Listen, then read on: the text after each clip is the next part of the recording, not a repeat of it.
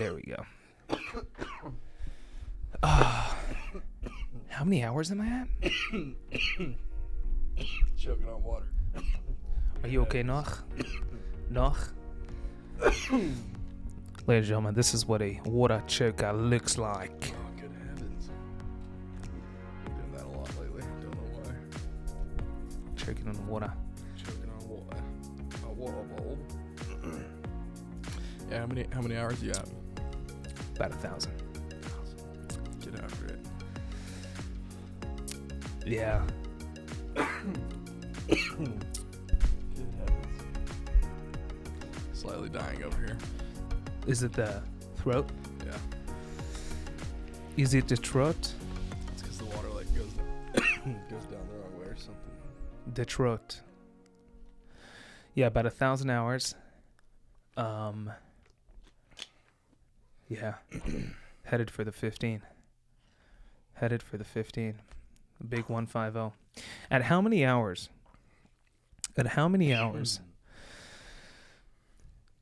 Did you feel like you're in the home run?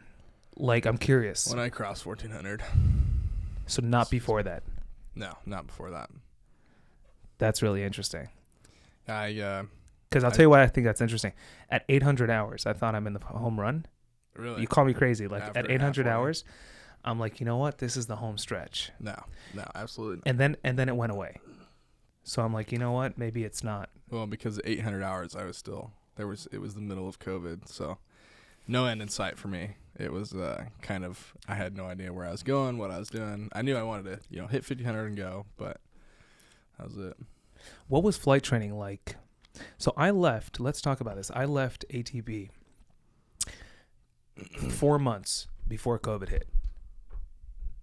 We were done. We were both done. Oh, COVID hit in March of 2020. And we were done December. Yeah, we were done December. You left, what, August? April? No. No. I left December. You left December. Yeah. So I left 3-4 months before COVID hit. Right.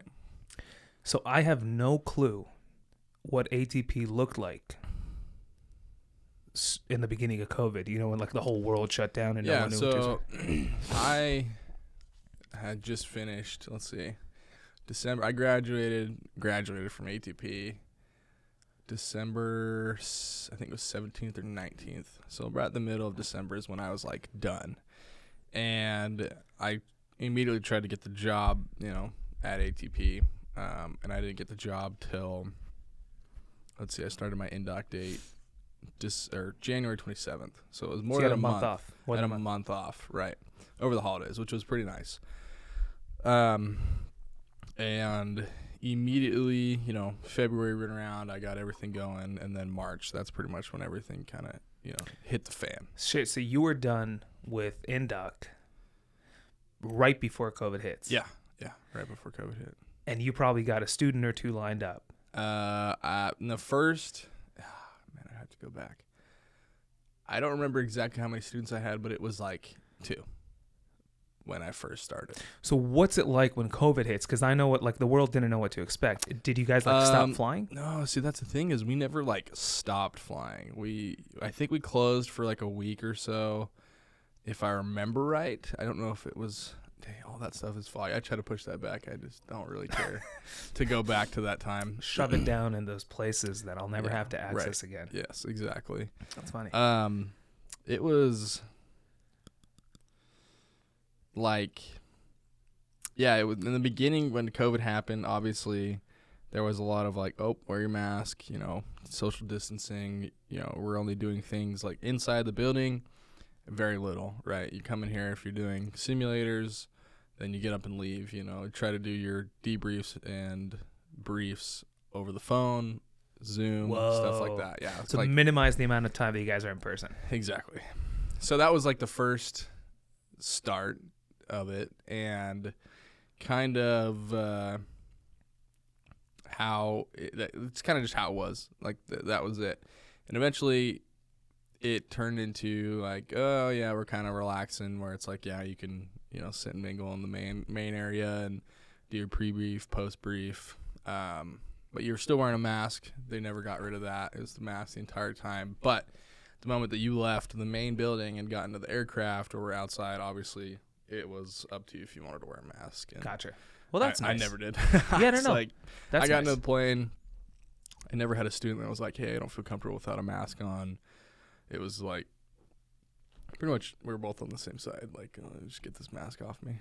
Dude, I'm so thankful. And especially in the heat, because March, April, May, holy crap.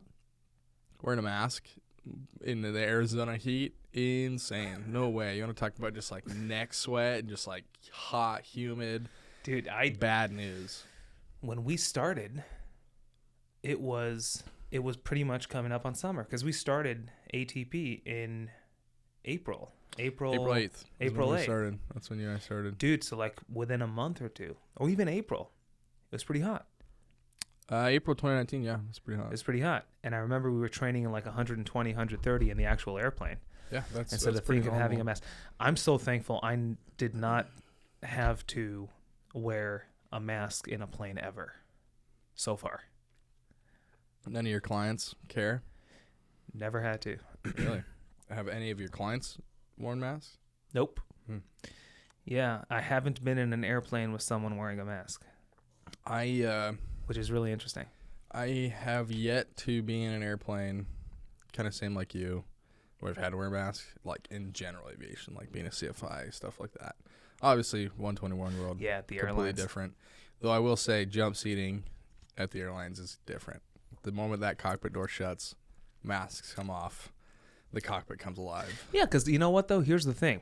The whole point of masks, right, is to put how effective masks are or aren't Right. is up for debate.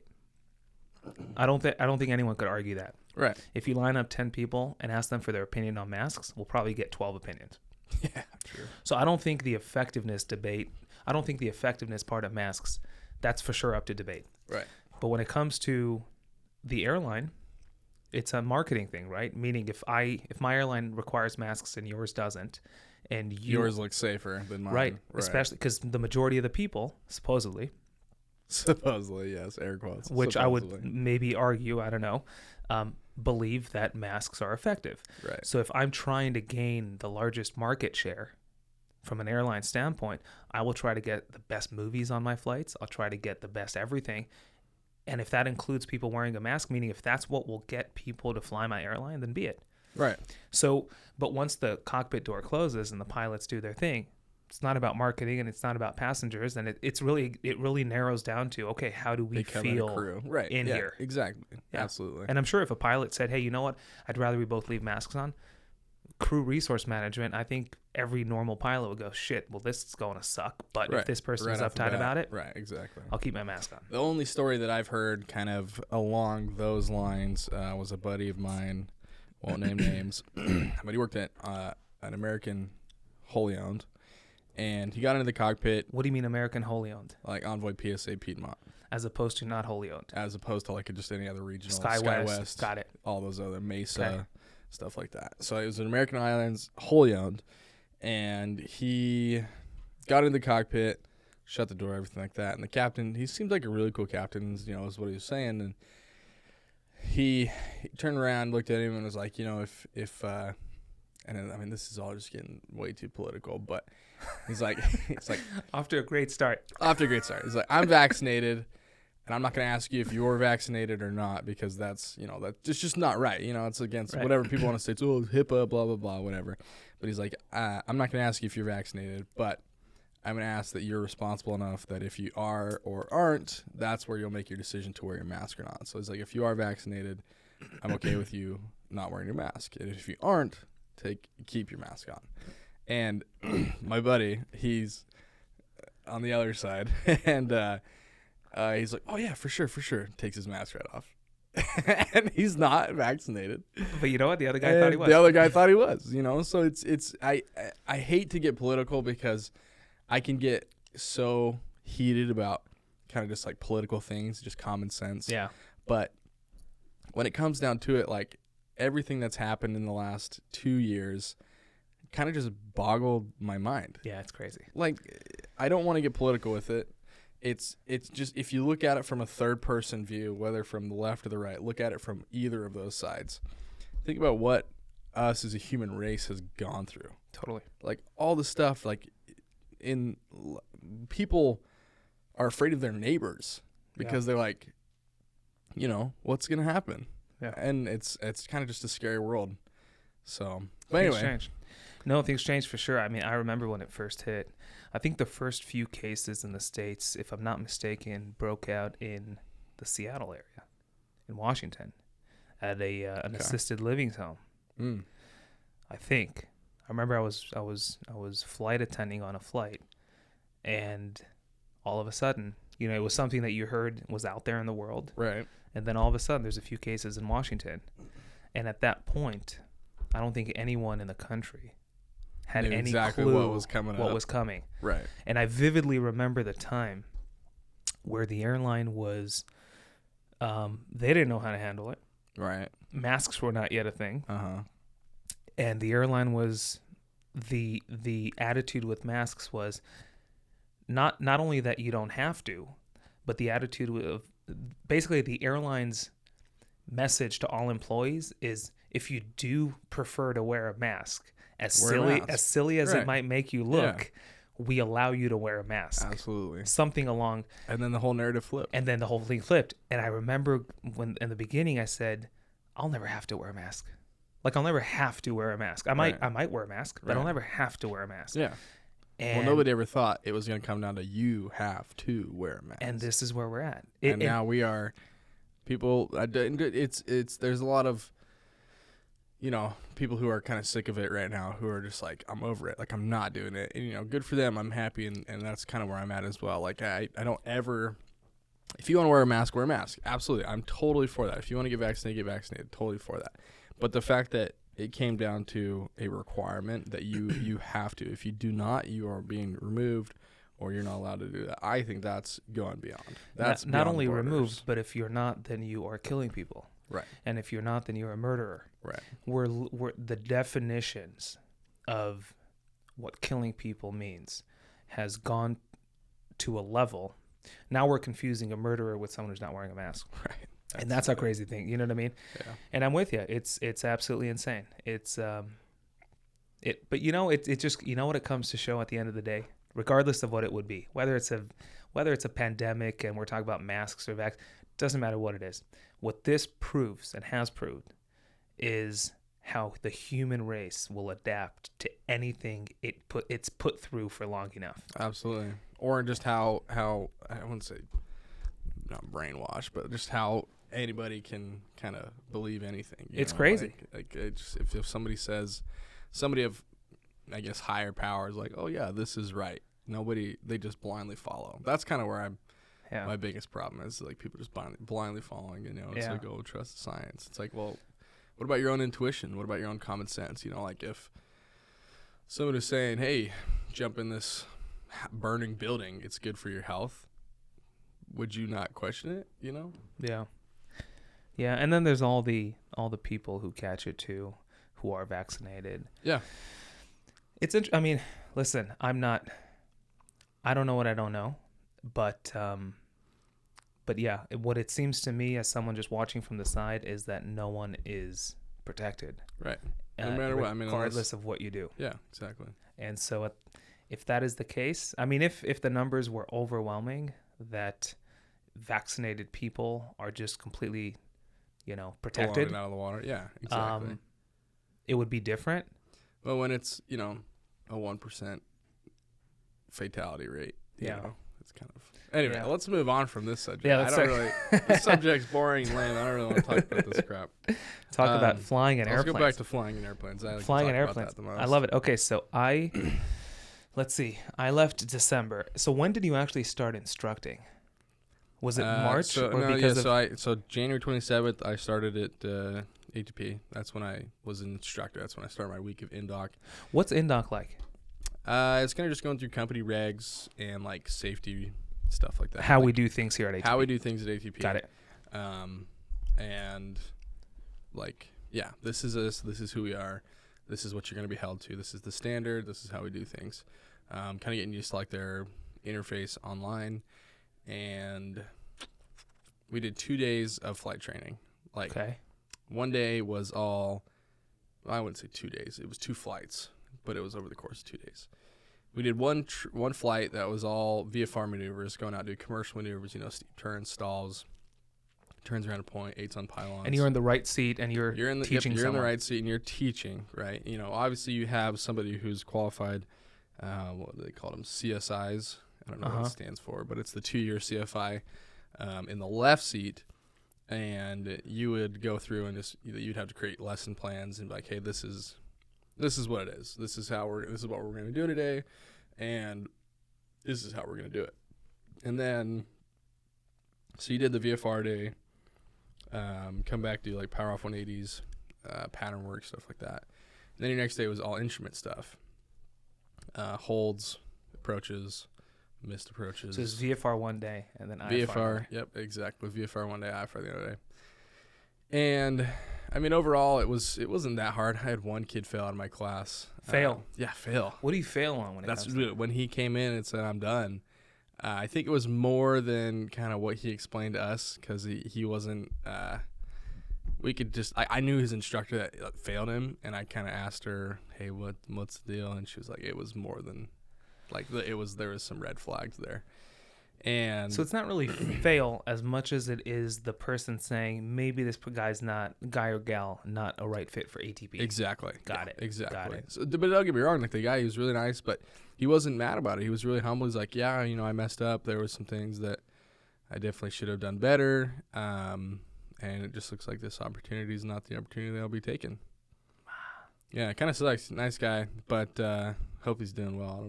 Don't tell me who it was. No, was someone I know? No, I don't Okay, think it was. He was from, I think it's from Florida. Okay. I think so. Maybe it was Texas. I can't remember. Doesn't matter.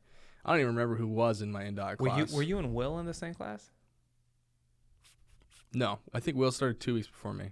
Okay. As a CFI. Dude, it seems so long ago. Isn't that crazy? It's only, 2 years ago?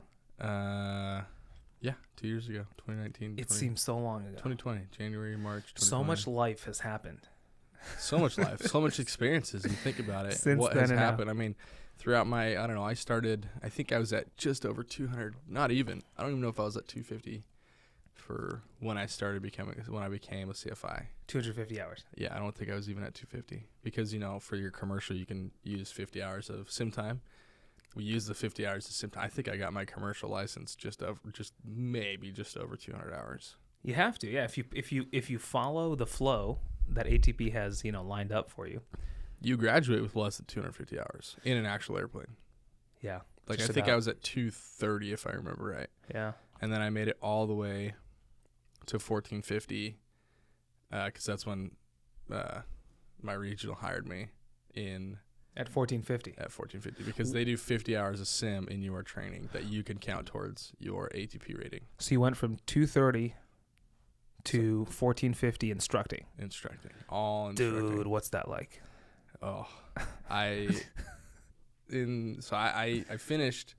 So July 30th or 31st was my last day at ATP last year. So I went from year and a half. End of January to July. Year and a half. So year and a half. Uh-huh. And I did over 1,000+ hours in that year. In a 172. That's what I flew the entire time. But we'll get to TAA in a minute, which makes things easier. Yes, absolutely. Okay. TAA, if I didn't have TAA, I would have been in a more serious, dramatic boat. Dude, I'm curious how you landed that. So we'll get that in a second. Yeah. So starting off as a CFI, it's kind of I wouldn't compare it to the airlines. We'll get to that. I kind of talked to my training about the airlines, but it's like you get into a plane and you're like, do I know what I'm doing with this student? Like I am the higher power. I am I wouldn't say higher power. You're both pilots. You both know what you're doing, but I am the more experienced pilot in this seat in this cockpit right now. And this guy or girl is looking up to me to teach them. Like it's kind of a crazy concept to think about now think about back then in that situation as compared to now. I'm like, I can go hop in a cockpit and be completely confident with anybody who I fly with, whether it be a United guy or an American or a 777, whoever, FedEx guy, anybody. I could feel pretty confident. Obviously they have skill as well, but, I've been, maybe that's my... No, you're 100%. It is shocking how close to nothing airline pilots, and the longer you've been doing it, the less you know about GA Yeah. if you haven't looked back. Absolutely. And it's kind of crazy because you look at these guys that are at the airlines and you're like, I worship you. You know, I want to be in your position. I want to be at the airlines. I want to be that 777 captain, or I want to be FedEx or UPS 74 captain, anything like that. But when you pull them back down to their roots of where they started, they know nothing about it. 172 or a Piper Cherokee, whatever it is, you blow them out of the water unless they've been doing GA stuff. Unless, but there's a lot of guys that, we were just talking about this at lunch. There's a lot of guys that get into, professional aviation, whether it be corporate or airline or cargo, and they never touch a GA plane ever again. They stay away from that. I don't care. I don't want to go fly. It sounds horrible. I fly for a job. Why would I go fly for fun? That doesn't, and when it comes, like when you hop in with a CFI and you're looking at this guy, you're like, dude, you fly 777s? Like, you are a professional pilot and you could barely land this 172. Like, how's that possible? And how's that possible? I remember this concept that you're talking about very much being something I had a hard time understanding, because how in the world could you fly 200 passengers from LA to New York at night without seeing outside and magically landing in JFK, but you can't start a 172? Right, and I have a story about it. If you want, I have a really, it's not a perfect, like an airline guy coming down to the GA world. It's a very experienced GA guy who I was at the time, I think I was getting my commercial rating. So very experienced GA guy. We were in his aircraft. My buddy was the flight instructor. Is this an airline pilot? No. Okay. He was only GA. Just GA. He only has his private pilot's license. Whoa, okay. No instrument, no nothing. He's got his high performance and his tail wheel. He's got some pretty awesome aircraft. But we were in a Columbia 400, it's that one that I was talking to you about. And me as the passenger in the back, but still a pilot, and the CFI, we kind of, what's the word I'm trying to think of?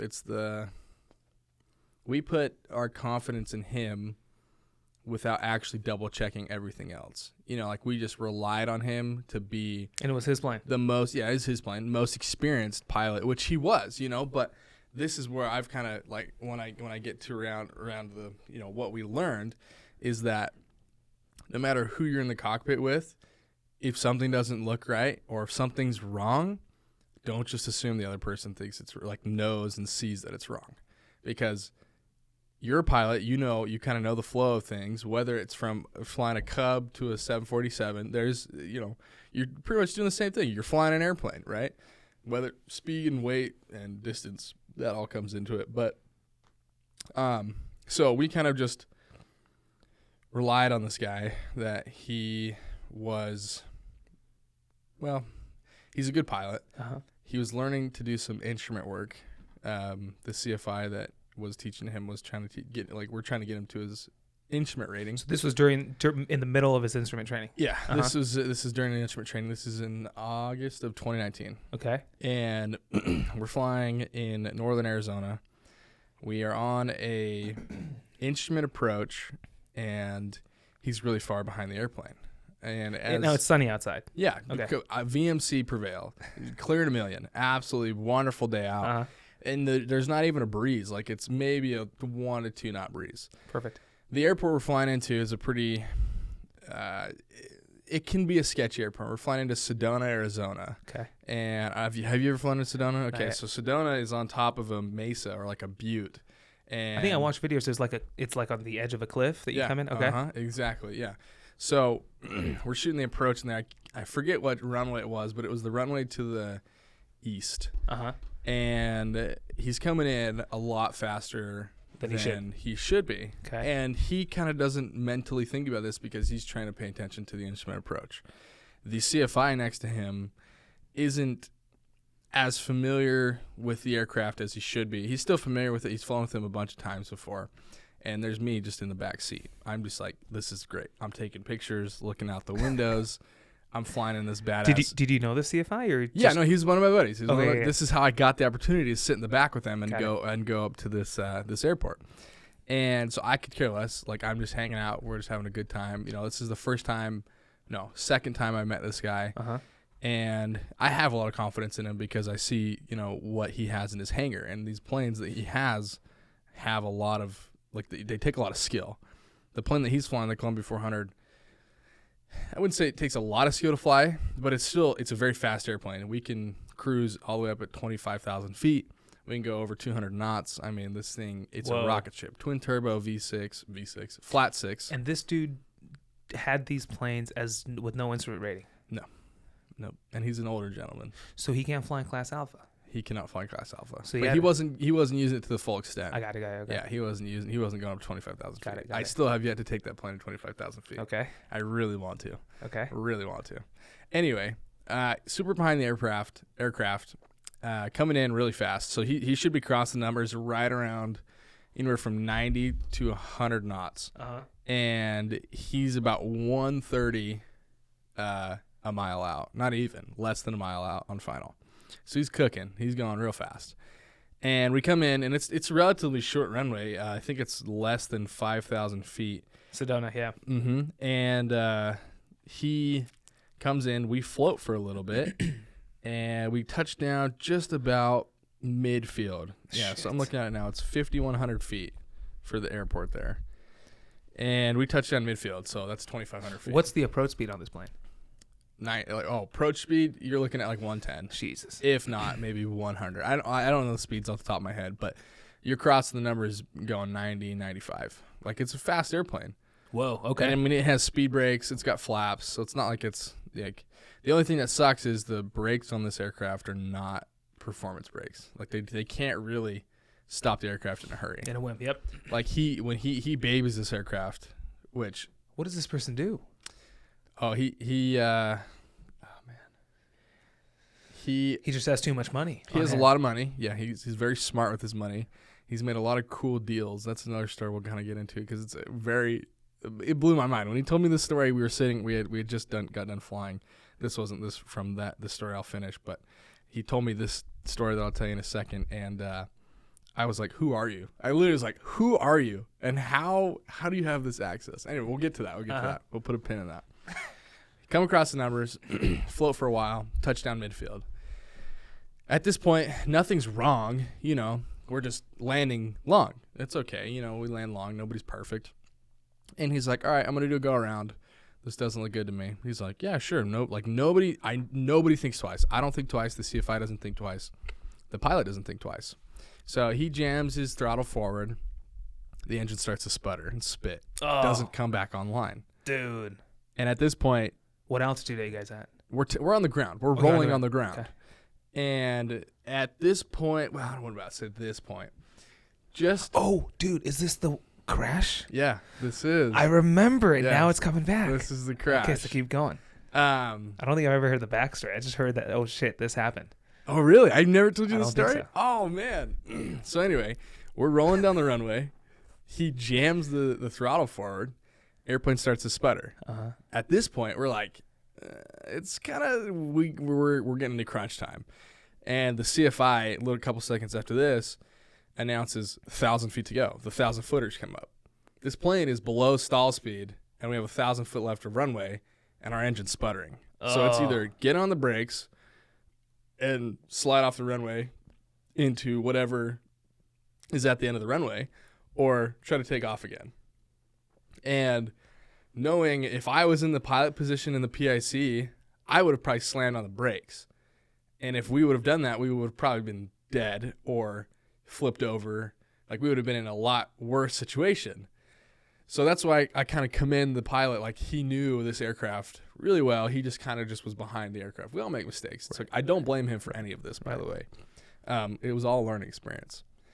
And so we're at the 1,000 feet to go, and the instructor, he says 1,000 feet to go, and I hear this on the intercom, and I'm like, oh, what's gonna happen? Is this plane just gonna, like, what are we gonna do? I kind of just like paused, like I didn't like, and I never freaked out. It ends fine, nothing happened.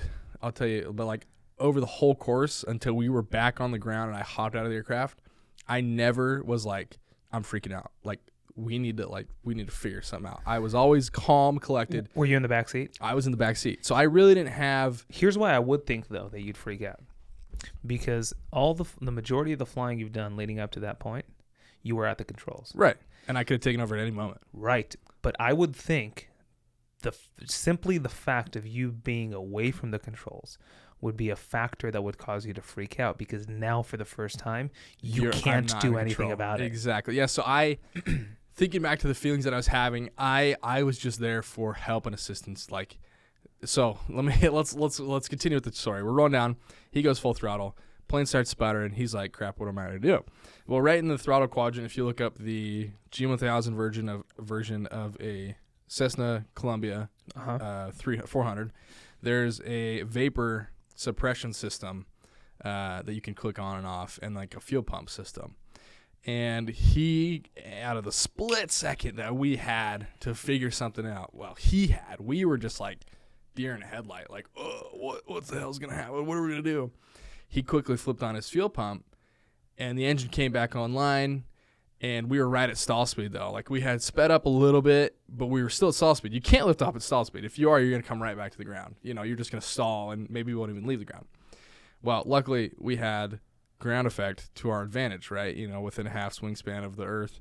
And he literally said this. He's like, I'm going to lift off into ground effect, and Sedona is on kind of a curve. And so he's like, I'm going to follow the curve down down the end of the runway, kind of into the valley, because it's like at the backside going east, it cuts off and goes down to the left, and you can kind of like buzz some homes.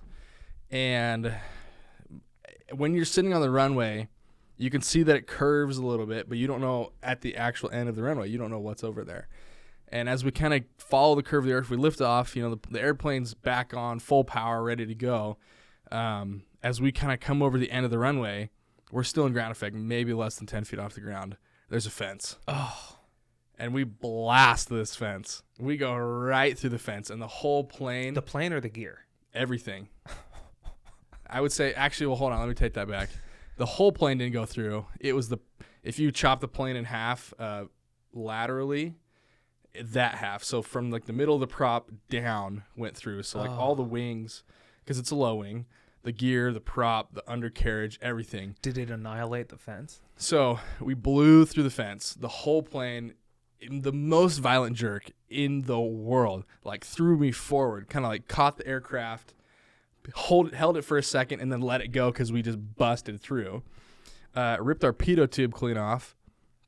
Ripped our fairings on our gears straight off. Oh. Ripped up the prop. I'll show you pictures later. Ripped up the prop. And we're still flying, though. And he's still following kind of the curve, and we're literally diving into a valley towards homes. How many hours does this pilot have? Thousands. Dude, thousands of hours, no instrument rating. Thousands of hours, no instrument rating. That is so rare. Yeah. Whoa. Very rare. Okay. Thousands of hours. Thousands of hours, no instrument rating. Kind of crazy. And no commercial. He has no need for a commercial. If anything, is his need for instrument because of insurance stuff. Anyway, and so we're diving towards these homes. We're still gaining speed, which is good, and we're able to kind of climb out after that. We have enough speed to climb, but we literally buzzed homes. Like we get out of there. Anyway, we circle around, decide that we're going to go back to where we originated and fix the plane there or whatever, deal with anything there. We get about 10 minutes away from where we crashed, and we get a number 5 cylinder head temp overheat. So we don't know what's going on with the engine. So you guys were flying on the way back to... On the way back. I won't say where because it's a very... Got it. If I gave it away, yeah, we were flying back to the Phoenix Valley. How about that? Got it. Flying back to the valley. And we get the overtemp on our cylinder head. And so the pilot's like, I think we're about to have an engine failure. So let's turn back around. Let's go land at Sedona. We're like, yeah, that sounds like a really good deal. And we have chunks taken out of our prop. I'll show you pictures. We have no airspeed. We're getting airspeed from our GPS on our ForeFlight. And we have no idea the condition of our gear. No idea. it ripped. We don't know if there's gear or not, but he's like, if I have to make a crash landing, I'd rather make a crash landing at my home airport than up here in Sedona.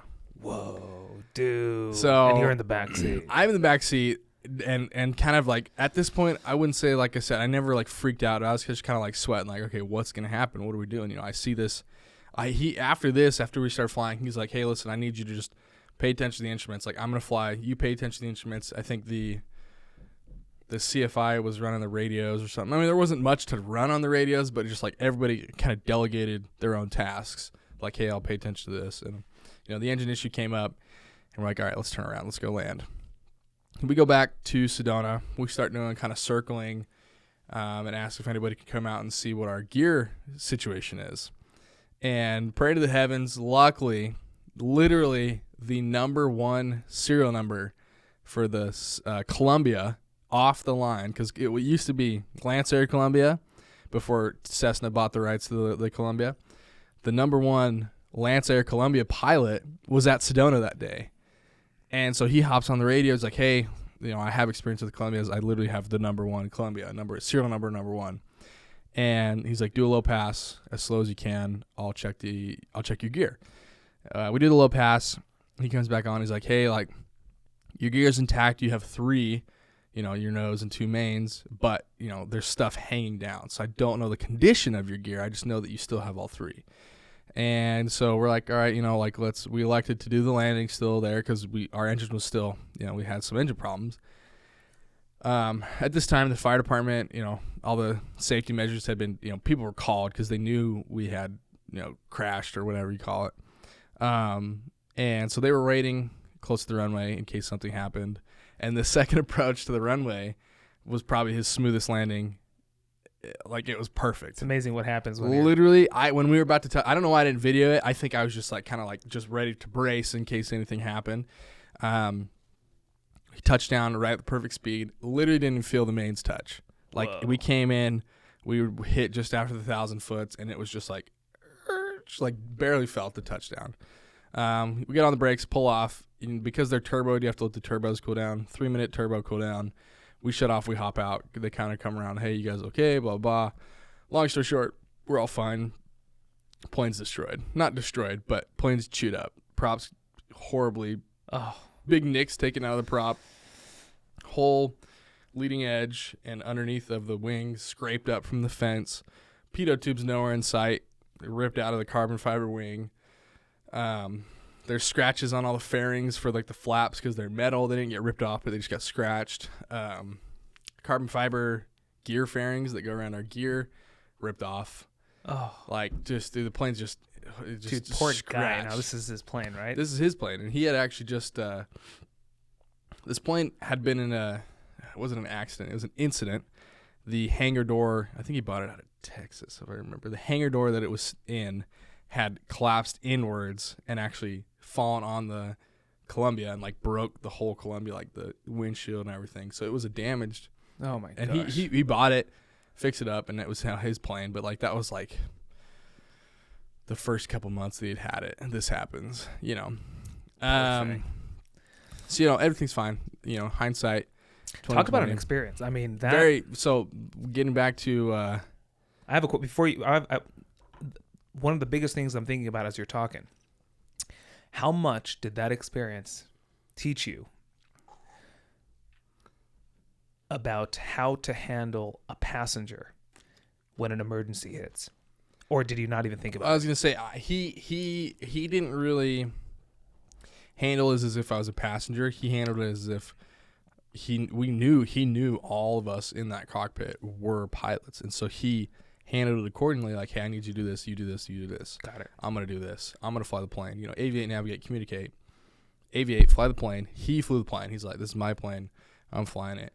Navigate, we're doing this, we're going back here, we're doing that. Whatever it is, communicate, whoever's got the radios. Right. He did a really good job with that. He didn't have any problems with, you know, hey, I need you to do this, or like, hey, why don't you do that, blah, blah. And it wasn't like there was a high workload that we needed to do stuff. It was kind of just like, okay, what are we going to do? Yeah. You know, we're in this situation. What's going to happen next? Where are we going to go? Stuff like that. So tensions were high, definitely. Tensions were high. Kind of a crazy story. You know, what is the biggest takeaway that I learned is never second guess somebody who has experience. You know, I like that. Kind of, we talked about it before. Like, if you're talking about any pilot that flies, 121 and then comes down to the GA world. Never second guess, or I should second guess. Excuse me. Second guess. Always second guess somebody's ability. Not saying like you get into an airplane with somebody and it's their airplane, they fly it and be like, oh yeah, I know more than you. It's hey, I know that this is your aircraft and I understand that, and you're the PIC. This is your plane. I'm gonna let you fly this plane, but I'm never gonna let you take it to a place where it's unsafe, or if I see something unsafe, I'm not gonna just let it slide. I'm gonna say something. I'm gonna intervene because it's my safety on the line, not just yours. When you go flying with somebody, you put your life in their hands unless you're flying their aircraft, right? What? Okay. So you're always trying to CYA, no matter what. Devil's advocate. Where do you draw that line? You're flying with a dude or a chick, and it's their plane. Okay. Let me ask you this. Where do you draw the line beyond which, if you do cross it, now you're not the person looking out for their safety, but you are the nosy passenger? Where's that line drawn? So I can't give you a perfect, this is the hard line, because I'd say it's different with every pilot. Okay. With this guy that I'm talking about now, because I'm more experienced with him, I've flown with him plenty of other times now since that time, and we've done flights in all his other aircraft. He's let me fly before. It's a different, because now he doesn't look at me as a pilot. He looks at me almost as like a mentor, because I've superseded him, not on hours, but just on ratings. I have my, my CFI, my II, MEI, everything like that, my commercial. And so he doesn't look at me as just like not a nobody, because he never looked at me as a nobody, but he almost looks at me as like, hey, I want you to be criticizing my every move, because okay, that's different.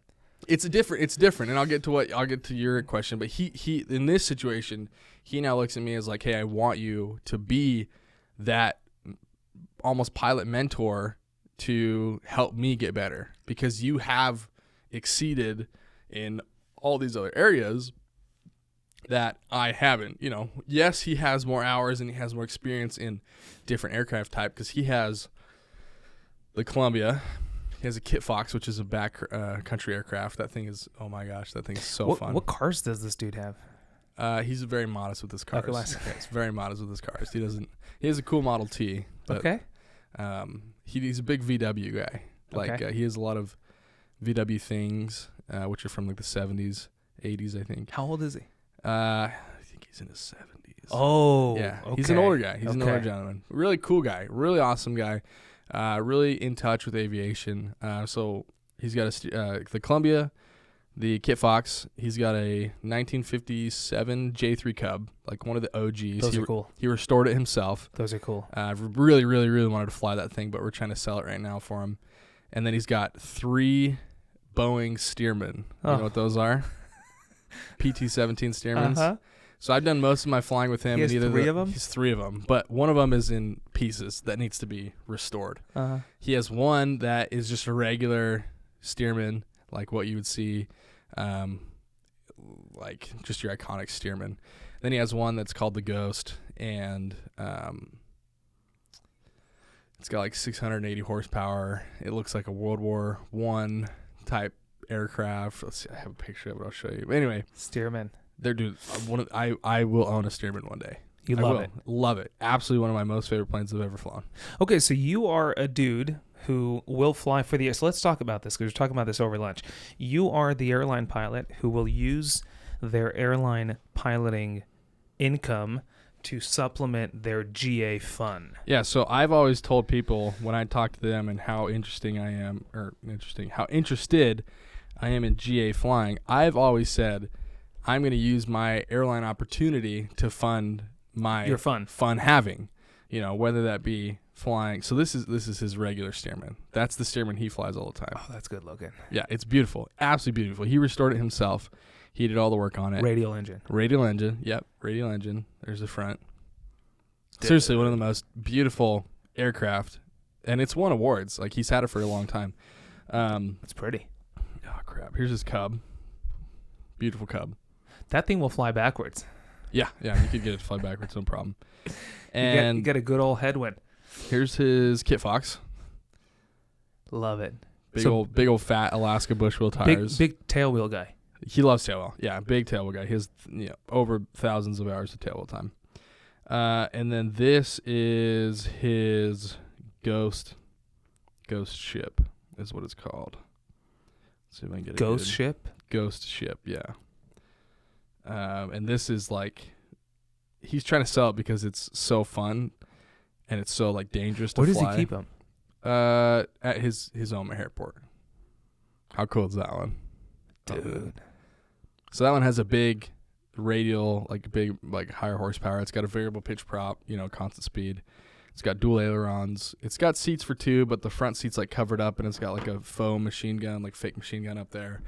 And it's an experimental aircraft. Like it's the real deal. It's freaking awesome. So back to what we were talking about a moment ago with people. So you were saying this guy, when he flies with you, he doesn't just look at you as a passenger. He looks at you as someone who he wants you to critique him. Exactly. Here's the cool thing about this industry, and it's so true. Every single person I fly with who knows I'm a CFI, and who obviously, you know what I mean, which the people who I fly with who don't know that are practically zero.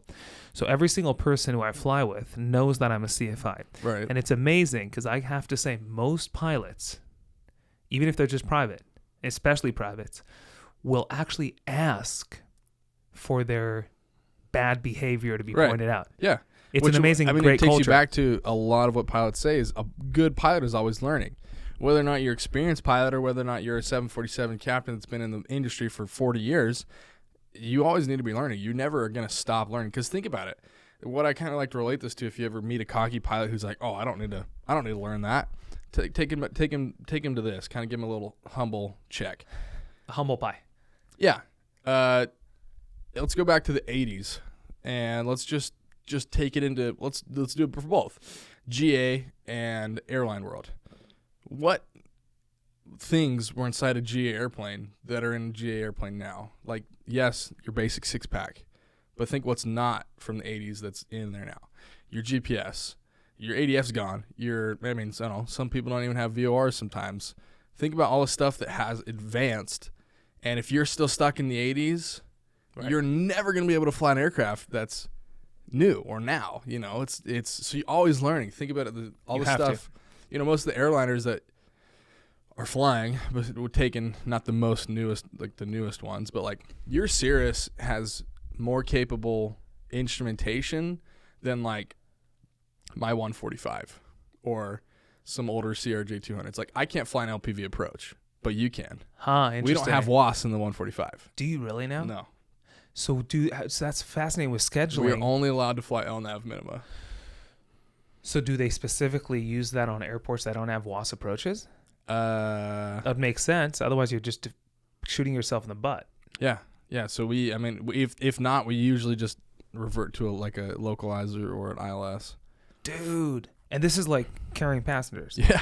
People bought a ticket online. Yes, exactly. And their pilt can't shoot. But there is. Approach. I wouldn't say that every aircraft is like that because I know that they're updating them. Like I wouldn't say day by day, but over the course of time, we're getting the update of our avionics so that we can have WAS and fly an LPV approach. But now you could fly Cat 2s and 3s. Yeah. We can't fly Cat 3. We can only fly Cat 2. So you need to, so it's LNAV minima. LNAV minima. Cat 2. Cat 2. So but we can't do an LNAV Cat 2 approach. Because with an LNAV Cat 2 approach, you have to have the LPV mins. So what do you do with Cat 2? The ILS Cat 2. So that the fact that you could do Cat 2 and I could only do Cat 1, I still win because I could do LPV and you can't. Exactly. I got you. You have more advanced avionics than I do in my jet right That's now. That's messed up. Yeah, it's kind of stupid. It's okay. It doesn't affect me too much.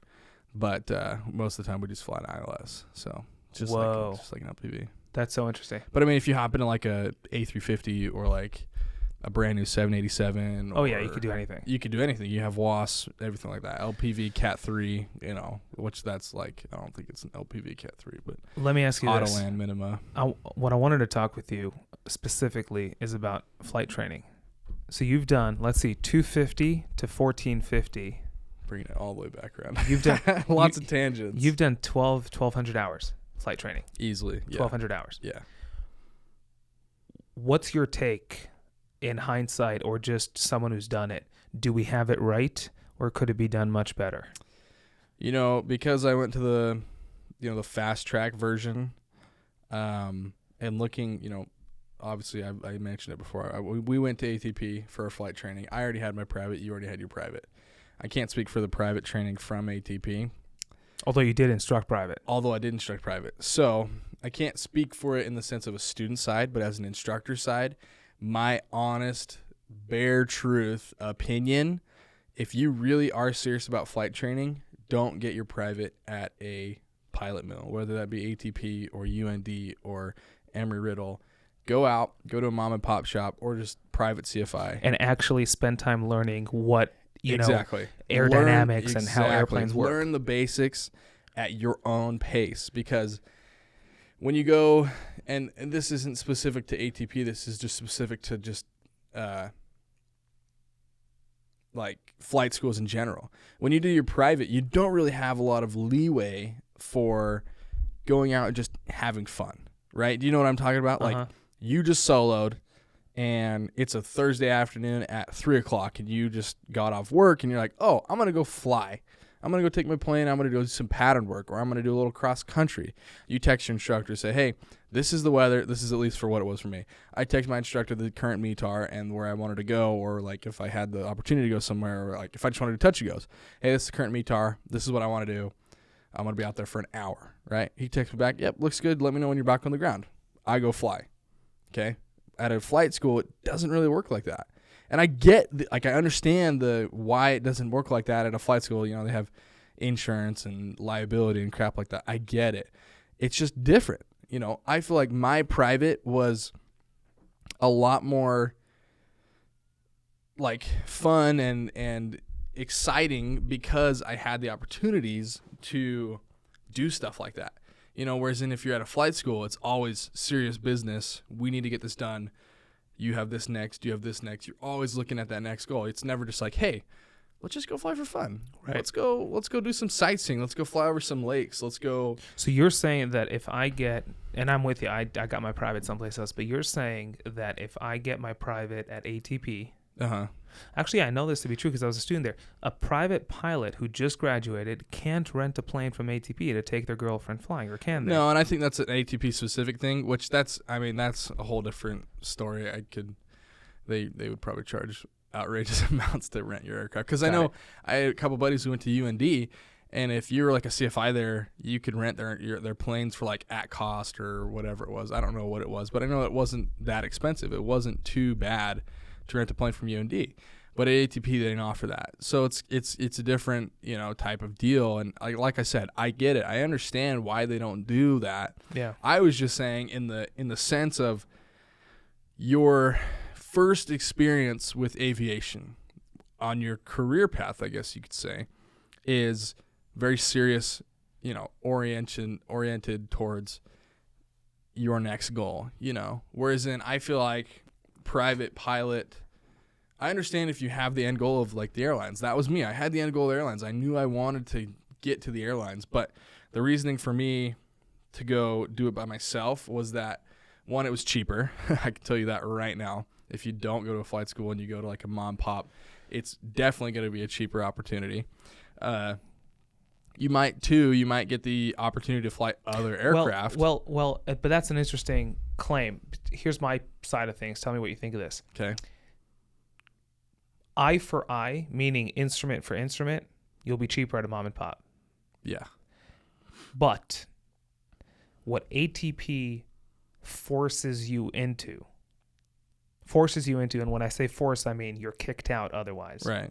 They force you into getting it all wrapped up within a given amount of time. Yeah, they definitely get it done quicker. I will say that. So it might be cheaper eye for eye, but what if I'm taking twice as long, and in that time, just because the sheer fact that I'm spending more time in it, I'm therefore renting the plane more often. Right. So if you think of those, Which I understand, I get that 100%, and that's definitely, there's multiple ways to skin a cat. Like, there's so many ways to get your flight training done.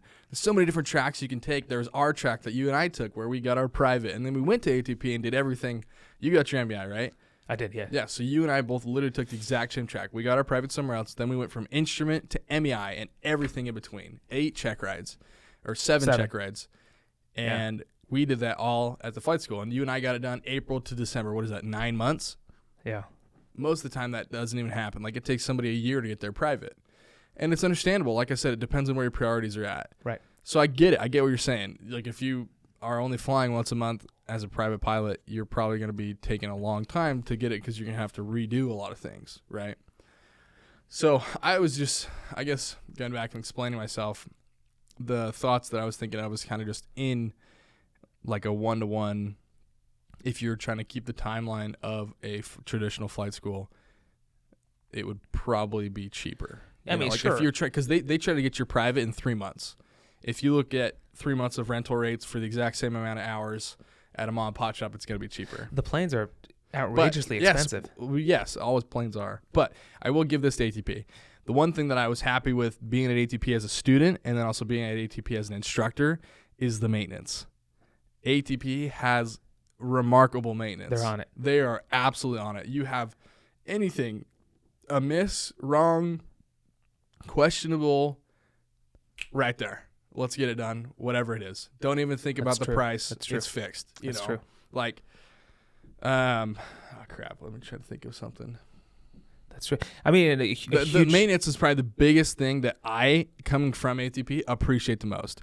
And especially, we'll get into talking about my TA slot with the TA plane because it was very specific. Hey, this is, like, when I was the TA instructor, it was my plane. If you scheduled in it. Was there just one TA? No, there was multiple. They had hired more. But, like, if I needed it and you were scheduled in it, I took precedence over anybody. Because people had to get their stuff done. Because people had to get their stuff done. The only time when I wouldn't take precedence if it was like a check ride. But most people know, hey, this is a TA plane. If you schedule this, there's a possibility you're probably going to get kicked out of it. Got it. So I kind of had my own plane. I'd be like, this is my plane. I schedule in this plane every week, every day. If you're in it and I see that you're in it and you're not in it like on a time, like if you, because most of the time I'd leave mid-morning, 11, 12 o'clock, and come home at like 11, 12 o'clock nighttime. Kind of, I'll tell you that later. We'll talk about the TA. I want to hear more about it. But if you're scheduled in the morning, that's okay. You can have it in the morning all day. But if you're scheduled in the afternoon and I have it scheduled in the afternoon, or like I have a student that pops up, right, you're toast. You got to find another plane. Like, they could care less. So, but I will say, if I ever had a maintenance issue with my planes, I would literally walk into maintenance. They would drop everything and say, hey, let's go, like, let's figure this out. Because they understand the importance of the TA airplanes and stuff like that. So I will give that to ATP. Not saying that I'm here to dog on ATP. I really had a good time at ATP. I have nothing. Dude, it was, you know what people ask me? They say, would you recommend ATP? Here's my honest answer. Would I recommend ATP? Here's my honest answer. It was the best. You know this. This is true. Anyone getting into flying, anyone getting into getting their flight training, when you start out, it's a clean paper. You don't know what to expect. You just don't. Exactly. You don't know what you don't know. You don't know what you don't know. And then everyone go through this where they hope to themselves, God, I hope this experience will be good. With anything in life, right? Yeah. You go into anything and you go, I hope it's good. I have to tell you, I won't lie, that entire experience, and I don't know if it's the group that we had of guys. I don't know what it was. It was the group of guys that we had. No, I'll tell you right now, I know exactly what you're getting to. It's the experience that you have there. Whatever that was, dude, like you said, it was an unbelievable time in my life.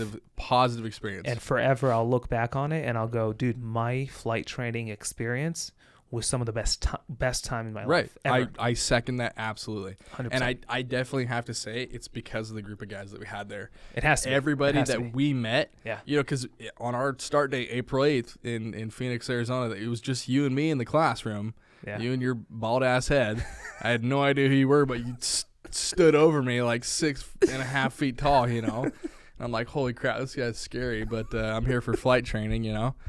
And it was just you and I. Was just you and I. And then from there on, you introduced me to Will. And then Will showed up. And then everybody else kind of trickled in after that. And it became this huge group of guys that all have the ultimate same goal of, hey, we need to get this done. You know, there was guys ahead of us, there was guys behind us, and we all just kind of came together and was like this big aviation family. And I safe to say that most of these guys are going to be lifelong friends. At least I know for you and for Will and some of the other couple guys that I knew at ATP, I will know them for the rest of my life. 100%. Lifelong friends. 100%. Like, perfect example. I hadn't seen you since December of 2019. Yeah. And you just picked me up from the airport, and it's like we never skipped a beat. Never skipped a beat. Yeah. Same thing with Will, you know. And so I definitely say at the ATP, that experience was because of the guys that were there. It must have been. Because I've seen my students have not necessarily nobody, but it's different. But it's different. They are like having to study on their own, having to find things on their own. You know, like for our study groups that we had at ATP, it's like, oh, you know, Noah's good at engines and stuff that's mechanical. Let's have him teach us about that. And then, like, I can't remember what you were good at, but like, whoever was good at weather would teach us weather. You know, stuff like that. You know, it was incredible. I remember you were good at the multi-engine stuff. I love multi-engine. I love multi-engine. Yeah, multi-engine is good. You know, it's aerodynamic. I love aerodynamics. Multi-engine is all about aerodynamics. Because you're not learning about engines, you're not learning about airplanes, you're not learning about anything. It's just aerodynamics. It's like, how will my plane perform when now I have two offset engines and one's not working, one's not pulling. Yeah. Loved multi-engine. But yeah, no, it was good times. It was really looking, and the more I look back on it now, like in hindsight, and like you said, your students didn't have it. Most people don't have it. Most people don't. I would say probably over 90% don't have that. I mean, they may have a tight little like 3-4 people group that they have that's their, you know, their cronies that they're with. We had like 10, 15 guys. What was the name with the mustache? Forrest, dude. You know, he's in Phoenix. Well, he just left, I think, but he's training for Mesa right now. Oh, so he's going to Mesa? Yeah, he's going to Mesa. Good for him. Yeah. Forrest. Yeah, I've been trying to hook up with him for a while. He's a good guy. Forrest is a great guy. He knows a lot. He's really passionate about aviation. He is. Yeah. Where did he end up instructing? Oh, he was in Sacramento for a while. I think he stayed in Sacramento until he got his hours. He was flying Tomahawks out of Fresno, not Sacramento. Fresno. K-Fat. Dude. Fresno? That's fat, right? K-Fat, right? Fresno's fat, yeah. Yeah, K-Fat. Because I flew in there one time as a TA, and we saw each other. We kind of reignited. You know what? I did my... When did I fly? I did my... I went into K-Fat during... What does ATP call the time building for commercial? I don't know. When they pair you with a dude? Oh, crew. Crew. Yeah, I did K-Fat crew. Oh, Yeah. man. Yeah. Crew. That's a whole different story right there. Will and I did I did my last crew flight with Will. You and I did crew, no? We did crew. We did Yuba. Yes. And you weren't supposed to fly with me because you were a 6-pack and I was G1000. And remember, they called us like, you guys were not supposed to do that. I'm like, whatever. He knows how to fly. You know? I got my private in the G1000. Yeah, no, that's the thing is like I would have said something if I knew you. Like if I didn't know you, I would be like, oh yeah, this guy. I don't know this guy, but because I knew you and I knew your flying skills, I was like, it's G1000. I know how to fly G1000. I'm confident in the G1000. Yeah, confident in the 6-pack, and you're confident in the. So you did your entire experience at ATP in a G1000? No, I bounced around. Around. So I got my private outside of ATP in a 6-pack Cessna 172. Okay. Started in a Piper Cherokee 140, also 6-pack. Okay. Then once I came to ATP, I was like, oh, cool. I have the opportunity to fly a G1000. Never flown a G1000. Actually, take that back. I had one flight in a G1000. It was when I was in my private transferring to a different instructor. I got to fly one flight with him in a G1000. I thought it was really cool, but the plane was way too expensive. So I was like, I can't do G1000 6-pack. Right. Once I went to ATP, though, I ended up getting the loan for ATP. So I was like, it's money. It's already spent. I'm going G1000. And I got instrument G1000. Was it more expensive or you could just pick and choose? No, it wasn't. So it was a set price for back when I signed up for it. Yeah. And I obviously had to take out a loan for it, which sucks. If you can avoid it at all costs, avoid taking out a loan. Yeah. It's the worst. But I understand if you have to. I had to. So you can switch back and forth as long as your instructor's comfortable with it and as long as you're comfortable with it. Got it. So like if I remember when I was an instructor, if my students wanted to go from G1000 to 6-pack or 6-pack to G1000, they were the ones that had to kind of make up the slack, if that's a good form of words. Like if they're going from 6-pack to G1000, we wouldn't spend a flight just learning the G1000. I'd be like, hey, you need to go hop in the sim on your own time to get accustomed to the G1000, so we're not wasting time when when you're paying me. Does that make sense? Totally. So anyway, I did instrument G1000. Private 6-pack, instrument G1000, commercial 6-pack, CFI G1000, double I G1000, and then MEI and commercial multi were all on a 6-pack. You did jump back and forth. Yeah. You see, I was more And afraid confident. I'm confident in both. I feel comfortable in a G500, which we have some Seminoles. We had some Seminoles that were G500 Yeah, it was 500 or six pack. or six pack. No I feel G1000, confident yeah. in any of them, whether it be. I definitely will say the G1000, G500 has the edge for confidence. Like I definitely feel more confident. Like if we were flying Seminole down to minimums, literally with minimums as the weather, I'd be more confident in a G1000. Which Totally. is understandable. I wouldn't say I'm a child of the magenta line because I know what I'm doing in a six-pack. I know what reverse sensing is. And not saying that reverse sensing is everything wrong with the six-pack, but I understand how six-pack works. I can wrap my mind around VORs and understanding, okay, if I'm looking at a six-pack instrumentation, this is where I'm at, this is what I'm doing, you know. And the reason why I switch back and forth is because, to be quite honest, is I thought for commercial, if I was doing a steep turn and I was a little off on my altitude, when it's G1000, you can see it because there's the 100 bar. You know, there's the 50, 30, 20, 10, whatever. Did the G1000s have, you know the track vector?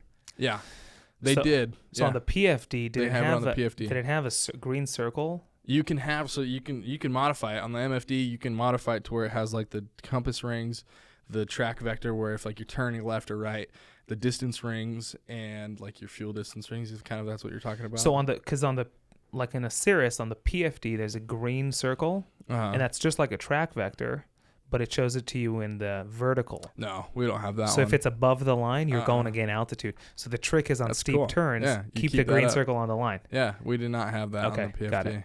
Or the MFD, Because that's definitely excuse me. cheating. Yeah, so that's kind of what my thoughts were, and it's not necessarily true or wrong, whatever. It was kind of just my personal preference. You're brave. I was not as brave enough as brave as you to jump around. You were six pack the entire time. The whole time. I showed up. It's What ridiculous. What I don't happened know if I was could have done learning instrument in a six pack. I know instrument now after doing it all and doing a lot of instrument work. Here's how I thought of it. I'll be honest with you. So when I went through flight attendant training, the way it works, even at the airlines, and even as a pilot, doesn't matter. You show up to class, unless you're specifically hired to be based someplace. You show up to class, and then towards the end of class or like in the middle of class, the airline determines where do we need to place people. Right. And then there's a bid, and whether the class seniority goes by your last four or the social or your age, that's irrelevant. There's a certain 1, 2, 3, 4, and then you get to pick based on your class seniority where you'll be based. That's how it generally works. So when I was done with flight attendant training, there were 50 of us in class, and the airline showed up and said, okay, we need 43 people in Alaska and Anchorage, and we need 7 people in LA. Oh, wow. So I remember sitting there. I'll never forget this. I remember sitting there. Now I'm from Vegas. I was living in Vegas before training. Nothing about Alaska. You really lived all over. I have lived all over. Know nothing about Alaska, nothing about anything. So I'm sitting there thinking to myself, you know what? Forget the fact that whether or not I could hold LA, which maybe I could have because there was someone around my seniority who held it. But my thinking was, you know what? If I don't do it now, I'll never move to Alaska. Right. And so I figured, just go with it. It doesn't have to be forever. Just go with it. Just say yes now. Right. And just go there and just enjoy. It's part of the ride. So did you bid Alaska first? So I did Alaska, and I got Anchorage out of training, and I spent my first 6 months as a flight attendant up in Anchorage. Living there. Wow. And flying there. And it was incredible. Yeah, Anchorage is beautiful. But the same thought process I had when I showed up to ATP. I had the option of six-pack with G1000. I said, you know what? If I start G1000, I will never later on bother to learn six-pack. But if I start six-pack later on, not only will I bother, but I might not have a choice because we're all moving towards glass cockpits. Right, absolutely. So my thinking was, you know what? Kind of the nostalgia of it. If I don't do it now, I'll never do it. Right. And so I said, the heck with it. Absolutely. And not only that, because when I started instrument and six-pack, I didn't even think ahead, or I didn't even know that I could stick with six-pack throughout the whole thing. I didn't even think about that. I was just thinking instrument. Right. And then every rating and certificate that I got after that, I'm like, you know what? Could I keep this six-pack going? And they're like, yeah, sure. Why not? Yeah. Yeah. Yeah. And so I'm like, yeah. So it worked out. Might as well. Yeah. So that's funny. Yeah, so that was my six-pack experience. Yeah, see, I have nothing against the six-pack. I really don't. I think flying six-pack, because most of those planes that I fly with that guy is a six-pack. I mean, his Columbia is a G1000, and his Kit Fox has a glass cockpit, but it's not a Garmin. I think it's Avidyne or something. But, the reasoning for me for switching back and forth as much as I did was I wanted to be proficient in both G1000 and six pack I because gotcha. I knew I wanted to stay there and be an instructor, and I knew I'd be in both G1000 and six pack. So That makes sense. that's what I did. But I turned out I got the. Did you find as an instructor that your six packs? Did you instruct in six pack? I did, yeah. Did you find Diminish? Absolutely. Well, did you find Use that it your or lose it? 100%. But did you find that your six pack students were sharper? Well, thinking back on it, I never had a student who concurrently was in six pack the entire time. Like they were like, "Hey, let's do a couple flights in six pack just to get the opportunity to fly." Interesting. Okay. So once they kind of got the opportunity and saw that it was a little harder because it is. There's a six pack has a certain like You got to do more of the you gotta thinking. you gotta do legwork. more thinking. You got to do more legwork. And so when they kind of realize that, they're like, "I want to be dumb. I want to go back to the G1000. I want to let the computer do more work for me than what let me do work." Which I get it. I completely understand. I was in their shoes. I understand it.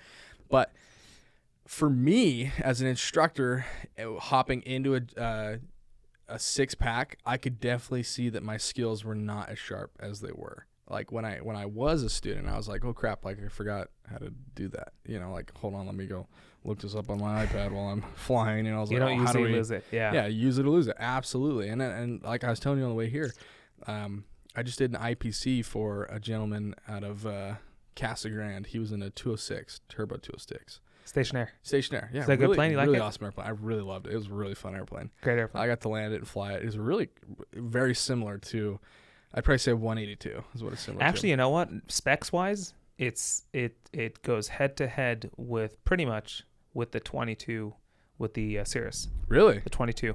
Wow. In terms of max gross weight, useful load, in terms of engine, in terms of performance, absolutely very, very, very similar. Well, it was an awesome airplane. I think it was a 2000 model. Okay. Relatively newer one. Six pack. Six pack. Yep, six pack.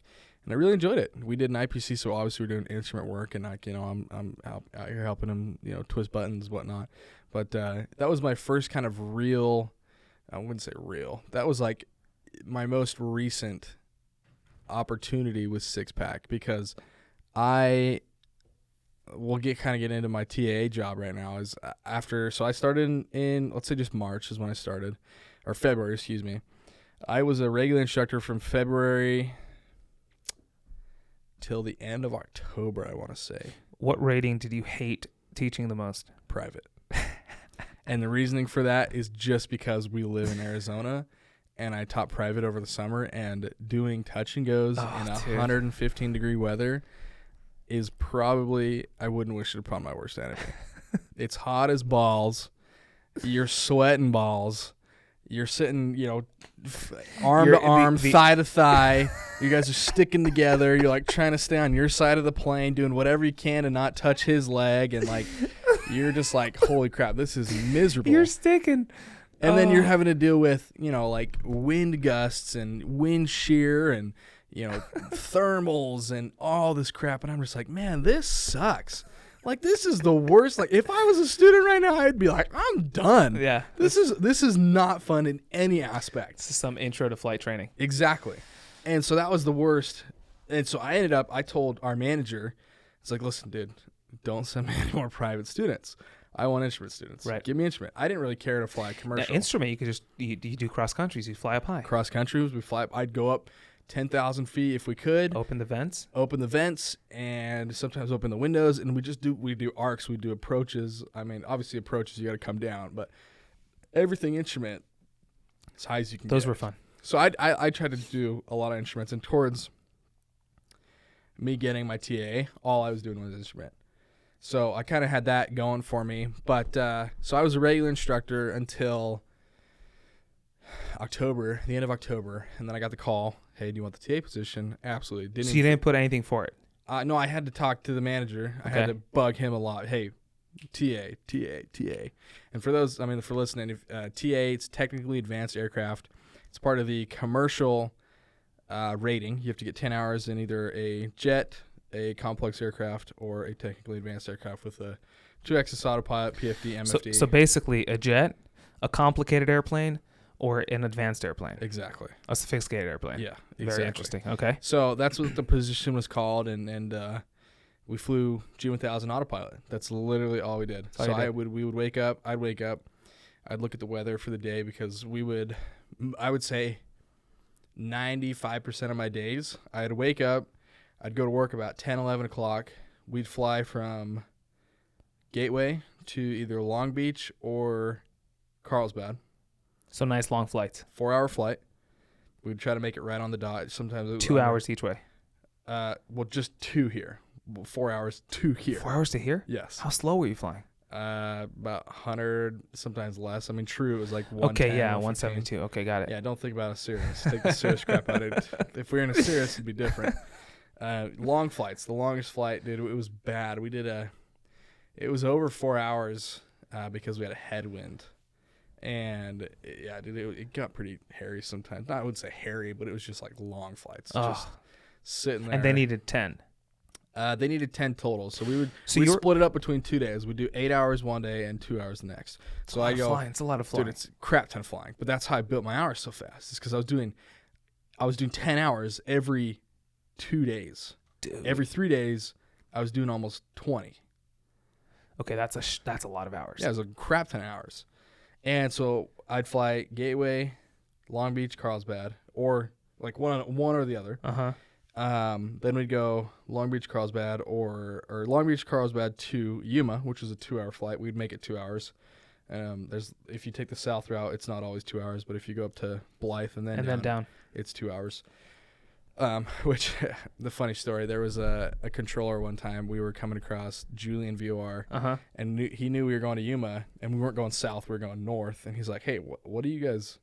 He wasn't like confused, like, where are you guys going? But he's like, do you guys want the shortcut? Like, why are you taking the long way to Yuma? I was like, oh, it's for flight training. Like, we need to make this a certain amount And of by hours. shortcut, he meant to have you go through the restricted. No, just go through south. Go south. Oh, go south, yeah. And then I can't remember what Victor Airway it is, but go south and then straight. Victor 64? No, Victor 66. 66, okay. Victor 66 through like through El Centro. Yeah.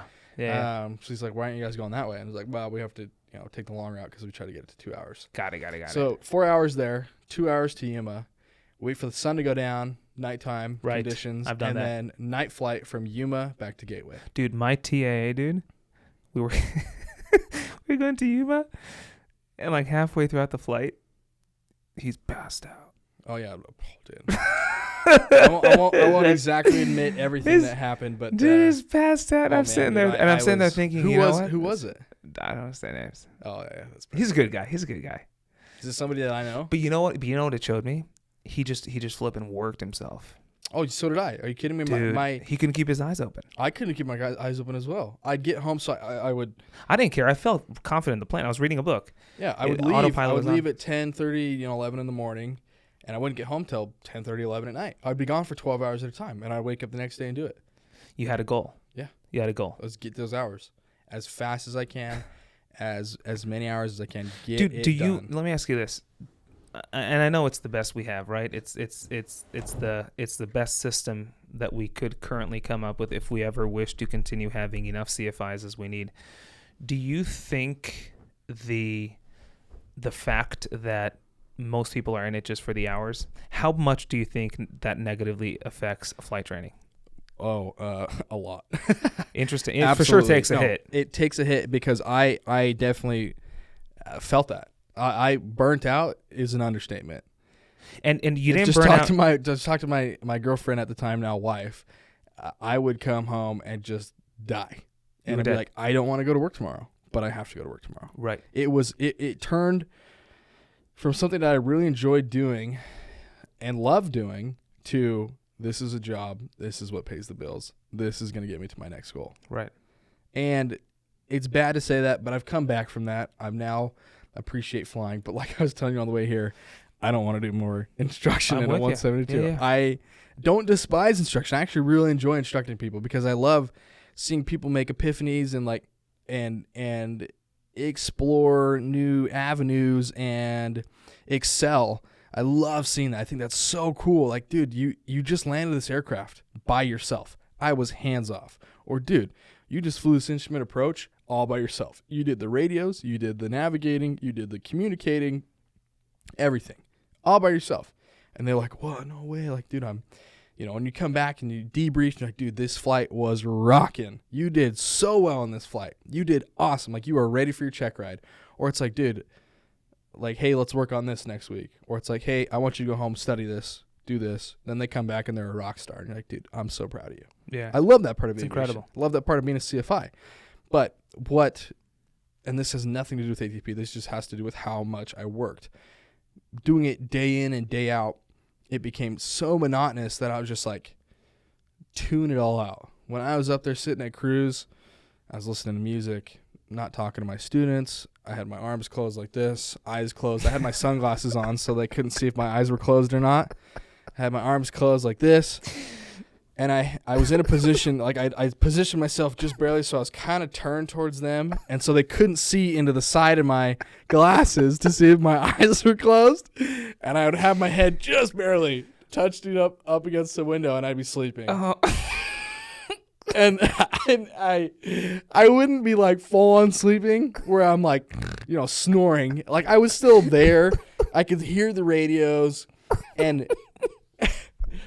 there was one time I did nod off pretty bad where my head fell and I was like, you know, and my student was like, you okay? And I was like, yeah, sorry, I just fell asleep. But, you know, I've actually caught a student missing a call when I was asleep. That's how one you were with the airplane. That's how one I was with the airplane. I was there, eyes closed, just completely dozed off, and call comes in. I open up my eye to see if he's going to do it. Nothing. And he's awake. He's fully awake, looking at the controls. I just think he's in another world. Call comes in again, and I'm like, I kind of look at him like, hey, did you hear that? And then finally, third call comes in, and he's like, nothing. And I was like, okay, well, my call. I make the call, and he's like, I didn't hear that. And I was like, I did, and I was sleeping, you know? Like, that's the thing is like, I'm trying to picture a CFI blaming their student, and their argument is, I caught that and I was sleeping. I told him that. I literally was like, dude, I was asleep. I was asleep. Gosh. I literally was like, dude, I was dozing off. I was not in the aircraft, and I caught a call. I was sleeping and I caught it. I was Imagine sleeping a and I caught CFI it. telling that to a student. But what I was going to get to now is like, you develop these like superhuman habits. Well, you spend so many hours. You spend so many hours in the plane, you become one with the aircraft. And it was the coolest. Looking back on it now, I didn't really kind of think about it, but now like looking back on it, I'm like, holy crap, dude. I knew exactly how the airplane felt in all the flight attitudes. I was like, I know exactly what's going to happen. We're coming into landing. I could tell before we're even 20 feet off the ground, before touching down, I can exactly tell you what's going to happen in this landing. Is he going to be off center line? Is it going to bounce? Is it going to be a flat landing? You can tell everything. Like you just become one with the aircraft. Is that amazing? It's probably the coolest thing that I ever developed as a CFI. And I wouldn't say I have it now. I have an understanding of it. I know what I'm looking for, especially in a 172 that I have the most hours in. But like, dude, I had a student. We were going into Carlsbad. And you've flown into Carlsbad plenty of times. You know that the runway slopes up a little bit. What is it, like 3-4 degrees? It's a lot. And it's a pretty good amount, right? And there's no other runways around that have that, the opportunity to do that. And I had a student he's a good student. I really had no problems with him, but he kind of just messed up this visual approach into Carlsbad. And I was like, okay, you know, a little shaky, whatever. We're coming in right across the numbers, and I was like, he's going to bounce the absolute hell out of this plane. Like, horrible, right? Dude, not even 10 seconds later, he literally lands on the nose wheel. Oh. And just goes, da-doom, da-doom, da-doom, and starts porpoising. He's going in and out and in and out. Isn't that And I'm amazing like, with porpoising? You're just always a step behind. right. It's the craziest thing. And I'd never seen it before. I'd never done it myself, and I'd never had any student do it. But I understood, like, hey, we'll just, you know, well, you can go around or you can fix it. And I was like, I'm not going around. This is like a 4-hour flight. I'm tired. I want to get out of this airplane. I was like, all right. I grab the controls. I don't take them from him. I'm just saying, all right, follow me. He goes back. I shove it forward. Like, I'm counteracting his counteracting to follow the plane because we're going up. He's pushing down and then back and forth. You know how it goes. And so I grab it. And I'm like, just stop. Just stop. You're going to make it worse. And he didn't realize that. And we stopped and we leveled off. And I was like, just set it down. Just stop the movement. Yeah. Stop the movement. It's like in a car. When you're overcorrecting, you're only going to make it worse because you're adding to the overcorrecting. Right. Whereas if you just hold it in one and stop all the other variables from going, you can correct it, right? But yeah, that's the problem with porpoising. It's like what I thought the whole nose wheel was going to collapse. I really did. We hit the ground and I was like, hard. Damn. Hard. It was I'm surprised we did not prop strike. Like we were like this and just da-doom, da-doom, da-doom. Dude. I think we did 2 porpoising landings before I was like, okay, this is getting worse. Because, like the line, it's like small and then it's like big, what I'm talking about, like over time, like a time graph. And I was like, this is going to turn into something bad. So I was like, okay, let's fix this right now. Did you find students how long did it take the average student to get down the autopilot? Like no problem. Oh, nothing. Nothing. It was nothing. No time. Because most of my students were commercial students. Like they were confident in their skills and they knew what they were getting into. And I always assign them like the night before or the day before. I'd say, hey, go review the GFS 700 autopilot. The autopilot manual that we gave them from ATP. And they would come in, and I kind of made it sound a little more serious than what it actually was. Like, hey, you need to know this stuff. Like, you need to know the parameters. And totally.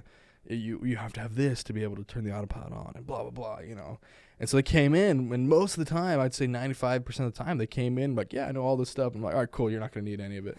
Like, over-prepare. As long as you read through it. Right, exactly. I was like, as long as you skim through it, really doesn't matter to me. But then I'd go through, once we got to the actual aircraft, and go through a whole briefing of the actual buttons in the aircraft, because there's a couple buttons in there.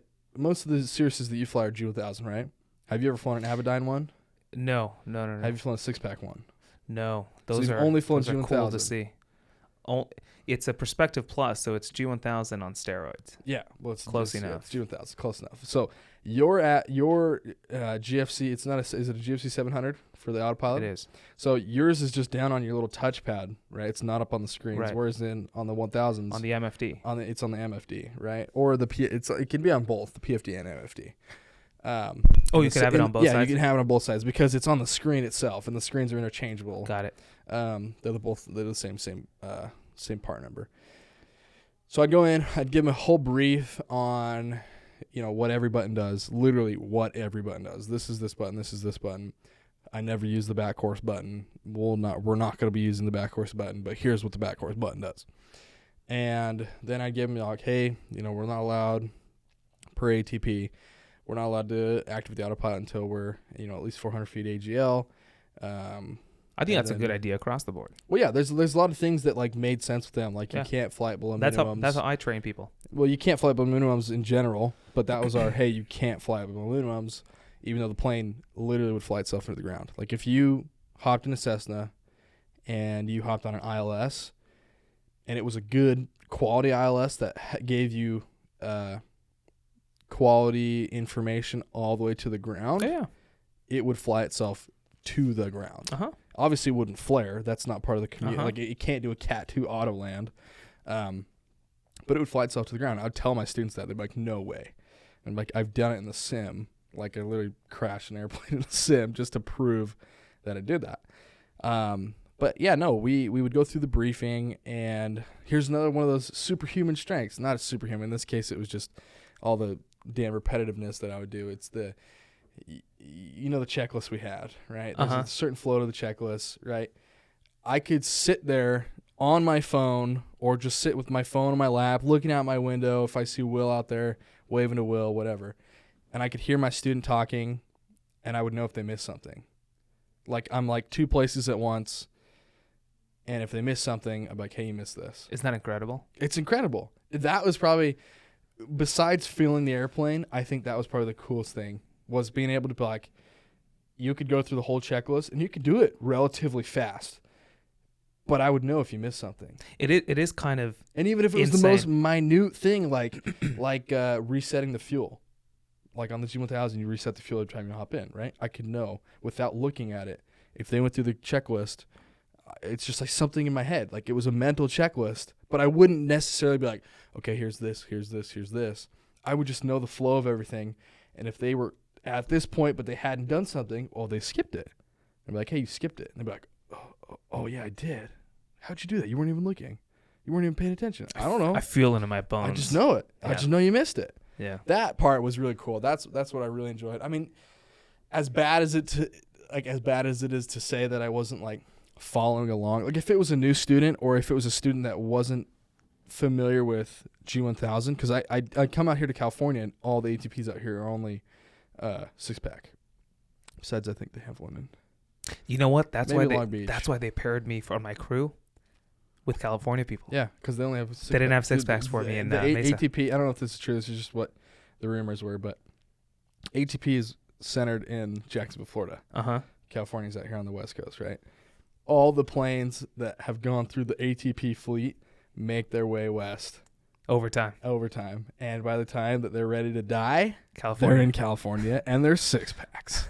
So that's just was the running joke. That's actually, you know what's funny though? I would follow a line though. Like if it was a 6-pack student, I would follow the checklist. Like I would have my finger there just to make sure that they didn't skip anything because it was something new to them. Right. So anyway, what were you saying? No, it's interesting because you were about to say maybe it wasn't right that I was so disconnected at times and stuff. But you know what? When I think about it, I'm actually very much the student who, more often than not, I'm sure you had some students as an instructor, there's some students It's like you learn from your student making mistakes. Yes, but there's various types of students. Here's what I mean. There's some students who, if you're not, meaning you as the instructor are never intervening enough. Meaning they could take you teaching them down their throat all day long, and it's not enough. And then there's other students who need to have you just shut up. Oh, let them do their thing. Just two different types of people. Yeah, I very much was the latter. I'm the guy who turned to especially during instrument approaches, I very much turned to my instructor in a nice way, and I said, hey, it's as if you're not here. Right. Because the way my head works is I had to do it without any of his input in order to know that I know it.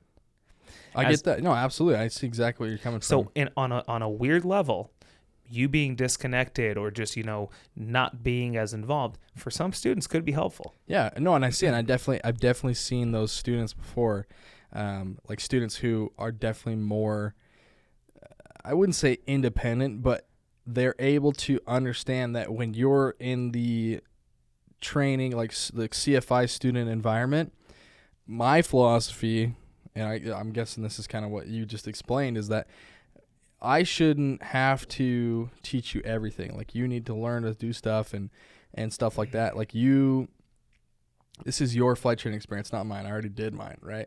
I'm here just to assist and just to verify that you've done everything correctly, right? Kind of what they tell you, like a DP, you hop in the check ride and he's like, oh, I'm just here to verify that you're CFI or like that everything's been taught correctly and That's a good way to look at it, yeah. Right?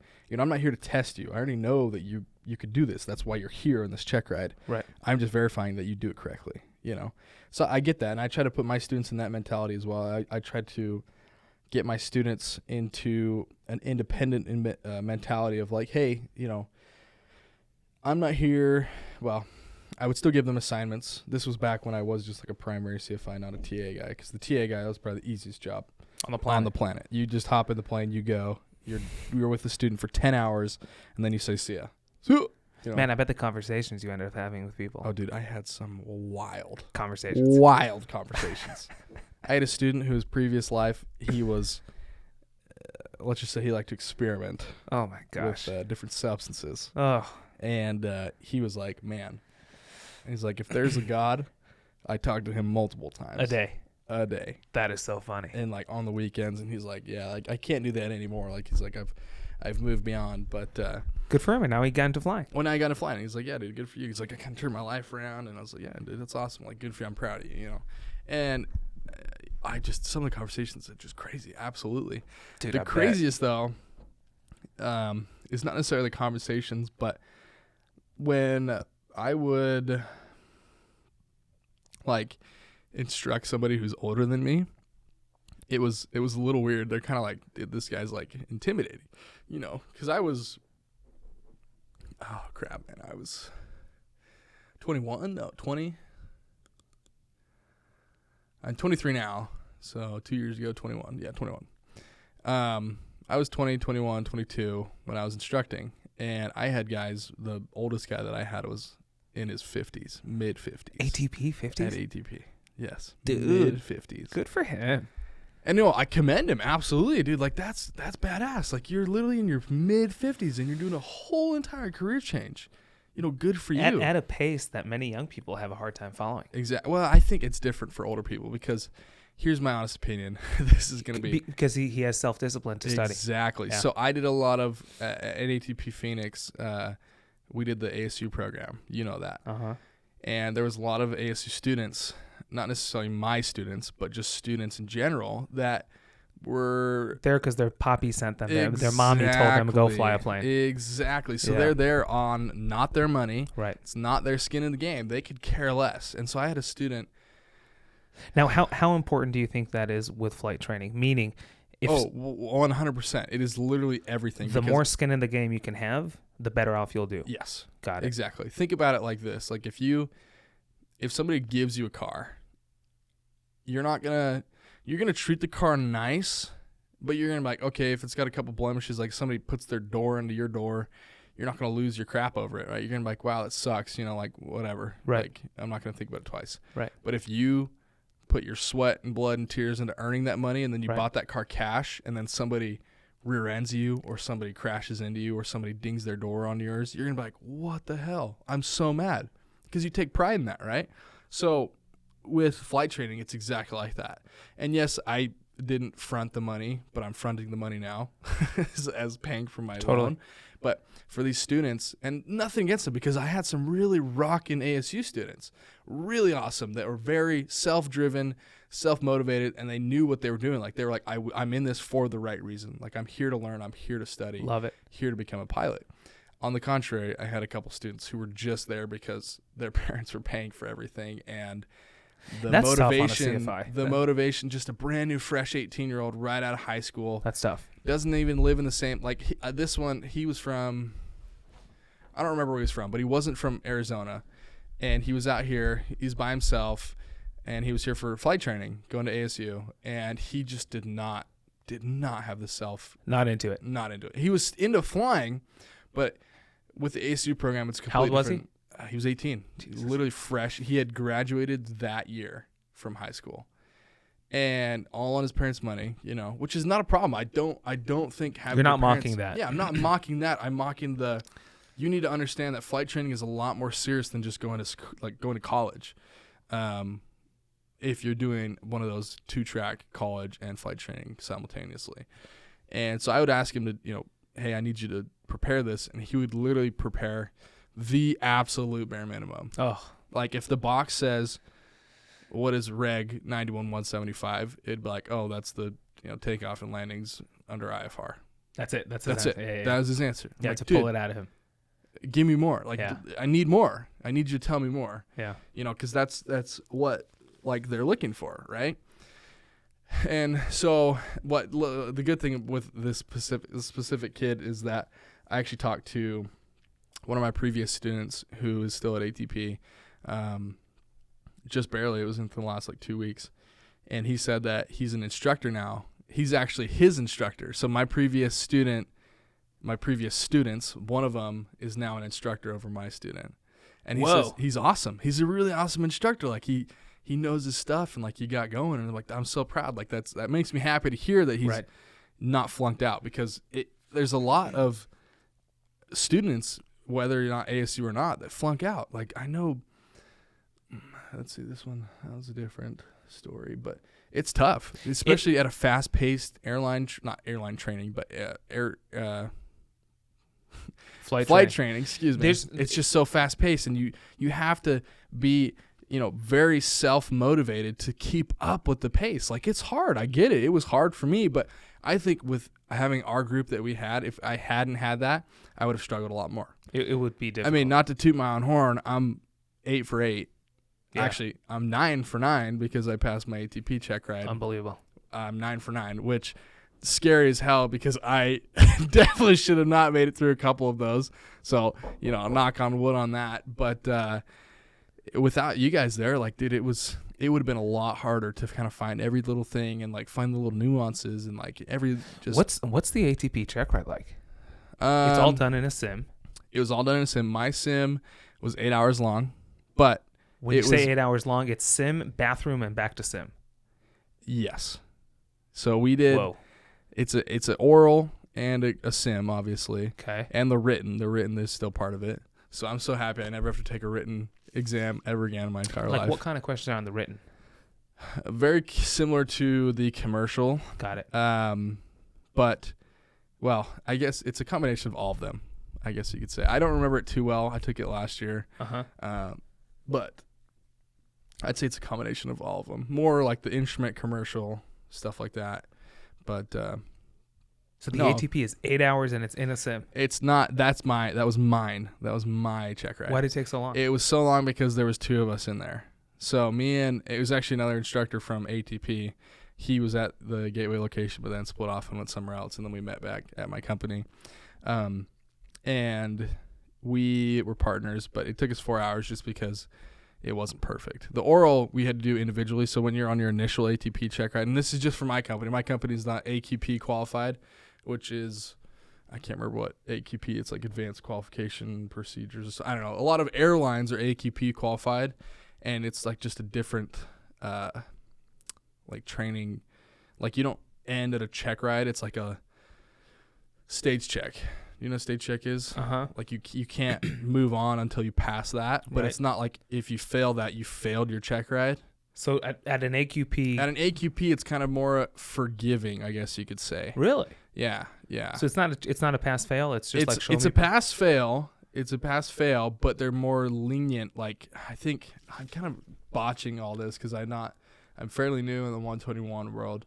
But it's like you get it. Like if, let's say you're doing a single engine approach and you bust like a minima, like you go out of tolerances or whatever, they can give you, I think if I remember right, it's like 2 other chances to get it right before you actually fail and you have to go back to training. I gotcha. Whereas in my check ride, it was an actual ATP FAA check ride, whereas you have to, the first try or not. Oh.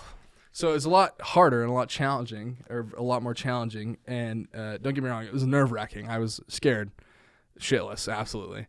And so my sim was 8 hours, only because there's 2 of us, and we were both first officers. So we had to both show first officer qualifications. So we would do so I was the second in the first officer seat. So we'd first go in there. I was the captain. I was just in the captain's seat. I wasn't doing captain stuff. Right. We did everything that they needed to do per the FAA or whatever. And then we took like a 10-minute break, and then I was in the first officer seat, and then I had to show them everything. And then after that, we had to do... So it's role playing. Yes, role playing. We did, seat turns, stalls, everything like that. Single edge approaches, stuff like that. V1 cuts. And the sim is so realistic that's enough. The sim is harder to fly than the actual airplane. I believe that. It's harder to fly than the actual airplane. I think all sims are that way. Absolutely. And so then after that was about 7 hours or so. No, maybe 6.5. And then we had to do Cat 2 training, which is not a check ride. So like once you finish the check ride itself, they're like, okay, now it's time for Cat 2 training. And once you make it to Cat 2 training, it's like, okay, I made it. You made it, unless you completely botch the Cat 2 training, which it's really hard to botch Cat 2 training, especially at my company. It's basically at the end of a check ride when you're on the way back to the airport, the DP says, good job, you passed. But you still have to land and shut. Yes, you could land and shut off, and you could, if you run off the airport or whatever, or if like he could take that back. You could take back, exactly. So it's not, you're not out of the clear, but you're on the, you're in the HOV lane, right? Yes. For my company doing the Cat 2 training, all it was the captain was the actual one flying. Once you hit the 100-foot minimums, he was the one that took control, autopilot off, land the airplane. That's the training. You were literally just reading a card. That's it. So you don't even have to fly in the Cat 2 training as the first officer for qualifications. So it's kind of like, hey, you made it, but wait for the end. And what'd you do, Noah? My actual sim, I will say it was not perfect by any means, and that's why it was long. Because if it was perfect, it probably would have been close to 6 hours. I think they had allotted for us in the sim. And we went 2 hours past that. So like people that were behind us were like, dude, you took up our entire sim check. Oh my god. But it's okay because it's a check ride. Like that's what the company, whatever. Right. And where I messed up the most, I'd probably say were my single engine approaches. Those are a little tough because you would try to set up the aircraft using the autopilot. So what we did was we start off with a V1 cut. So you'd lose an engine on takeoff or like right as you pass V1, right? So V1. So when do you lose the engine? I would think before. Actually, before you would stop. So past V1, you have to continue. Before you would stop, because V1 is that safe accelerate, stop distance, stuff like that. So it'd be a V1 cut. So pretty much right at V1. At or after, You would take your hand off at or after, and you're going no matter what.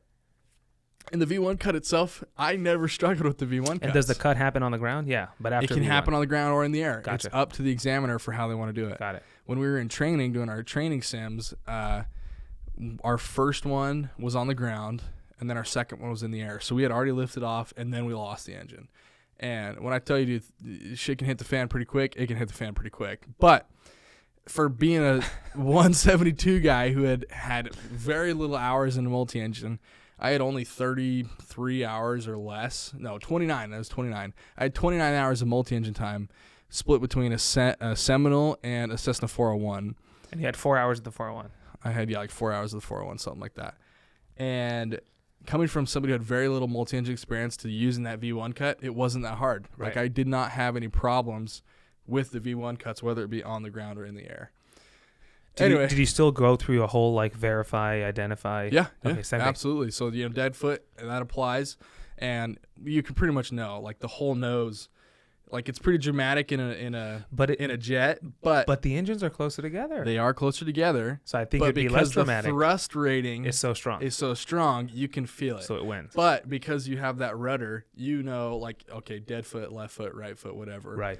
But it's not like a verify dead engine, blah blah blah. So now you're thinking to yourself, shit, if I put these thrust crazy stuff on the wings, that'd be much more aggressive. Yeah. So because on the 145 that I fly, they're on the tail. It's more centerline thrust versus like a 320 or like a 175. E175, yeah. That's on the wing. It's a little different. It's not that big of a difference, but it does make a difference. That's right. They're kind of both close. But they fly differently though, because when you're in like a stall situation and you go full power, when you're nose up, well, the thrust is going to push the nose down. But if your nose up in a underwing like a 320 and you go full power, that nose is going to climb even more.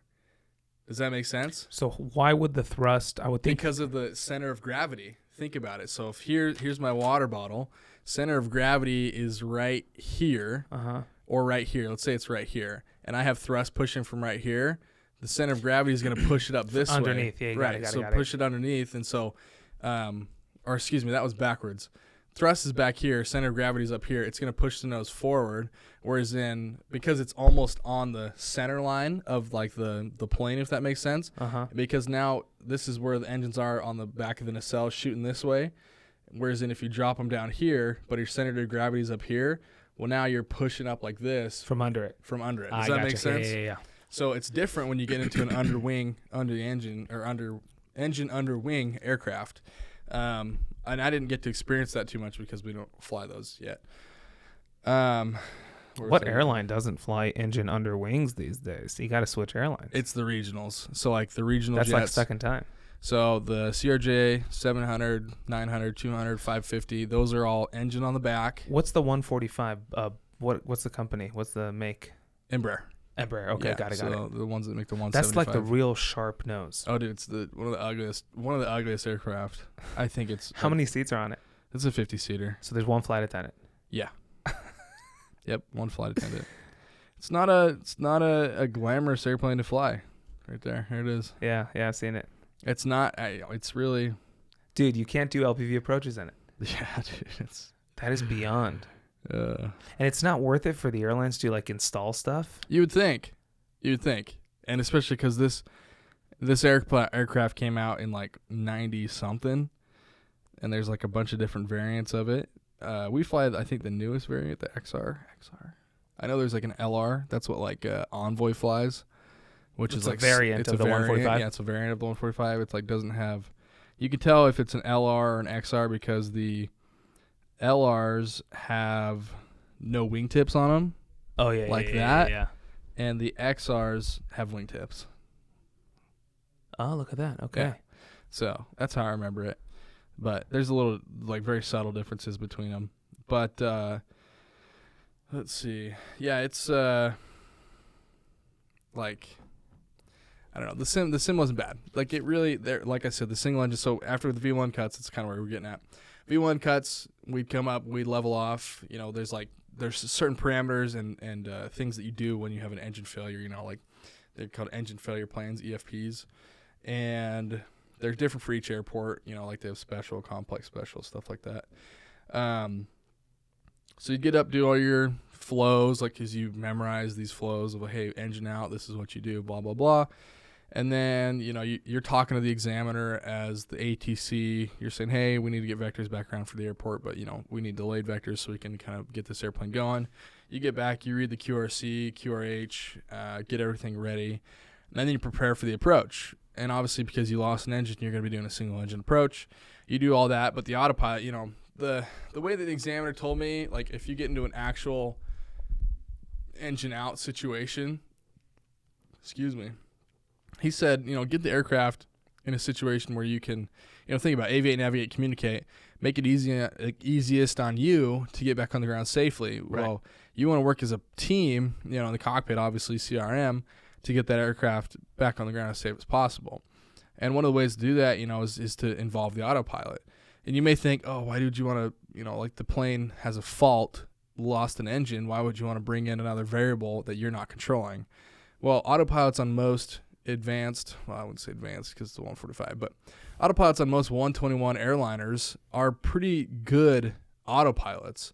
Like, they're pretty Especially awesome. for what you're probably looking for it to do, which is hold your altitude. Hold your altitude heading. and heading. Yeah. Exactly. So all you do is you would get it to a point where, like, I'm doing the motion of the rudder trim. Yeah, I'm doing the motion of the rudder trim. You would be hand flying it, and obviously same thing like you would do in a piston. You know, maintain directional control, altitude, stuff like that, pitch, attitude, airspeed. Right. But there's minimum speeds that you want to maintain and stuff like that. It's been a while, but I can't remember. And so you'd get the aircraft. And it should be great for doing those things. Yeah. So you get it into because the aircraft doesn't know if it's in an engine out situation or not. It could have dual engine failure, and you could throw the autopilot on. Right. It's not gonna. It doesn't have auto throttles, so it doesn't know the difference. Dude, no auto throttles. No auto throttles.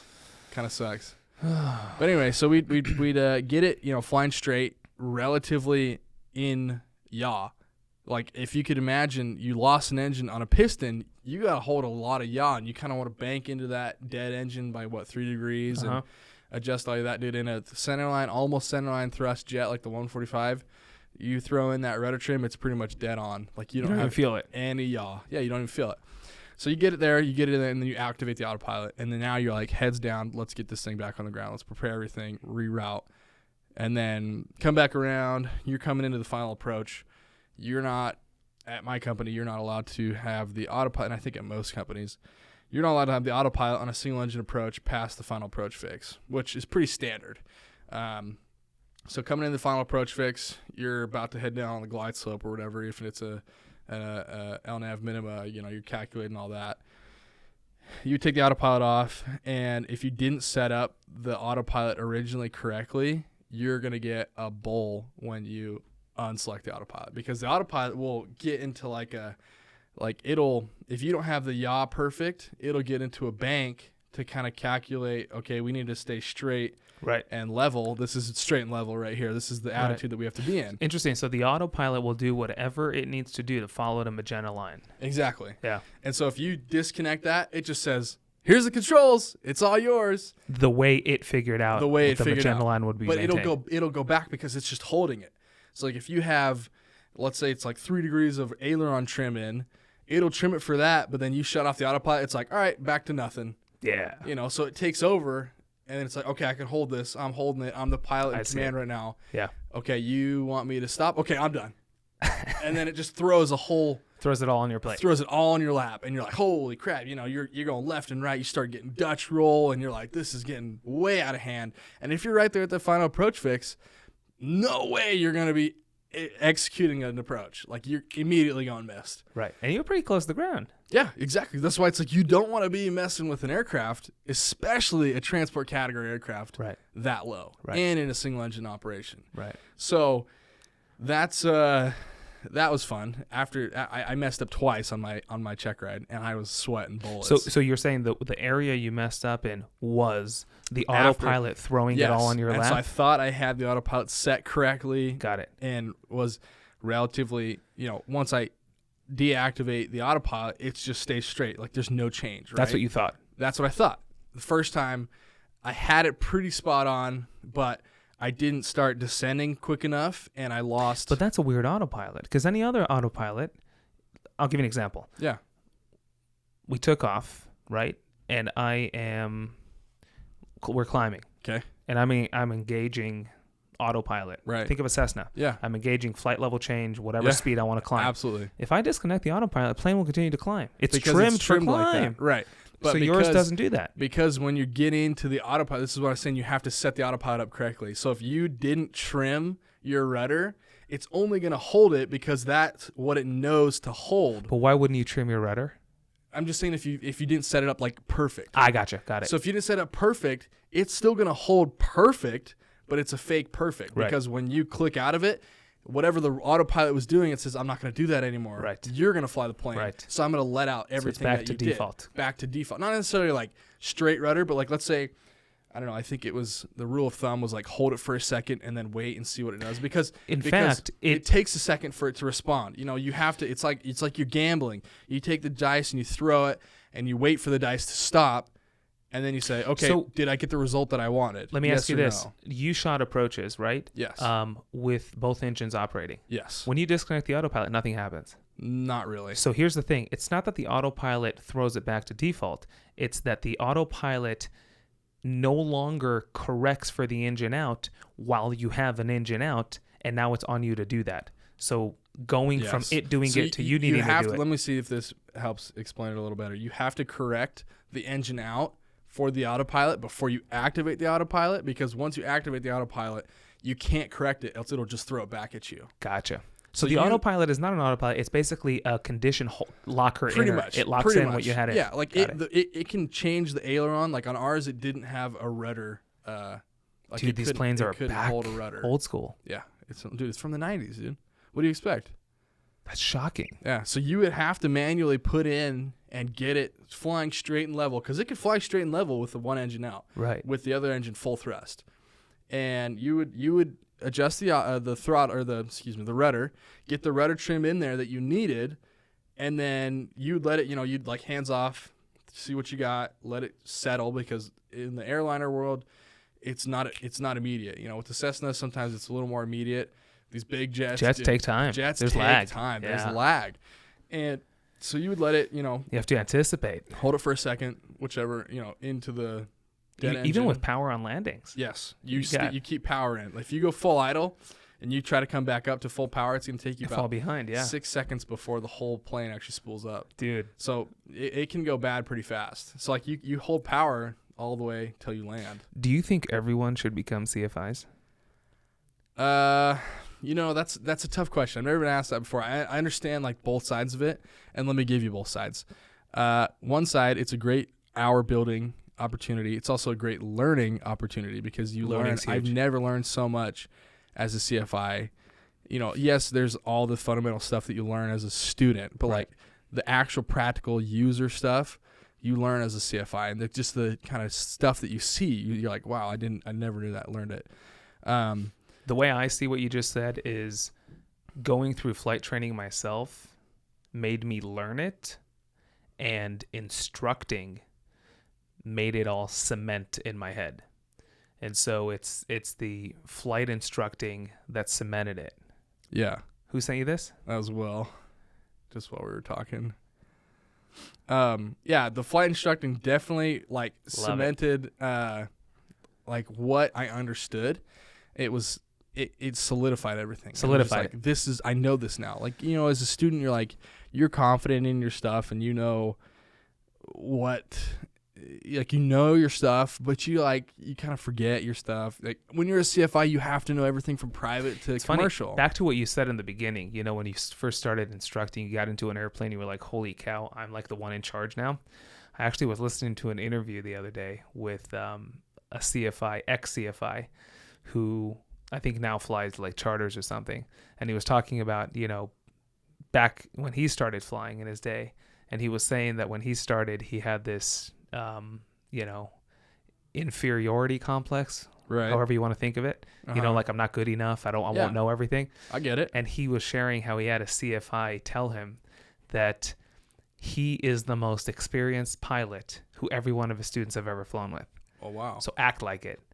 And so if you really think about it and I've heard that before and get into it, it's like, it's true. Every single one of going your back to what I students. was saying, even though I hopped in my first instructing experience, I'm still the one that has more experience in the aircraft. 100%. So act like it. 100%. I don't want to say fake it till you make it, because that has some hidden things that you shouldn't fake it till you make it.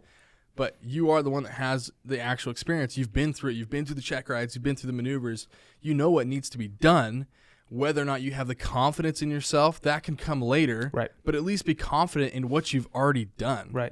So and so much confidence as a CFI, honestly, comes from, it's the small moments. Here's how I see it.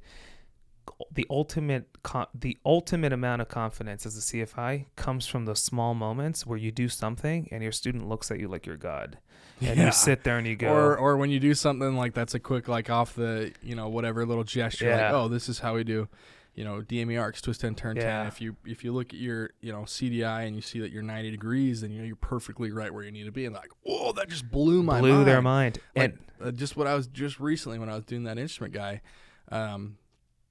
That literally exact thing. I told him, I was like, hey, when you're doing an arc, check this out. Look at this. Look, if you're 90 degrees from where you're at, you're perfectly in line with your arc. Right. And he's like, I never saw that. Like that is such a light bulb. But he understood arcs, but they never really were like solid. And then I showed him that and we did one, and he was like, holy crap. Like, that was impressive. Like, that's amazing. Little things. I know exactly what you're talking about. The little things like it's that. It's the small little moments, and you walk away and you go, and it's not even in a cocky way. It's just like, well, it's like you can. Sorry to cut you off. But you can, as a CFI, you're not the one that's under the spotlight. You're the one that can kind of remove yourself from the situation and look from a third person view, and be looking on that person and stuff that they don't see. And be like, hey, look at this, or try this next time, or do this. Coming from where you're at to where I'm at, this is what helped me. Try this.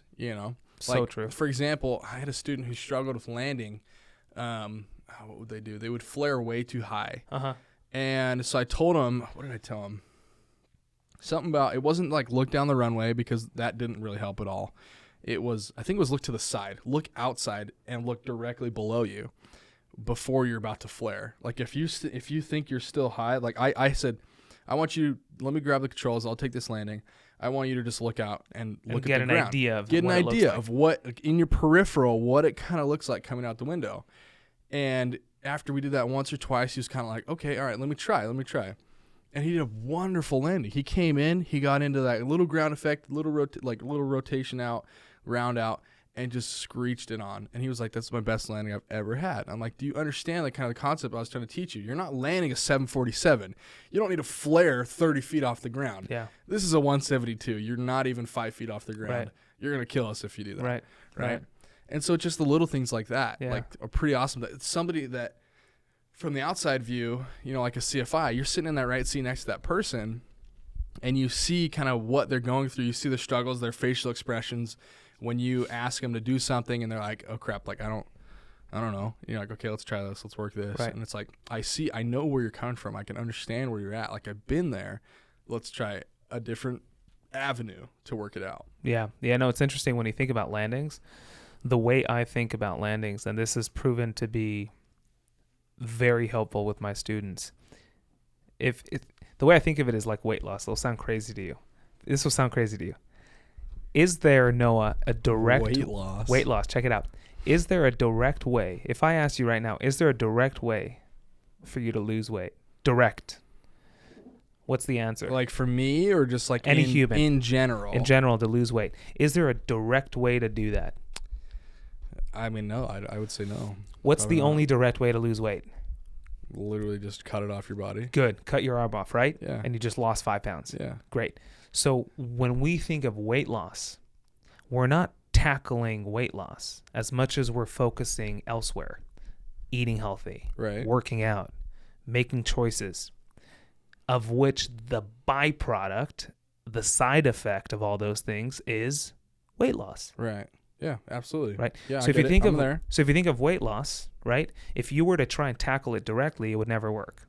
Okay. You have to Well, tackle unless it. you are willing to cut Your arm off, which you don't want to do. Right. But if you woke up every day and only focused on, God, I want to weigh less, and did not devote your energy and focus to what you're eating, exercise, whatever that might be, Right. you would never lose weight. So in order for weight loss to occur, your focus must happen here, not here. Right. Okay. Okay. I'm there. Landing an airplane, Mm-hmm. I see it the same exact way. Landing, is there a direct way to land an airplane? No. I No. mean, it's different for everybody. The only way you could directly land a plane is slam it into the pavement. Right. It's the only way to land a plane. So what do we mean by landing? There's no direct way for me to do it. You're just transitioning from the air to the ground. So if you think of landing, it's just like weight loss. Landing is the side effect. It's the byproduct of doing all these things right. Right. These things are energy management, the placement of the airplane, Right. meaning it's my job as the pilot to make sure that the plane reaches this height over the pavement Uh-huh. with this amount of little energy. And the result of that is what? The result of that will be my main wheels kissing the pavement. Right. And that's how I see it. Yeah. And when I manage to explain that to someone and it enters their head and they own it, it's amazing how the focus shifts from landing to how can I make sure that when my plane is over here, here's the amount of energy it has. And when that's the question the student approaches with, now they could back that to the final approach and say, well, if I want to end up here with no energy, what do I need to come in with? Right. When do I need to cut my power? Right. And it enables them to do a much better job. But landing, what I found was most helpful, the more a student understood that a landing is like weight loss, it's something that happens as a result of me doing other things really well, Yeah. is when their landings became really, really, really better. Yeah. That makes total sense. Absolutely. That's how I see it. And so landing is I think it's because of that, it's a very tough thing to teach because Oh yeah, landing. I'd say for sure is one of the toughest I mean, things. especially for somebody who's never has no experience with any of that. Like it's a new concept for them. Like 100%. And the thing too is like, I wouldn't say a lot of instructors teach it wrong because that's not necessarily true. But I think there's like a very like when I was learning to land. No, that doesn't really work because my instructor was pretty good at telling me. Who was your instructor? Oh, I remember. No, it was my primary instructor for private. is Okay, what I'm I didn't saying, know. 'cause, Yeah. You know, I already knew how to land when I got my private, or when I came to ATP. But when I'm thinking of like, because I wasn't perfect at landing, but my instructor gave me a few pointers. Like when I would always tell my students, we're not trying to do a whole like transition. It's a transition, but we're not trying to do a whole flare. So I would try to get my students to break their mindset of come in, pull the nose up, right? I would get them to come in and then just level off. Literally just level off. Even if you have to look inside of your instruments, level off. If you're coming in too hot, level off a little earlier and then just let your speed bleed off. And then all you do is you raise the nose maybe 2-3 degrees and just let it right on. Yeah. It's the same concept for flying the jet. When I first hopped in the sim flying the jet, dude, it was probably the worst. Like the whole sim would shake and just boom, boom, you know, all this loud craziness. Like I think I just broke the sim. And my instructor was like, dude, you're flaring way too much. And so the 145, it's kind of it's nose heavy, and so it wants to drop really really fast once you're like way up. So if you, and I'd say landing in the jet versus the sim is different, but you come in, you touch down, and you literally, before you touch down, you come in, level off, you cut the power when it says 50 feet, whatever, and all you do, same deal. You bring the nose up 3 degrees, and you just hold it there. Hold it. Wait for the nose, wait for the mains to touch. That's it. You bring in your reverse thrust, but you're supposed to, like as the nose is coming down, you pull it back so you don't slam onto the ground, because the nose really wants to slam down because it has that center forward of center of gravity, forward center of gravity. Excuse me. Yeah. And each plane is different. Like I know I was talking to an instructor. The Boeing 777 is a very tail heavy aircraft, so you sometimes have to push the nose down. Whoa. To keep it down. Whoa, that's different. Yeah, it's different. So every plane is different, and so you can't, like exactly what you're saying, there's not one way to teach a landing. It's different in every aircraft. Yeah. Like that Columbia that I fly with that guy, he comes in like if I could put how I tell my students into words, he does it perfectly. He comes in, he hits ground effect, he literally just levels off, pulls his power and just levels off, and he stays level as can be. And then as he starts to feel his energy start depleting, he's like, okay, just barely. And he has some of the best landings. Kisses. Just kisses the kisses. pavement. In the Columbia, kisses the pavement. It's a wonderful landing every time. I've never had a bad landing with him. And then when he's in his Stearman, he's coming in, you got your tail wheel endorsement, so you got to slip to kind of stay on center line. And then when you come in, you're either going to do a 3-point landing or a main landing. And every time, dude, no matter what aircraft he's in, he knows he can feel the aircraft and understand, hey, when I come into ground effect, I'm not going to flare. I'm just going to just level off and let my energy deplete. Yeah. And there's probably some CFIs out there, people that are like, yeah, that's not really a good way to teach it, because now you're going to be floating down the runway. Okay, well, why are you floating down the runway? You should be at your speed to where by the time that you pull power and level off, you're going to be losing energy. Do you think ultimately it's about how you teach it, or ultimately about the student walking away being able to do it right? I'd say being able to do it right. Right. No, I don't care about how you learn it. Right. I don't care how you learn it. If you can get to the same result, because going back to what I was saying, there's many ways to skin a cat. You can get to the same result through a bunch of different routes. Same thing with flight training. You can get to the 121 world without having to go to a ATP, UND, get all your flight training. You don't have to go to the regionals to get to the main line. You don't have to go to the 135. You could stay a CFI for the rest of your life and be just as happy. Or you could go to the 121 world and, still be wonderful. I mean, there's so many different things. What would you tell people out there who want to instruct, as an individual who fell asleep once or twice with sunglasses? Yes. Well, I would say, what would I say? It's crazy. Like, there's no way to prepare for it. No, we were talking about this at lunch. No way to prepare for it. It's on the job training. It's on the job training. Absolutely. There's no way to. For being a CFI, it definitely was very rewarding. I first started off the first couple months of being a CFI. I was like, this is awesome. Like, I'm really enjoying showing these students how to fly, having them learn and be successful. And, there's setbacks here and there, but we come away from them. It was really cool. Like, I really enjoyed doing that. And, what I would tell a CFI, man, only do it if. Yeah, that won't work. They want their hours. Yeah, that's what's going in my head right now. It's like, only do it if you really want to do it, because I didn't want to do it. I told you guys this before. Even back when we were in training. Right. I was like, dude, I don't want to get my CFI. I don't want to get my double. I don't want to get my MEI. That's stupid. I'll just go find a survey job or something. Like, I could care less what it is. Right. And obviously ended up getting it. And in hindsight, I don't know what I would have done without getting it. Right. But I think going past the getting your hours type deal, the stuff that I learned and the things that I've pulled from being in a CFI, you cannot get anywhere else. You really can't. So with that said, you learn the specifics, on the job training, like you were saying, but there's very finite things that you learn that you can't learn anywhere else, and that's why being a CFI, I think, is a wonderful thing. Yeah. Yes is probably, I take that back. My ATP rating probably takes the cake for the hardest rating, just for what we had to do.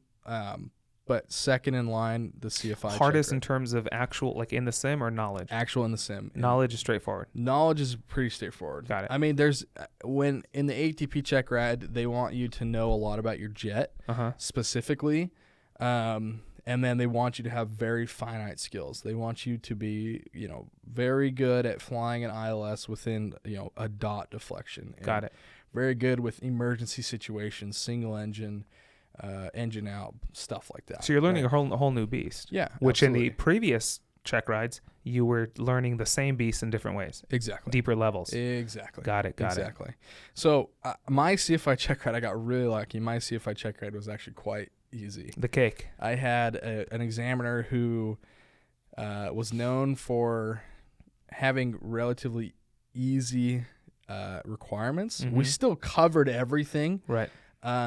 He just wasn't as specific. Like, he wasn't like, I need you to say cut the power at 50 feet. Yeah. You know, like, I hate examiners that are like Dude, that. the horror stories that you Horror hear. stories. Absolutely. You know, like 8-9 hour orals. Dude, my oral was 3.5 hours. And yes, some people out there are going to be like, no way, we covered everything. Yeah, we covered everything, but we had a good time. We had a conversation. Yeah. We didn't have it wasn't a higher person coming down to me. And I think the thing for this is because he's GA. He wasn't an airline pilot. Right. He was only GA. Right. He has his own plane. I think he has his ATP. But he's a DPE, never flown a jet or anything Don't like DPs that. have to have ATP? I guess not. I don't think so. I have no idea. That's why I Yeah. said I don't know. Anyway, so I think he kind of just understood, like, hey, if we hit the main boxes and I see that you're not an idiot Right. and you can actually fly and teach, you'll be all right. You know, you can learn on the job. You're going to learn a lot more things when you're actually doing it versus like trying to teach somebody in a check ride. Because in a check ride, like, I've heard horror stories of, you know, you forget to say one thing, or like you forget one topic and you fail. That's so horrible. And then your recheck is 5 minutes. And I'm like, dude, that is It's just a money-making business. exactly. And I've always wanted to become a DPE, and now that I'm in the 121 world, I don't know how much I want to be a DPE. I'm gonna be honest. I don't know how much I want to be a DPE anymore, at least. Maybe just to fund my hobbies, but It'd be fun though. I mean, come on. I think I'd be a good DPE. I think I'd be a fair and honest DPE with the experiences that I've had. I've heard of very bad experiences, and I've had, me personally, a lot of positive experiences. You had some good check rides. Had some fantastic. Which one did you check cut it rides. close? You cut it close with My one. instrument check ride. You cut it close. Cut it close. I was sweating bullets on my instrument check ride. Not because it was more of a self-confidence issue. I was thrown into it. I wasn't thrown into it. I was ready for it, ready to do it, but it was my first check ride at ATP. Right. I hadn't done a check ride in like 2 years. It's intimidating. And so I was kind of like, I was really intimidated. The guy who I had it with, Jeff G. Jeff G. Do you remember Jeff G? Jeff G. Was he the not United? No, he's the Jeff G's the old dude. No. Ooh, Jeff G. Jeff G's the corporate guy. God, I remember the name. I can't remember his face. Jeff G. Totally remember the name. Yeah. I know he's bald. I think that's all I can I don't think remember. I've never had Jeff G. You're thinking of Brunges. No. Oh yeah, Brunch is the United. He's the 7-8 guy. He's United. Yeah, He's a really cool guy. Yeah, Love that guy. I had never had him. Wonderful guy. I had him for my commercial multi. Nothing but positive. Really? Because in the ground, the oral, everything went smooth. Everything went well until smack fum? No, not smack fum. Passed. Don't ask me why. The north was south, south was north that day. He asked me he's like, pick out one of the acronyms from past and explain it to me. So, you got P factor, accelerated slipstream, torque, and accelerated slipstream. And what was the other one? Is there one more? P is P factor. A is accelerated slipstream. S is. That's what I'm having a bug on. S. And then T is torque. S is spiraling slipstream. Spiraling slipstream, I think. Yeah, spiraling. So it's accelerated and spiraling. Yep. So he said, just pick one of them and just explain it to me real quick. And I was like, oh, easy. I literally said that. I was like, oh, easy. I was like, I'm gonna choose torque, and I started talking about P factor or something, and he was like, okay, well, let's go see if we're gonna fly. That's what he said to me. He's like, let's go see if we're gonna fly. Because it was like an IFR day out, and I was like, yeah, I don't think we're gonna fly. And in the debrief with my instructor, he was like, yeah, everything was going really well until the last 10 minutes. Until torque became P factor. Until the last 10 minutes, and I was like, yeah, that I'll admit that was all on me. And I was like, let me explain it real quick. And I was like, and he's like, see, if you would have said that, would have been okay. And he's like, Everything else was spot on. I have no problems with everything else that you said. Right. And he's like, I'm not going to fail you for it because you just explained it to me. And he's like, you just messed up. Like, Right. I understand. Like, Right. you weren't perfect. And, every examiner says, I'm not here to see if you're perfect. Right. Nobody's perfect. Not even the examiner. No matter how cocky a Delta 777, Delta A350 captain who's been there for 25, 30 years is, as a DP who's done hundreds of thousands or thousands of check rides, no matter how cocky they are, they're not perfect. Right. So So this is an area. So what would you? And that's what I would change if I was there's a DP. one area where I would honestly get a magic pill going and have student pilots feel a little less. We could do some yoga. You want to do some yoga? Oh, chill. I just want to stand up. My legs are getting tired. I'm saying if there's one area where if I could be king for a day and change something, it's how student pilots think of check rides, especially if it's your first one. 100%. Because by the time that I was done with ATP, check ride was just another day in the office. Another day in the office. Another day in the office. Yeah. Except I will say I was scared for my last check ride, my MEI check ride. I can't remember Who'd you do it with? It was the JetBlue guy. JetBlue. I know. That's why you were scared. He's an intimidating dude. He was only intimidated because he had been doing those CFI initial check rides. I think I was the first. Was I the first to go with him? You were the first. And then to go I sent with a him. mass email to everyone. And then you sent everybody like absolutely one of the easiest check rides I've ever done. You're like, he's Is that what really I said? nice. No, you're like, he's really nice. He understands that we're not perfect. He already knows we're CFIs. Right. So he's just there to verify our multi-engine stuff. And Did my email turn out to be true? yes, Okay. absolutely. Yeah. I went in there and I was still pretty nervous. I was like, no matter what Yole says, Yole's a different guy, whatever. Right. This is a different day. He could be on a bad leg today. Right. And it was a completely 100% positive experience. Yeah. We get in there, we're explaining these. I explained it was just like my multi-engine commercial check ride. Yeah. Go and explain SMAC FUM, past, multi-engine aerodynamics, little weather things here and there, Yeah. and then just some CFI things that you have to go through. And he's like, all right, let's go fly. And then when we flew, we hopped in the plane. He was the student, so Right. he's like, treat me as a student. And I was like, okay, I started going through the checklist. We did the walk around, everything like that. Right. We get in the actual aircraft. He's like, all right, well, I'm the student, so I'll just go ahead and, start everything. He literally did everything. I think I remember him doing Everything. He flew. The only thing that I did, That's right. He liked flying. He loved flying. So I did a single engine takeoff. He enjoyed flying. Like we were calling climb out, and he's like, all right, take controls. And I was like, okay, my controls. He's like, all right, what if I did this? And I was like, okay, well, maintain directional control, dead foot, blah, blah, blah. And he's like, all right, cool. Brings the power back up, my controls. We did everything. He did everything. And I just sat there. I do remember and that. talked. I was just do like, remember okay, we did steep turns. And then I remember specifically he did one turn and then stayed straight for about 30, 40 seconds and then did his other turn.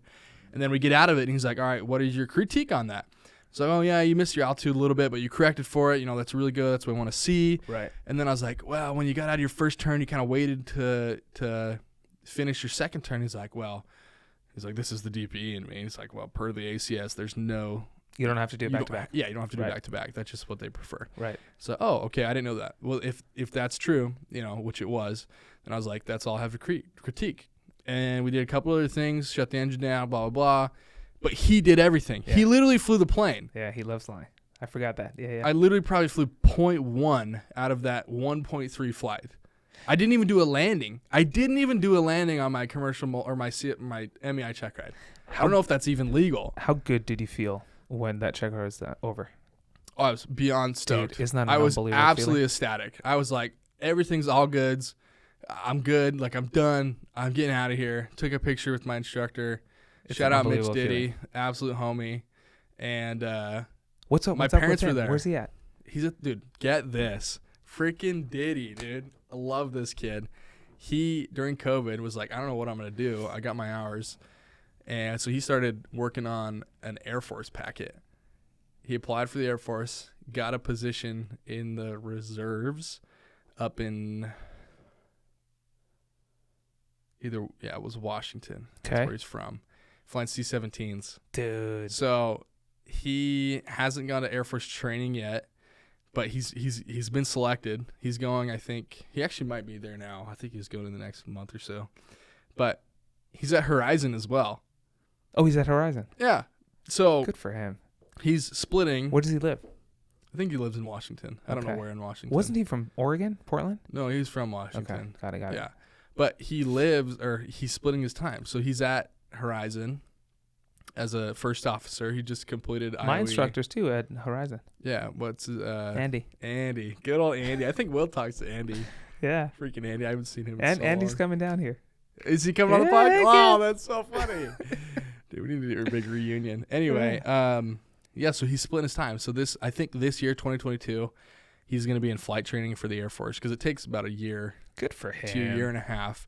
But in that year to year and a half, he still has his seniority at Horizon because by like federal law, they can't like furlough you or whatever. Right. They just like, put you on paid or unpaid leave. You still get your seniority number, blah, blah, blah. So it's like the ultimate like best of both worlds. So, That's awesome. who knows? He might come out of the Air Force, get some time in the C-17, and then skip Was right he from, married? No.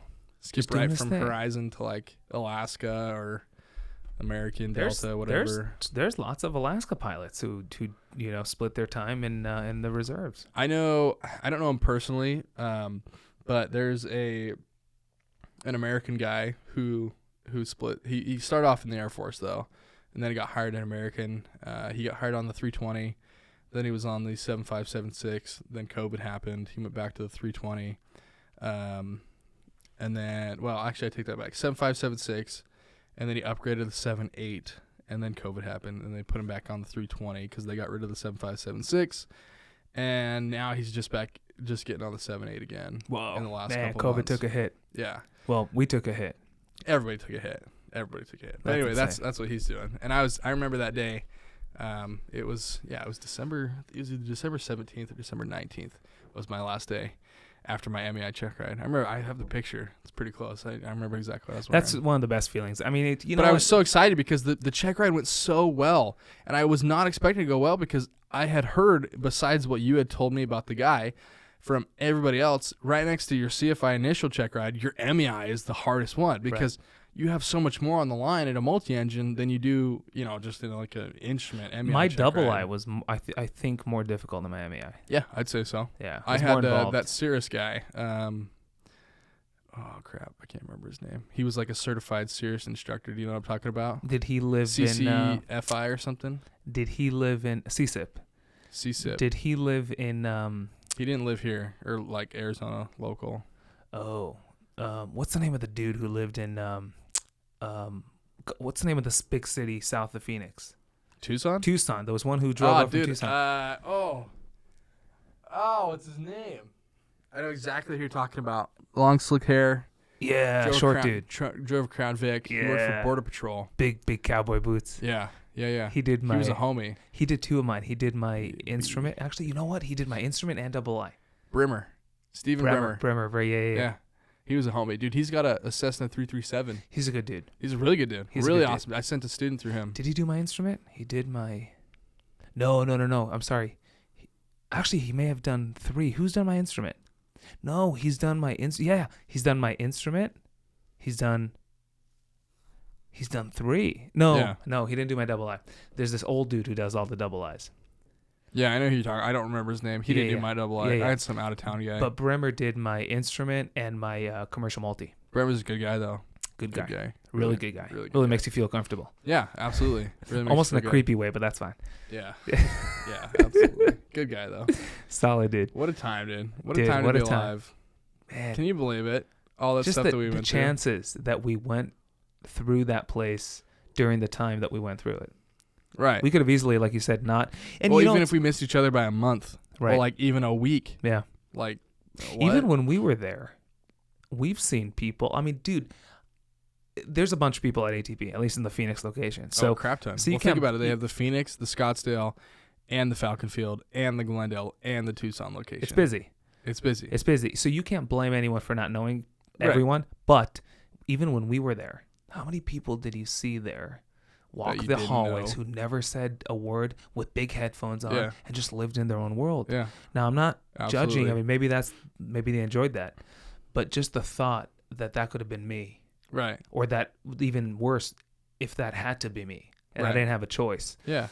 It definitely. I mean, well, you know what's funny is when I was a CFI, once I became TA and kind of things started ramping up after COVID and people started leaving, dude, I was a stranger, absolute stranger. Like I'd walk in there and I'd meet my student. I'd say maybe hi to the front desk, and that was it. That was all the people I knew in there. Everybody else was randos. Whoa. Just like they were instructors, students of ATP. How intimidating is it? People that I didn't know. How intimidating is it day one to walk in and the lobby is filled with people and you don't know anyone? Yeah, it's pretty intimidating. It's weird. I was very intimidated. I was just happy. I mean, when I walked in and saw you and we kind of connected, I don't even remember what we talked about that first day. Yeah. I don't even remember. I think we got each other's numbers. She's like, hey, like, let's be study buddies, you know? It was just the two of us. Yeah, it was literally just the two of us. Just two of us started that week. Yeah. Or that day, whatever. I don't know how that works. It was that day. Yeah. It's a special connection, dude. I mean, you start flight training with someone. Yeah. For the rest of my life, you'll be it. Right. You'll be it. I'm the only one. I didn't start flight training with Should we Will. kiss or something? It's crazy. Just kidding. No, it's been an incredible journey. Well, I mean, think about kind of the routes that you and I took. You know, you finished CFI and everything, and then you kind of went a different route. I did. Whereas then I stayed and a lot happened in my grinded life. out. You have 1,000 hours and a lot of your life. Like you did a lot of different things. I did a lot of life. Whereas then my focus was still more on, you know, the flying. Not that it was bad. Like you're living your life and you're doing what's best for you. I was doing what's best for me. Totally. And, you know, I'm at the airlines and yeah, we just live different lives. Totally. And it's nothing. There's nothing wrong with it. It'll Not be at all. crazy. Because you still have the rest of your life to become an airline pilot. Totally. It'll be crazy to just see where this keeps taking us. Think about when we retire. Like when we're 65. How old are you? 29. You're 29. I'm 23. Yeah. So think Dude, about all the time that we have ahead of us. And when we're 65, like, where the hell did all the time go? It's crazy. Like, we're going to retire and be like, dude, what? How? Like, you and I. Yeah. From day one. And then we can see where we're dead at 65, you know? We retire on Monday or dead on Then Thursday. we'll start flying our tail wheel airplanes. No, I'll be flying my tail wheel before that. I'll tell you right now. You could pick one up tomorrow. I will. Listen, if I wasn't in so much debt for my freaking flight school training money, Man, I'd be. That's a killer. That's a killer. Well, I'd want to get a house first. That's what I want to get. But that's the a killer. market right now. Currently, let's see, it's January. Dude. Well, excuse me, February. It's February 9th, 2022. I cannot afford a house right now. Yeah. But many people can't afford a house. No, that's true. It's not a big thing for me. I think most people in America can't afford a house. Yeah, it's pretty Sadly. accurate. Yeah. Yeah. I really want to buy a plane though. If you had to buy a plane right now. What would I buy? Yeah. If I had to buy a plane? Single engine piston. Wait, single engine piston. Is money a factor or no Money factor? is not a factor. Single engine piston. Oh, single engine piston? Single engine piston. Not turbo. Could be turbo, not turbo prop. Yeah, you could be turbo. Let's piston, not turbo prop. Piston. Piston. So like a G airplane. Yeah. I'm going, if I could buy any plane. So here's the thing. Multi-engine pistons do nothing for me. They turn me off. No, yeah, I don't like really. I don't know why. Honestly, I'm kind of scared of multi-engine pistons. If you want, King Airs do nothing for me. I'd fly King Air. I don't know why. I'd buy King Air. If I had the money, I'd buy King Air. 2 propellers turn me off. 2 turbines, engines turn me on. I don't know what it is. Well, King Air's turbine. Yeah, but I'm saying when there's a propeller showing, it turns me off. Anytime there's a propeller visibly showing. I'm the exact opposite, dude. Turbo props, oh my gosh. I mean, like a jet, two engines on a jet, no problem. I'd care less for a jet. 2 looking propeller things, I don't know why. Just turns me off. Dude, if I'm going to buy like a private jet, whether it be a King Air or like a Citation, I'd rather have a King Air. It's not a jet. To me, It's a jet. Yeah. It's turbo prop. It's a jet engine That's attached to a turbo. No, it's attached to a prop. A jet is a good looking thing. Dude, no. But the thing is like if you look at like, because you know me, I'm a freaking airplane nerd. You love King Airs though. But no, I'm an airplane nerd, so I love all airplanes. Blah blah blah. When it comes down to cost, I know if you have the money to buy a King Air, you're probably doing pretty well. But like dollar for dollar breakdown, you're going to be spending a hell of a lot less money flying a King Air than you are going to be flying a jet. Whether it be an entry-level jet or a big super mid or a mid-size, whatever, super jet. Any piston I could buy right now, what would I buy? I would buy any piston. Oh, gosh. I would buy... Yeah, but that's a Caravan. Cessna Caravan's a turboprop. Yeah. We'll get to a turboprop. Maybe we'll ask a turboprop. I'm going I wouldn't piston, even buy a Caravan. Piston, I'm going with... Man, money's not a factor. I know that you would think I would say a Cirrus faster than I am. No, not at all. But not at all. The Cirrus guy, ladies and gentlemen. Look him up on YouTube. I would. I don't know. It would be either something around a Cessna 206 or like a Cirrus SR. Like a Bonanza, maybe? Nah, those do nothing for me. What? Dude, I love Bonanzas. Those do Bonanzas nothing are for me. sweet. Those do nothing Big for me. fan of Bonanzas. Those do nothing for me. Okay, so let me ask you this. This is getting way too deep. It really doesn't matter. This is just all for, fantasy, whatever. But what would you like to accomplish if you bought a plane right now? If I bought a plane right now, would you want to do cross country flying? Yes. Would you want to do fun flying? Because for me, it's fun flying. I was telling you this at lunch. So you don't care getting places? No, I could care less. If I'm an airline pilot, I have flight benefits to get me places. Why don't I need my own plane? Got it. Though I would buy a plane that I could probably do. Like I think my perfect plane right now, if money's not a problem, and I'm just doing it to have fun, I'll probably buy myself an extra 330 NG. Those are sweet. Which is like $550 out the door, and they're not even made in America. Yeah. So you got to get them shipped over here. Yeah. If money comes into a factor, I'd either buy an RV8. Those good planes. Tailwheel, so not an 8A. And the thing with the RV8 that's really attractive to me is that you can still do a lot of acro, because I want to get into flying acro. I haven't really done much acro. I've done acro in the Stearman, but it was very little. Did you think of the Air Force at all? Yeah, I just didn't have the degree for it. God, you need a degree. Yeah, I'm getting one. I have one. I'm about to get one within the next year. A 2-year? No, a bachelor's. Good for you. Yeah. Have you been doing it online? Yeah, all online. Dude, which one are you getting? It's like a aviation, like business aviation. I can't remember the exact name of the degree, but it's through Liberty University. Good for you. It's out in Virginia. How difficult was it? Very easy. Easy. So easy. Anyway, what I was saying, money's not a problem. I just want a plane to have fun. I'm going to buy an extra. Like top of the line. Those are sweet planes. I think they're plus 10, minus 10, or plus 12, minus. No, it's plus 10, minus 10 on the G ratings. So you're plus 10 minus 1? 10? 10. Jesus. Yeah, so you're pretty much the limiting factor in that airplane. You'll die before it breaks. Exactly. Yeah. And those are just like the top of the line. Either that or like an Edge 540. That's what they use for the Red Bull Air Race, Dude, how do they even make a structure that could stand that? It's all, well, I don't know. The NG, I think, is now carbon fiber tubing. But like how do you attach it all? LT, it's all like regular, built like an airplane. They just stress test it. Stress. I think the extras are stress test to 20 Gs before they break. Oh, I believe that, because they have to give you a little buffer. You're well within the range of plus 10, minus 10. It's like the Boeing 787. The wings, they flex when they fly. Yeah. Have you seen them when they go to break them?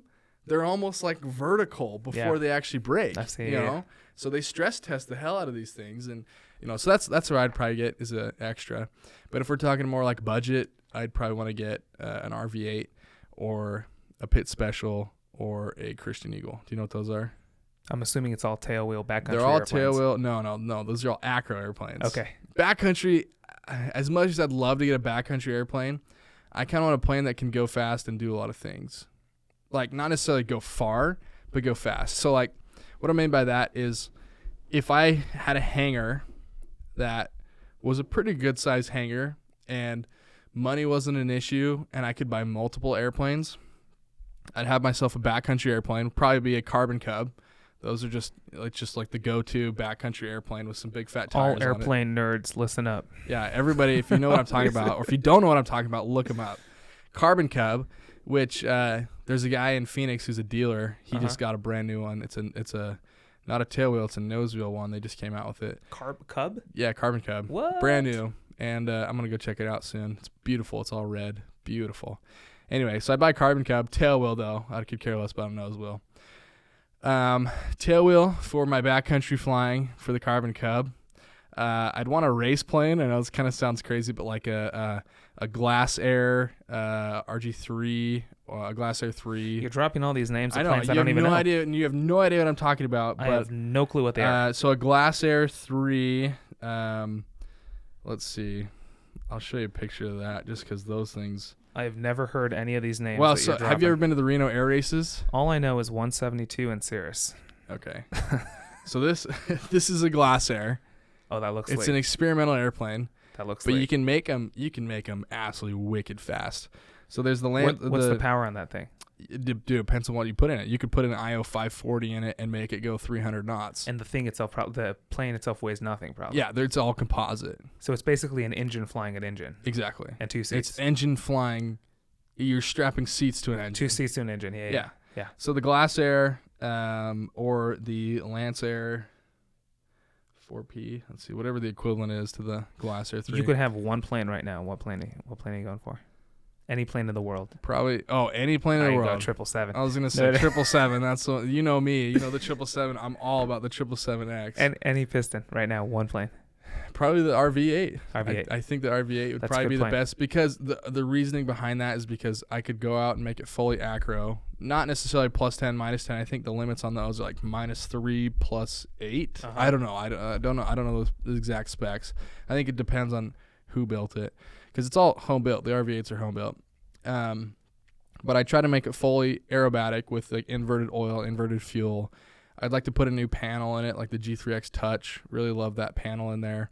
But it has the performance of, like, you can go 150 plus knots, true, but you're burning It's insane how fast that thing goes. 9-10 gallons an hour. It's crazy. Like, you get the fuel economy of a Cessna, but you're going twice as fast. Yeah, it's absolutely crazy. So that's why I like that the most. And plus, they're just badass looking planes. Like, I think they're sweet. Yeah. So the Vans RV8, I think I'd really like one of those, or an RV4. It's a lot smaller, doesn't have as much power. Tail wheel. It's literally the half. Like if RV4, RV8, it's the half of an RV8. So not as big. Still a 2-seater though. But yeah, that it go-to plane. That's probably what I'd want to get right now. Great.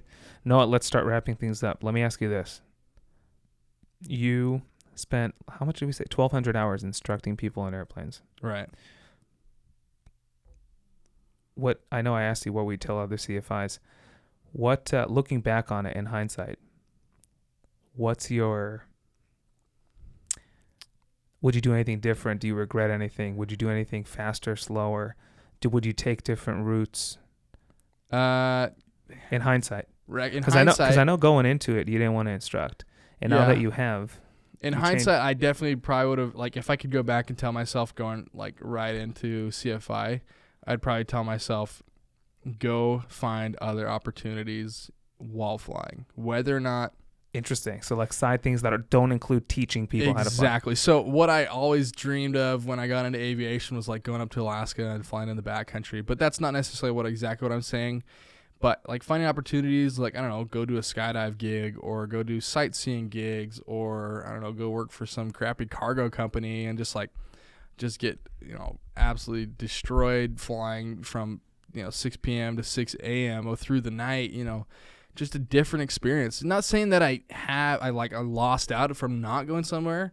I definitely think CFI is the quickest route to get your hours unless you have tons of money and you just go buy your own airplane and then you just fly for fun, like whatever. But I think that is so interesting that you said that, because I realized too there is such a it's so easy for a CFI to lose sight of what airplanes were made for in the first place. Oh yeah, well, you get burnt out completely, and then you're like, this sucks. Like, I never want to. You get burnt out before you're even at the airlines when you're actually going to be, overworked and underpaid and totally. So it's so interesting you said that, and I fully agree. If a CFI could find a way to include in their flying something that does not include teaching someone how to fly, it might help in reminding them the fun of flying to begin with. Yeah, so for me, it was going and finding other fun things to do while I'm flying. So my buddy that I had that event with, he has all those other airplanes. I would try to go fly with him in a Stearman because not a lot of people get that opportunity to do that. Right. That's another aircraft that I'd like to put in my hangar, by the way. Stearman. Throw a Stearman. The Stearman or a T6. And so not that opportunity, like just over the, what was it, Memorial Day? No, Veterans Day. We did a formation flying over parade. So it was over. So they have the Falcon Field, which is in Arizona, that's where I'm from, Phoenix. Falcon Field has a commemorative Air Force Museum, and they did, a flyby, overfly. And then this whole Stearman group that's in the local valley, because there's a handful, maybe plus, of Stearmans in the Phoenix area. And the buddy of mine, he's a big member of them. And so we all met at the airport, and we went out and flew formation over these parades. We did North Phoenix, and then we did the Mesa Parade, Veterans Day Parade. And it was the coolest thing I've ever done in aviation. Like, absolutely ridiculous. Totally, so I believe cool. You. Right next to being in a jump seat in an airline. I know that's completely different, opposite ends of the spectrum. Right, but it's exciting, and they both include not teaching someone how to fly a plane, which is important. Well, the cool thing about flying the formation was I've flown formation, but I had never experienced formation flying with multiple people. And so you have these we had 6 planes flying formation at one time. And How close were you guys to each other? We were less than 50 feet. Cool. Let's see. We were less than 50 feet. And we were flying formation, which was really cool. Like, it's just an experience that you never, ever get the opportunity to do unless you actually start involving yourself in stuff like that. So, if you don't do it, then you'll never know what it's like, So you're saying that a CFI, either whether or not they are burning out or...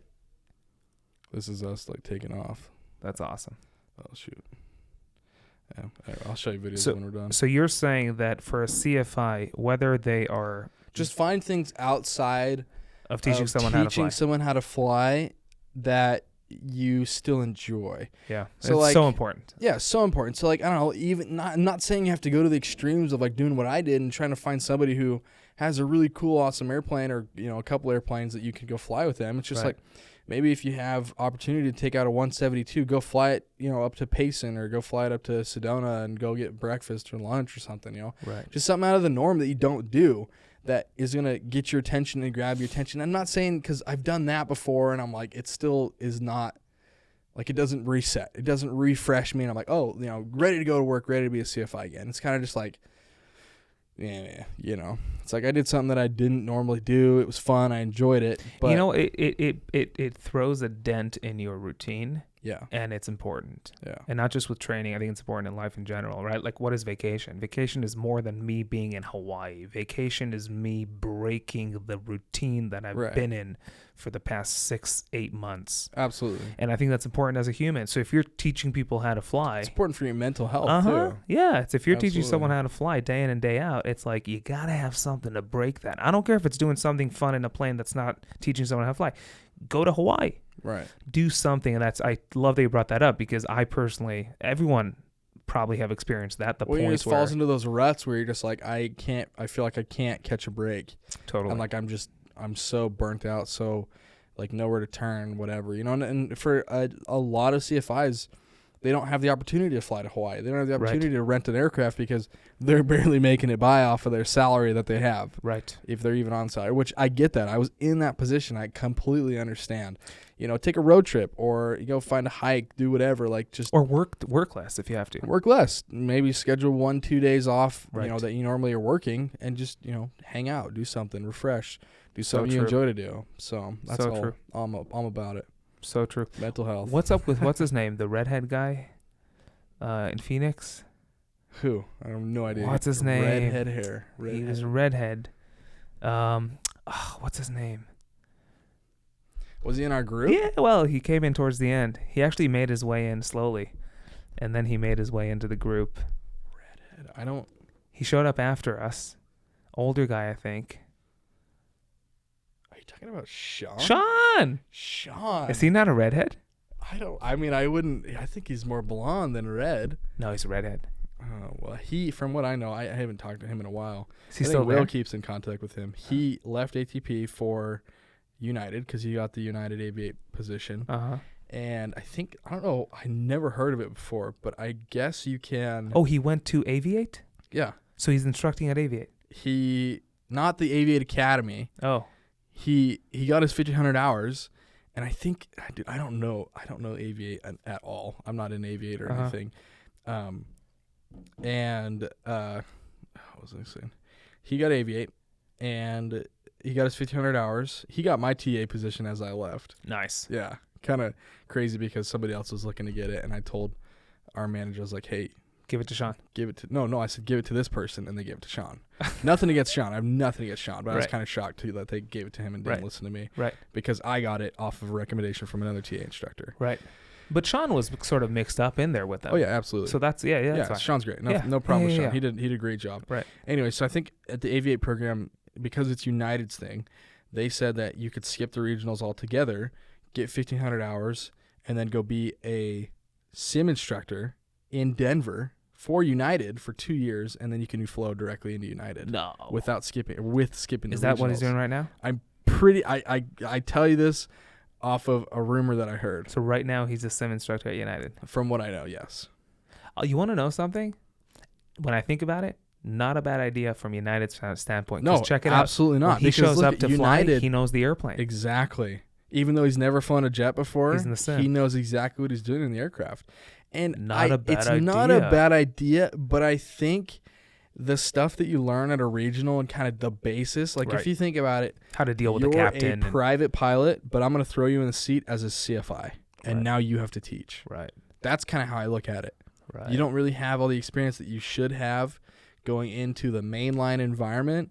Yes, you're at United, you understand how United works, blah, blah, whatever. Right. But you don't have that, not necessarily the regional experience, but just that first jet experience. I'm with you. I mean, there's so much learning that comes with so the real much world. learning. Delays. So much learning. Snow in Chicago. My hotel room wasn't ready. Scheduling messed us up. Yeah, My van didn't show up. My Right. captain sucks. My flight attendant is Yeah, sick. absolutely. My passengers are yelling So it's at like me. it's understandable, like, to where they're coming from, where it's like, okay, your first experience in a jet is going to be at Mainline United. Yeah. Like, that's cool. Like, that's an awesome opportunity. Right. And then you don't have to deal with, for 2 years you're staying at the same place.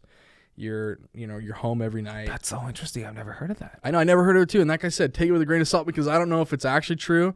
That's just what I heard.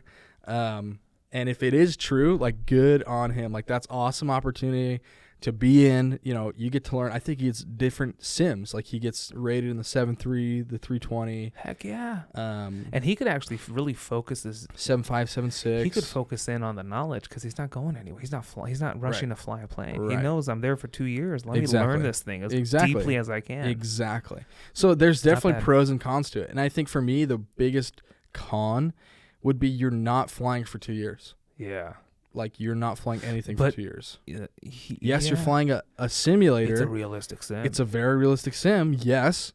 but you're not out there. But you're flying. not actually out there that's true. flying. That's true. And that was the biggest thing for me too, because, like, I think that you could go to a regional and with Aviate and spend, because they say, I know for Aviate it's like 2 years, 24 months, or like 2,000 hours, whatever it is. Yeah. And then you but then you go to United via Aviate. Right. And in those 2 years, you get actual jet experience. And who knows, you could even upgrade to a captain Right. and get that captain experience before you ever actually make it to United. Whereas in going that route, you don't get that captain experience. You don't get that turbine PIC. Like, all you've ever flown is a simulator, and then you hop into a 737 or an A320, Yeah. and that's your first jet.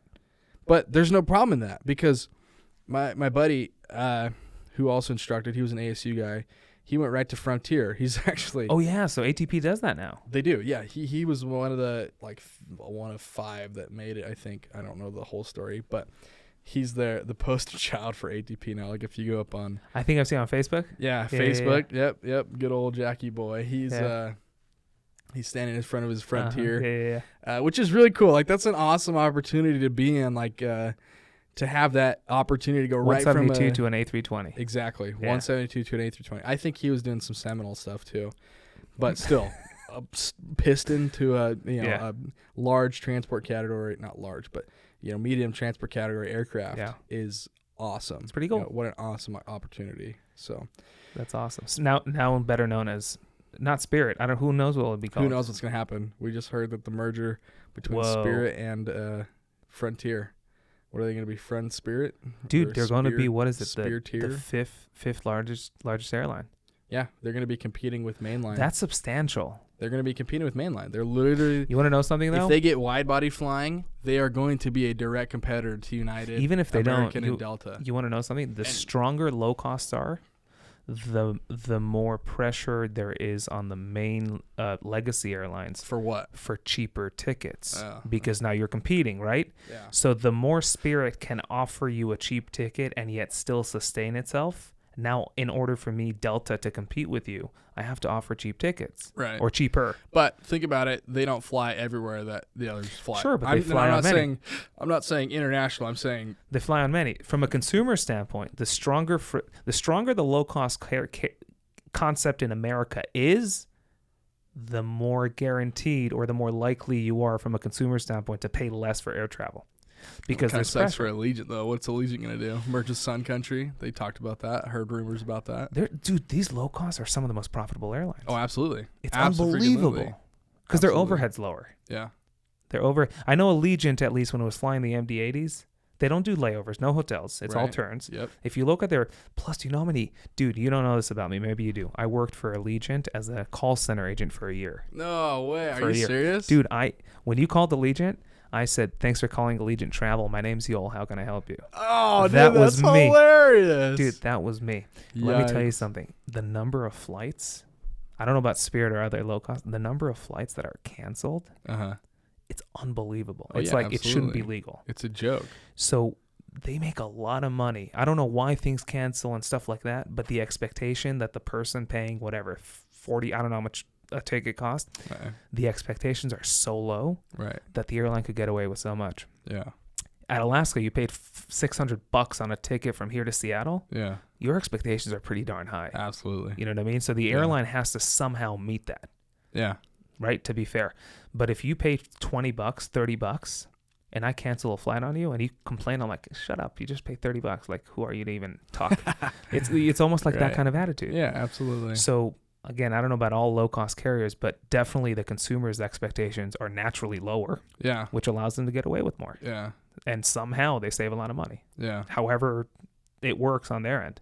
Absolutely. But yeah, I don't know. Spirit, do you know if they have layovers? I have no idea. I do I not know know. Allegiant doesn't have any layovers. I know Allegiant doesn't. I think Spirit does and Frontier does. Like they Yeah. have a little bit more of like a main line. But, you know, however the back of the bus is, the front forward, meaning the cockpit and the pilots, I've heard great things. Like from a work I think standpoint. Spirit's a great. I heard good things, yeah, too. Good things. Yeah. Like they make competitive pay with like the mainline guys. They can drop a whole month's worth of trips. You're and flying not a get relatively new penalized. fleet. Relatively new. I know Allegiant just announced that they bought 50 Maxes. Max 8s. Look at and that. They're going all to a Max fleet, which is kind of crazy. Oh, they're moving fully I think to they're Max? I think they're fully moving to a Max fleet. So they're 7-3. They're turning around and telling Airbus get lost. which is crazy to me. Yeah, Crazy to me because why didn't I think it's because the underlying reason is because Boeing is trying to sell all their Maxes. I think so too. They're Like, getting they're- a sick deal, I'm sure. trouble. They're Yeah. in trouble with the Max, you know. And I have all the faith in the Max. I've never had any doubts. Like with the crashes, like it's a whole different topic. But Yeah. I think Allegiant should have gone with the Neos because I don't know, straight across they're already an Airbus fleet. They already have Airbus maintenance. Like Right. why would you want to switch And you all could that up? and you could shove like 200 something people on that Neo. The Neos, I don't know Probably I think 200. there's around 200 for the 21s. I think. 21, yeah. Yeah. The A3, I mean 21. I'm sorry. But they fly 19s and 20s. I don't know if they fly 21s. If they got the 21s for a low cost, you could shove so many seats on that thing. Oh yeah, if it was it's like It's Southwest. all seats, yeah. It's all the same seats. I don't know. That's pretty good. So that's why I was like, anyway, why would they do like? They must be getting a killer deal yeah. because I read that they're getting the 7.3, the Maxes. I think they're all Max 8s if I remember right. But they have a maintenance contract as well with them, so they're getting like a 2-for-1 deal. Whoa. Which is probably really big. You can't pass up on that. You can't pass up on that, but I'm like, dude, the Neo is an awesome airplane. Like the Yeah. Neo, I've talked to a lot of American pilots, and like the Neo, it's not the biggest. Like the cockpit wise, it's not different. It's pretty much the same. There's a couple differences here and there, but they're like the plane is an awesome airplane. It's quieter, burns less fuel, it can go farther, and just the new aircraft. Yeah. Like everybody's getting new aircraft right now. I think the only companies that really aren't, that's everybody. It just depends on, because like I was going to say Delta, but Delta's getting the A220 They're getting deliveries. 350s? What about the 350s? And 350s. Yeah. So they're getting new planes. Yeah. United's getting the 787. Delta must have some of the weirdest fleet out of all of them. Well, they do. Delta flies the A220, the 320. It's just weird. 330. Weird. 350, but they also fly the 73, the 76, 75. And they have a shit ton of the 75s. They have, yeah. They retrofitted And then they them. also have the 717. It's just an odd They used fleet. to have the 777, but they retired it in Yeah. 2020, I believe. Yeah. So they do have a weird fleet, like it's kind of all over the board. But I've always wanted to fly on the 350 on Delta. You love Like the 350. I love the 350. Like I'm not one of those guys where it's like if it ain't Boeing, I ain't going. Like trust me, my favorite aircraft in the world is this 777. I love you Boeing. love the 777. Yeah, yeah. But the 350 is a killer aircraft. That thing is beautiful. That's like top of the line. top of the line. Technology. Yes, absolutely. Yeah. That's Everything. That's like 2022. Yeah. Yeah. Well, actually, they're all like 10 years behind. But Yeah. that's like 2010. Yeah. Probably. It's good stuff.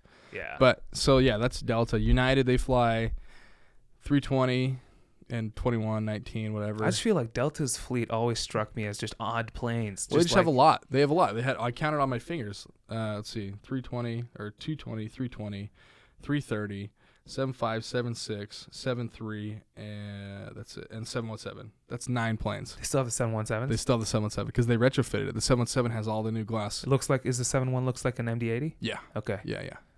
And then American, they're flying the 320, 19, and 21, the 73, 7, 7, and 78. They're literally flying 4 different kinds of aircraft. You could go to any major right now. Which one do you go to? American. That's my end goal. You didn't even think about it. Don't even think about it. It's just like it's a right Phoenix there. base.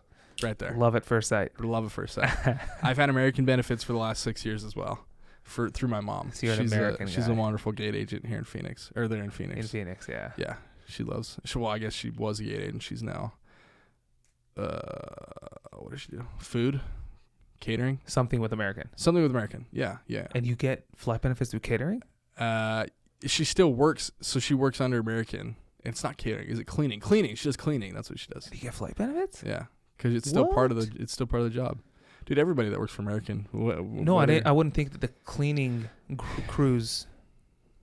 I don't know what. I can't are remember. part of She started off as a baggage handler. Then she was handler. Dude, your mom did she it was all. slinging bags, dude. Tough woman there. My mom was a tough woman. Dude, Shout out your to my mom. mom. She's working in the Phoenix heat, That's a workout. slinging bags. Like she was losing weight. She was getting tan. She was ripped. I always thought to myself, you know what? If there's one job that I would like legit not work out in my life, if I had that job, it would be a slinging baggage hand, bags. slinging You bags. never had to work out. I couldn't. I'd be sore. Yeah, Dude, that job slinging is bags so is physical. wicked. So physical. Whoa. Yeah. So she slung bags. Then she was a gate agent. She was a gate agent for the majority of her time, and then she just moved to the cleaning or whatever she's at now. Good for her. So she's like deep American. Yeah. She works for Piedmont, but it's a wholly owned, so Same thing.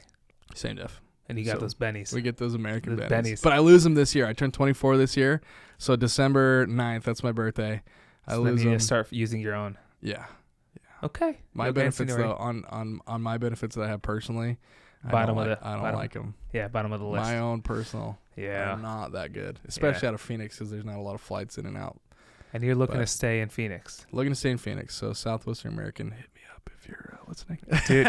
Dude, I honestly see you at American. I see myself at American too because they have the wide You're bodies. such an American Airlines But pilot. I feel like I have the personality to go to Southwest. I Yeah. really do think I could be a good candidate for Dude, Southwest. Picture you and because- I at Southwest. Oh my, that'd be insane. If I walked up and saw that you were my captain or something, oh my, look out. That would be wicked. That would Move out of be- the way, everyone. I'd probably walk off the flight and be like, I could not be a responsible crew member with this clown. Oh, if we're not laughing enough. That cockpit voice recorder. If we're not off the laughing enough, charts. it's an immediate ASAP report. Oh my. No, not enough Jeez. laughing. I think Southwest would be a wonderful. It's I such think a it'd be great airline. wonderful company to fly Dude, for. There's a guy on Southwest. YouTube, flying with Big Earn. His name's Ernie. He's a cool dude. Do you know him? I do. Dude, I want him to come on. Do you want to reach out to him for me? He's I follow him on Instagram and I think he follows me. I think I got his number. Do you mind trying to pull some strings and ask him? Yeah. Say I have a friend who'd love to talk with you. Yeah, if he's here. I think he'd love to. I'll pick him up. That'd be awesome. Yeah. He lives in Phoenix. He lives in Scottsdale. Yeah, dude, I watch him. He has. Oh, you do. You I know do. who he is. I love I him. met him. He's awesome. So get this. When I was doing TA, it was one of my last couple of trips at TA. They had the Aircraft Expo that goes on. It was in Carlsbad. I flew down from Long Beach to Carlsbad, and I was dropping a student off and picking a student up. And he was there. He was in there. He was there for the Aircraft Expo in his Cirrus. It's the Green Hornet. Yes, the Green Hornet. He was there, so I got to meet him there and talk to him. And he's a really awesome guy. He's such a nice. He's really so nice, genuine. so down to earth, so genuine. Yeah. And I've been wanting to go fly with him in Phoenix. He does hiring for Southwest. Yeah, he does. He just started doing that. Yeah. I've been wanting to get in touch with him and like actually go do stuff with him and be on his videos in Scottsdale, but I just haven't reached out to him. Ask him. Try if you tell him I'd love to talk with him. Yeah. Yeah. I could definitely watch him a bunch. Really cool. I'll reach out to him after this. But he's probably a big. I mean, not just for me. He has a lot to do with how I see Southwest from a pilot standpoint. So I know a handful of, like I was saying before we were talking at lunch, I know a handful of Southwest pilots. So he's one of them.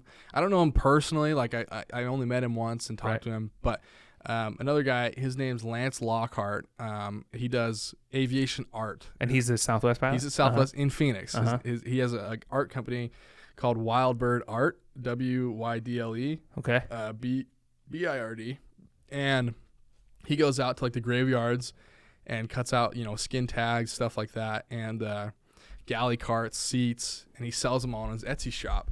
And he's a captain for Southwest. He's a really down-to-earth guy, really cool guy. Love it. I'll show you him afterwards, but he's a really cool Southwest guy. And then I had a friend from high school. Her dad. Maybe Glenn knows, or Glenn commutes in Phoenix. Probably. Yeah. He probably knows these guys. I mean, maybe. I don't know. Ask him. Yeah. And then I know one of the check airmen at Southwest. Really? He has been there for a long time. He's done like aircraft deliveries and all this other stuff. And dude, when I met him before I even had my private, I was working on my private, and he was like, "Hey, hit me up when you got 2,500 hours and some jet time. Like, I'll get you an interview at Southwest." know, and he did nothing, just anything great, positive about Southwest. He's like, "I love my job." Like, it's such a great airline. It's such a great airline. It really is good. The only thing that I have against Southwest is they don't fly wide bodies. I know. Like, that's all I want to do. You know what though? Do you?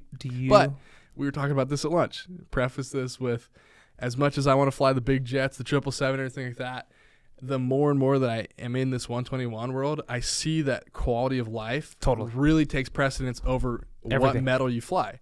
So as much as I want, to go to American and fly the 777 or the 78, going to Southwest and being home every couple of days or being home every night doing turns, and just as that is work, it sounds not bad. And that will pay for your fun flying. Exactly. Yeah. I could still have fun. Like, he's like what Ern does. Yeah. He's got his Cirrus, and he goes out and flies that, and he works. I know he does most of his YouTube videos are just like quick turns for the day. I think or he like instructs.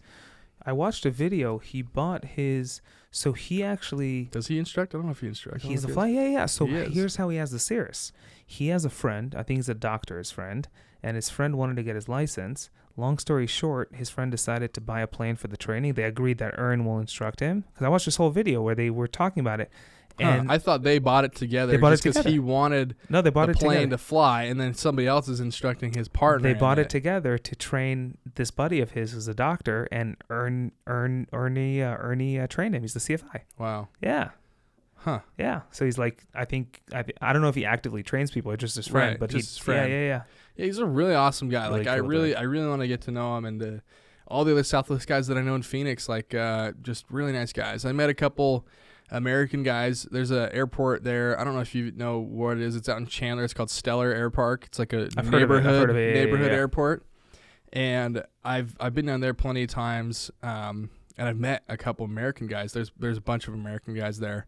And then I've also met a FedEx guy.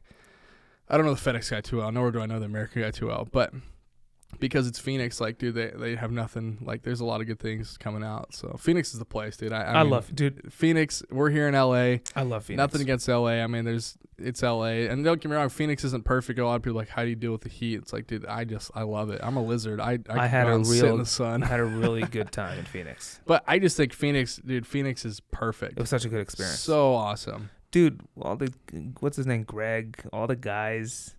Yeah, Greg Walton. He Oh, was yes. he was I like know Greg. he was like a different group, but the then our guys group. that didn't like Phoenix. Like it's way too hot here. I forget. I don't know if he liked our. I think he's doing Sears stuff. He was. Oh, is he not He might anymore? still be. I know he was with actual Cirrus Yeah. company. I don't know what he's doing now. Just a bunch of just good times there in Yeah, Phoenix. great Just time. good times. Phoenix man. is a good place. Really good place. Awesome place. Great place for flight training. Obviously, the United Aviate Academy's out there. He's out there, yeah. They just opened up at a good year. Good year. Yeah, good year. Oh, it's good here. Okay. Yeah, they're flying Cirruses. Yeah. So Yeah, I've seen some pictures. it's a pretty awesome opportunity out there. Dude, as someone who's flown a bunch of Cirruses, let me be honest with you. I tell this to people. It's Cirrus very is just easy. another aircraft. Dude, not only that, it's so easy for a Cessna pilot to have an inferiority complex next to a Cirrus. Yeah. I don't know why. Really? I think it's because Cirrus does a good job with marketing. It blows it up to be something like, well, and it does have This awesome wonderful, ramp. awesome aircraft. It has ramp appeal. There's no denying Oh that. my! It's flippin' sexy. It's shiny. I used to be a Cirrus hater. It looks good. No, I literally used to be. I hate Cirruses Why? just because of everything that's around Cirruses. The hype, It's the pilots, dude. The stereotypical Cirrus pilot. I'm with not ya. saying this is you. I'm with you. The stereotype. This is what I tell everybody. Okay, this is my own opinion. Uh-huh. This is nothing. This is just me being a dick. No, you're not. No, I'm and with you. this is nothing against Cirrus pilots who are listening, because like I don't know you personally. Right. Most Cirrus pilots that I met, besides Ernie's a good guy. Yeah. He's- No, but most of them are horrible pilots. I'm And they bought a Cirrus just because solely on the fact that it has a parachute, and they're like, oh, if I go fly into crappy weather, oh, it's okay, I have my parachute. So they kind of confide in that parachute, where it's like, dude, you need to be a pilot. You need to know what you're doing. You need to prepare. You know, Cirrus, the parachute should be last resort. 100%. So that's my deal It's with funny. the Cirruses. It's funny you But brought that up. as the airplane itself, absolutely wonderful aircraft. Beautiful aircraft, fast aircraft. I love the avionics, love the side stick. The cockpit is wonderful, comfy. It's a sports car in there. You know, it's beautiful. Yeah. Like the Green Hornet, dude, that thing's sick. It's got beautiful. those beautiful green outside with the beautiful brown leather interior. Listen, they love it. Cirrus are. So I've come around. That's what I'm saying. 100%. Cirrus definitely have the marketing and the ramp appeal. Well, that's what happened to the Columbia TTX. So Cessna bought the Columbia, the rights, and they turned it into the Cessna TTX, the Corvallis TTX. Pretty much same model, but they put in the G1000 and then the G3000, which is like the big screens. And then they had to stop. I think they stopped production in like 2016 or 15 because the Cirrus was just beating them out of the market. Yeah. Because of their marketing, because of the parachute, and just like people felt more comfortable in the Cirrus versus the Columbia, which I would fly either. I'd probably prefer the Columbia just because I've flown more Columbias than I have Cirrus. Here's also why I think your take on Cirrus pilots is what it is, and this is another. It's a lot of social influence as well from 100%. A lot of social media people who are like, "Oh, Cirrus pilots are out. Forget about them. They're the worst pilots on the planet." 100% definitely has kind of intertwined with my opinion. 100%. As well. But here's the biggest difference that I see. If you want to think of it, there's a million ways to distinguish between. Think of Cessna and Cirrus, right? Okay. I'm talking about the pistons. The majority of pilots on the planet who have flown Cessna 172s are not the owners of the airplane. Right. They are renters. Right. The majority of pilots who've flown a Cirrus are the owners of the airplane. Okay. So that's first and foremost a huge difference. Cirrus primarily caters to individuals, where Cessna primarily caters to flight schools, flight training facilities. Okay, I'm with you. As far as their fleet is concerned. Yeah, absolutely.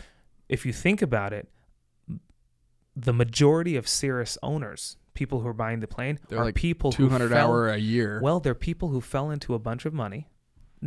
Made a bunch of money. Right. They just have money. May have money. And now they're like, you know what? I could afford an airplane. And they never even thought of flying before. Okay. Or they have a business that maybe getting from point A to point B quickly is beneficial. Right. So all of a sudden they're starting to go, holy cow, I don't come from money, but now I have a bunch of money and I could afford a Cirrus and it's shiny and it looks good. And it flies fast. And their wife knows nothing about flying or pilots or airplanes. And so their wife will not let them fly in a plane that doesn't have a parachute.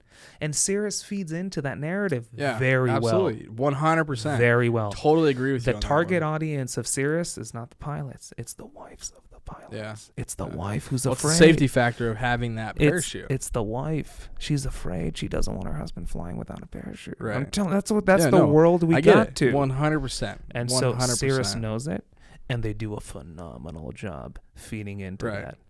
And that's why they're the best-selling airplane. Yeah. And I mean, for $1 million, holy crap! My hat's off to them. My hat's off to them. Yeah, well, if you'd be dumb to not. It's incredible.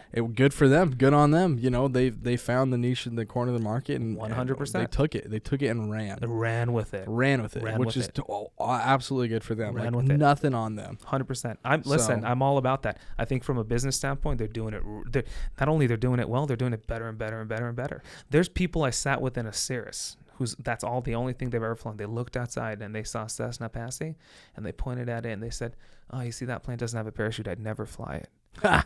That's the pilots that we're talking about. That's the mentality, though. I hate that mentality. I'm with you. I hate that mentality. Like, that's such a horrible mentality. I agree. It's an unsafe mentality. I'm not going to fly a classic 737 because it doesn't have auto brakes. You know, it's like it's not even the same example. It's almost like your parachute isn't necessarily the thing that will save your life. If you don't know how to fly, you're acting like the parachute is the only option to saving your life. Exactly. That's what I'm saying. It goes back around right to my opinion of the Cirrus pilots, because I embodied the Cirrus pilot with the Cirrus plane, and so I was like, I hate all Cirrus because of the Cirrus pilots. Yeah. Now I've kind of come away from that. Like, okay, the actual plane itself is an awesome aircraft. It does really well. It's really well marketed, like you were saying.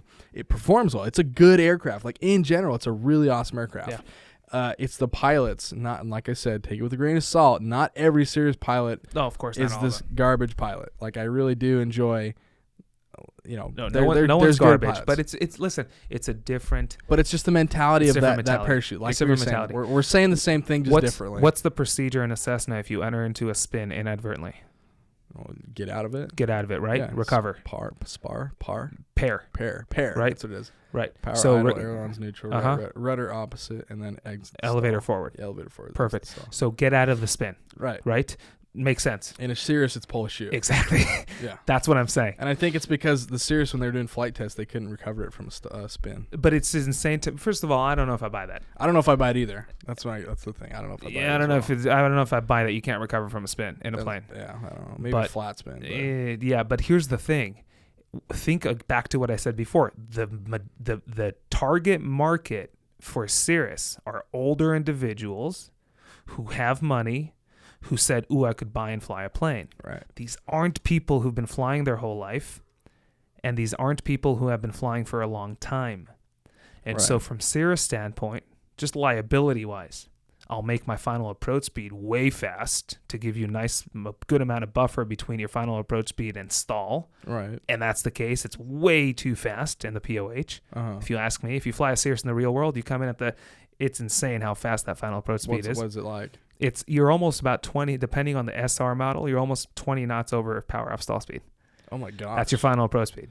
I mean, there's a buffer there. I get it, but like, I don't know, 20 knots, that's pretty coming from solid. A Cessna to a Cirrus, there's so many things that you totally think about see. It, for a Cessna, stall speed's what, high 40s, low 50s? Uh-huh. You're coming across the numbers around, 65, 60?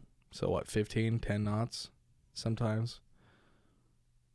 Yeah. So I get it. Like, I understand. You know, it's just different. It's different airplane.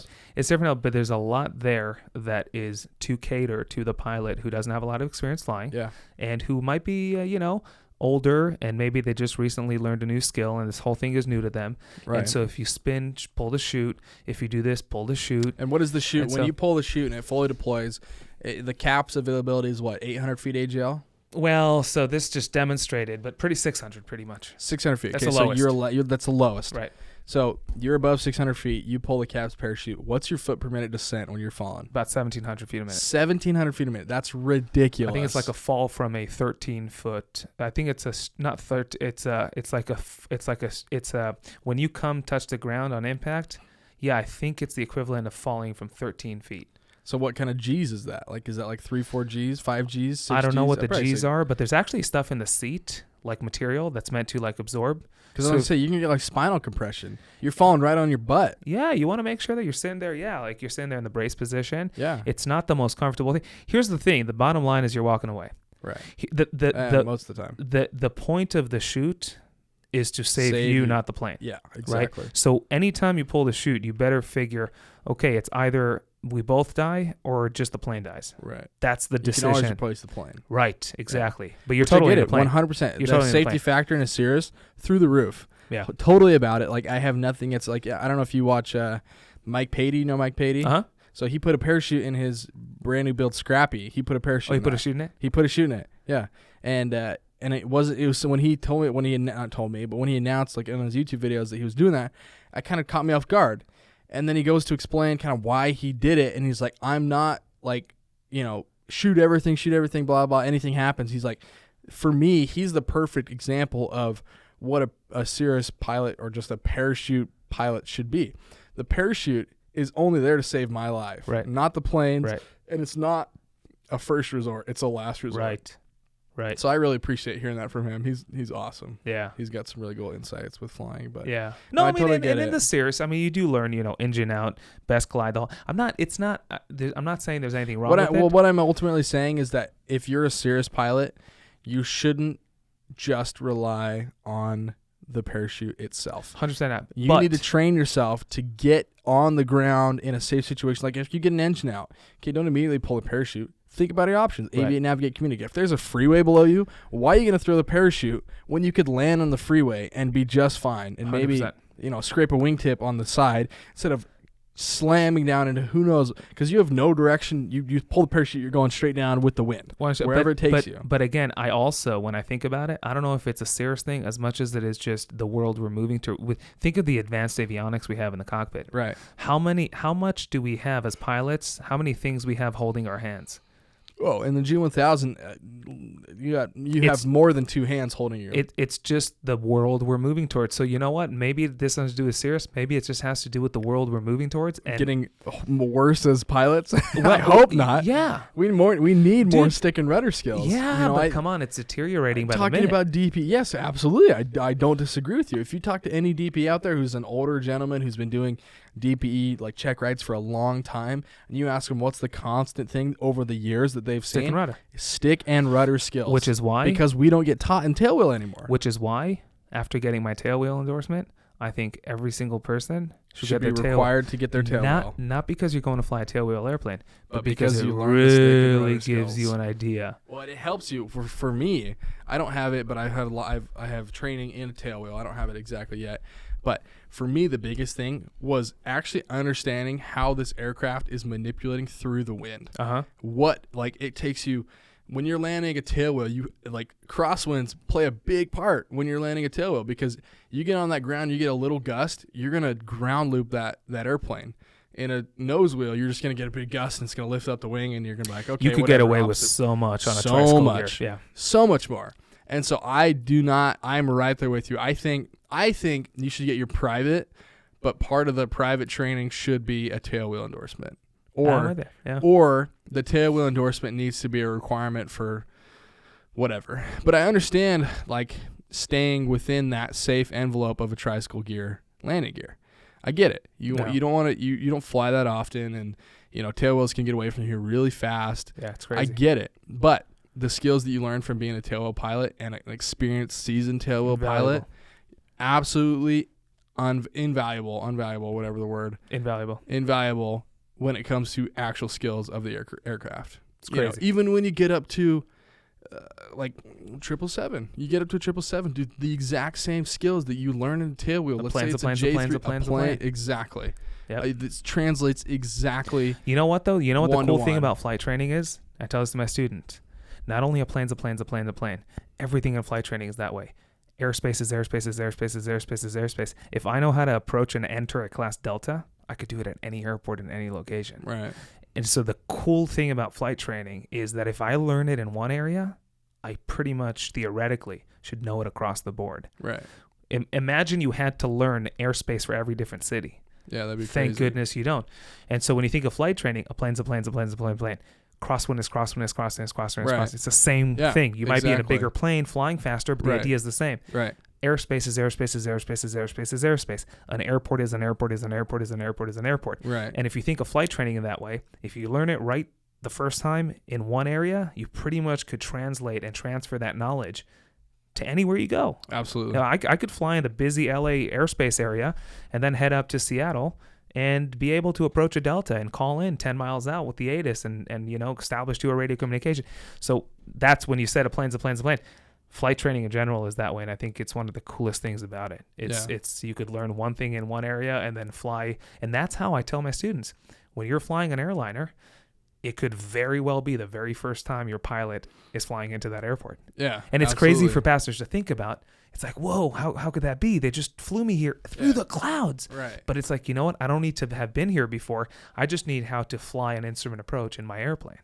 And I could apply that knowledge into any airport that I ever fly into. I definitely, that's very cool to think about that. That's I never really thought cool. about it like that, but I mean, you kind of think about like a safe pilot, like if you're doing a cross country, literal cross country, like New York to Colorado or New York to California, whatever. It's like, okay, it's the same airspace, you know, same blah blah blah. It's just different topography, different, you know? So it's different airport layout, different airport layout, but it's all the same. different controller's voice, right? It's about but it's it. all the Those are same. it's all the the same. signs are the same. The procedures are the same. It's so all the same. that kind of I've definitely been psyched out by that before, because doing a cross country, I remember specifically we flew into North Las Vegas Airport when I was doing a TA.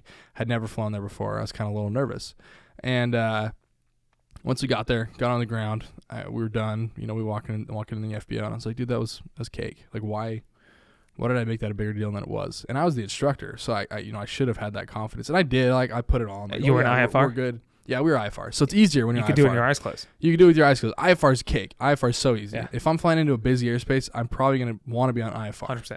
Because IFR is just easier. IFR is the easiest type of flying you could do. I mean, yes, it's easier, but it also can be harder. IFR, the only reason airspace exists is to keep people out of your way. Yeah. When you're an IFR. Yeah. It's to keep the VFR people out of your way. Absolutely. Airspace is no longer a factor when you're IFR. Right. You don't think You about just do it. You don't just think do about it. You just go. You There's just no fly. airspace. I fly wherever they tell me. Right. That's it. I don't need Yeah. any clearances. Nothing. IFR is easy. I love dude. It's brain dead. As much as you've like the podcast I was telling you about, the pilot podcast by Justin Seams. I need to check him out. You need to check him out, dude. He has some awesome stuff. He does like this rapid fire section in the back and stuff, and like asks like, oh, what's your favorite airplane? What's your favorite livery? VFR, IFR, tailwheel, tricycle gear, backcountry. If you fly to fly over oceans, cities, or mountains. Dude, I need to come up with like a questionnaire. No, you need to do that. Do like a rapid fire section, like what he does. It's really awesome. It's cool to get like a quick experience. But no, he always asks like, hey, would you rather fly VFR, IFR? And if he were to ever ask me that, I don't think I'm ever going to go on that podcast, not because I'm not qualified, but just because, I don't know, I'm not like an influencer or anything. Right. But I'd probably preface it with like, it depends on what I'm doing. Like if I'm doing acrobatic flying, I'd VFR, obviously, because most acroplanes can't fly IFR. But if I'm doing cross country, I'd rather have, you know, the communication and like ATC on my side. I'd rather be IFR. IFR is much less fatiguing. Yes. There's much less that goes into it. Absolutely. IFR is the type of flying that monkeys could do. Oh, anybody could do it. VFR, you really have to start thinking about stuff. Which is crazy because you start off flying VFR. Yeah. And you know you what? get thrown into the hardest part, and then you get to learn instrument and everything else. But bringing it all around to what I said about Alaska, if you don't learn to make decisions as a pilot when you start out, you will never go back and teach yourself to do that. Yeah. So if you start with IFR and you learn to have everything catered to you, given to you, and then you're expected to do private. You're not set up for the rest. It's just like living in Alaska. If I'm not moving to Alaska now, I'll never move there. Right. If I'm not doing my instrument in a 6-pack now, I'll never do it. Right. It's the same thing. So I think the fact that we have the new pilot, start out in a position where they are expected to make decisions and operate in mostly a gray area, not black and white. Yeah. Get that out of the way, develop that foundation, and now that you could make those decisions, let's learn an easy IFR skill. Not easy, but a much less brain taxed activity than VFR. Yeah. So I think from that standpoint, it's good because, you know, if you start out that way, what student would go, I don't want to make decisions. Now I'll just stick with I don't want to get my VFR. I'll just stick with my IFR ticket. Yeah, absolutely. That's what everyone would do. So I think there's an upside to that, as backwards as it sounds. Yeah, no, I get it. Absolutely. I don't disagree with you at all. Yeah. That's, dude, no, I could talk with you all day long. How long have we been talking for? 3.5 hours. Oh my goodness gracious. 3.5 hours. That's awesome. Absolutely crazy. But what a good I think we need to go to the beach. The beach here in LA. Incredible. Well, Noah, thanks for coming on and chatting. Yeah, we didn't even do an intro. We just kind of got into it. Just got into it. Just fell into it. Should we do an intro or something? Nah, I'm not a fan of intros. No, It's all not a fake. fan of No, intros? I'm a fan of real. If it's not real, like, what's the point? You know what I mean? Yeah, but like, I mean, it's like introduce who I am and what you're doing. What's the point, you know? Like, oh, hey guys, you know, I'm here with Noah. He's But I feel like that would be in like the description. I mean, I get it, but you know, not everybody reads the description. When You you might be listen to right. the Let's do an podcast. intro. Like, for me, I don't necessarily read the intros. Ladies and gentlemen, welcome to the show, Noah Hassell. Well, it's not the Noah Hassell show, so you can't. Like, No, I said show welcome Noah to the Hassell. show. We gotta find a name. You gotta find a name for this show. Noah is Y'all's podcast. No, I think the majority we talked about flight instructing. So what is it gonna be named then? Just Noah.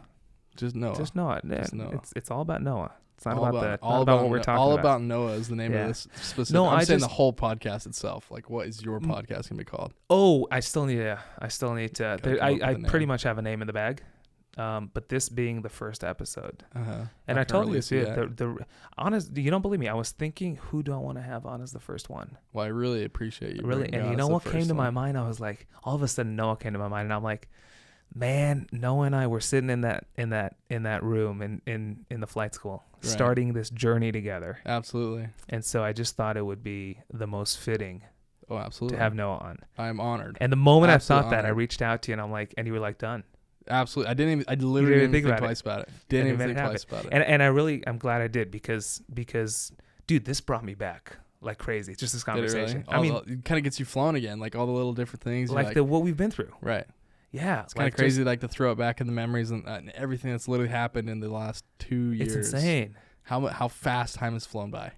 Like 2 I years. remember being in Seattle, making the decision to go to ATP, Really? and I remember being on the phone with ATP and putting down my $1,000 deposit. And I remember. What chose you? What drew you to the So my Arizona private place? instructor in Seattle went through ATP in Seattle. Okay. Seattle has weather that sucks Right. in terms of a private pilot being able to private fly. pilot, Right. And so they strongly recommended ATP just from a standpoint of, get it done quick. Right. But then they also recommended Phoenix from a standpoint of be able to fly the most consecutive days. Right. So I never thought about it twice. Phoenix was definitely the place I was going to in terms of knocking it all out quickly. Yeah. Because if I could combine the fast track and the good weather together, I'm like, it's the best thing ever. Done and done. Done and done. Well, So look, if you never came to Phoenix, you would have never met me. never met. And I would have never met you. Yeah. Dude, then Will showed up. I think I met Will like he was sitting in a class one day. We had like a I don't class. even remember. You were the one that introduced me to Will. Yeah. So I mean, Yeah. Will and I were still best buds to Will this day. Will was in the class. I Will literally was texting Will today. We sent you and I Yeah, sent yeah. Will a picture. Yeah. We'll send him a picture. I of us was sitting I in was front of the I was mics. sitting in the class and there's this new dude in the class who's just answering these questions and talking. I'm like, oh, Will's who's this a good guy? He knows his stuff. He's a good I'm guy. like, who's this guy? I freaking love doing stuff Yeah. with Will. He's so, oh man. And then it turns out to be Will, and then it just went from there, and then we had a group. Yeah. Dude. Just got off from there. But us three, we were kind of the ones Us three were the core. Yeah, we were the core. Yeah, we were. Absolutely. Yeah. Dude, it was good times. So fun. It was solid. Well, that's an intro, huh, I guess. It was what? So that's an intro, huh? That's I'm an Noah intro. Hassell. I'm a 121 No. pilot. Yeah. Yoel and I started our flight training together, and now Intro at the end of the show. Intro at the end of the show. That's Yeah. us. So you can just cut it and throw it at the front. Yeah. No, but it's honestly more than the intro, more than any. It's really about. It's just information. It's conversation. Just it's conversation. Just talking about It's a great things. time. It's just sharing. Do you know how many shows and podcasts and things I've listened to? Just eavesdrop on Which people's is crazy. conversation. You've never heard the Pot podcast. Shout out Justin. Thank you, I've Justin. never heard. I'm not. Here's the thing. I started though. listening to him like podcast number whenever he had AZ Trooper on. Yeah. AZ Trooper, it's this guy. He was a state trooper for Arizona, and he's a Virgin America guy, and now he's flying for Amazon. But anyway, he had him on, and that's how I kind of got to know his podcast. Yeah. But dude, his podcast is over like 200 shows That's now. incredible. I must admit, I to some extent live under a rock when it comes. Yeah. He doesn't have social media, people. He's kind of a Yeah, but I'm glad lonesome. I'll check him out. check him out. Really Yeah. good guy. And then also the Fly Cool Shit podcast.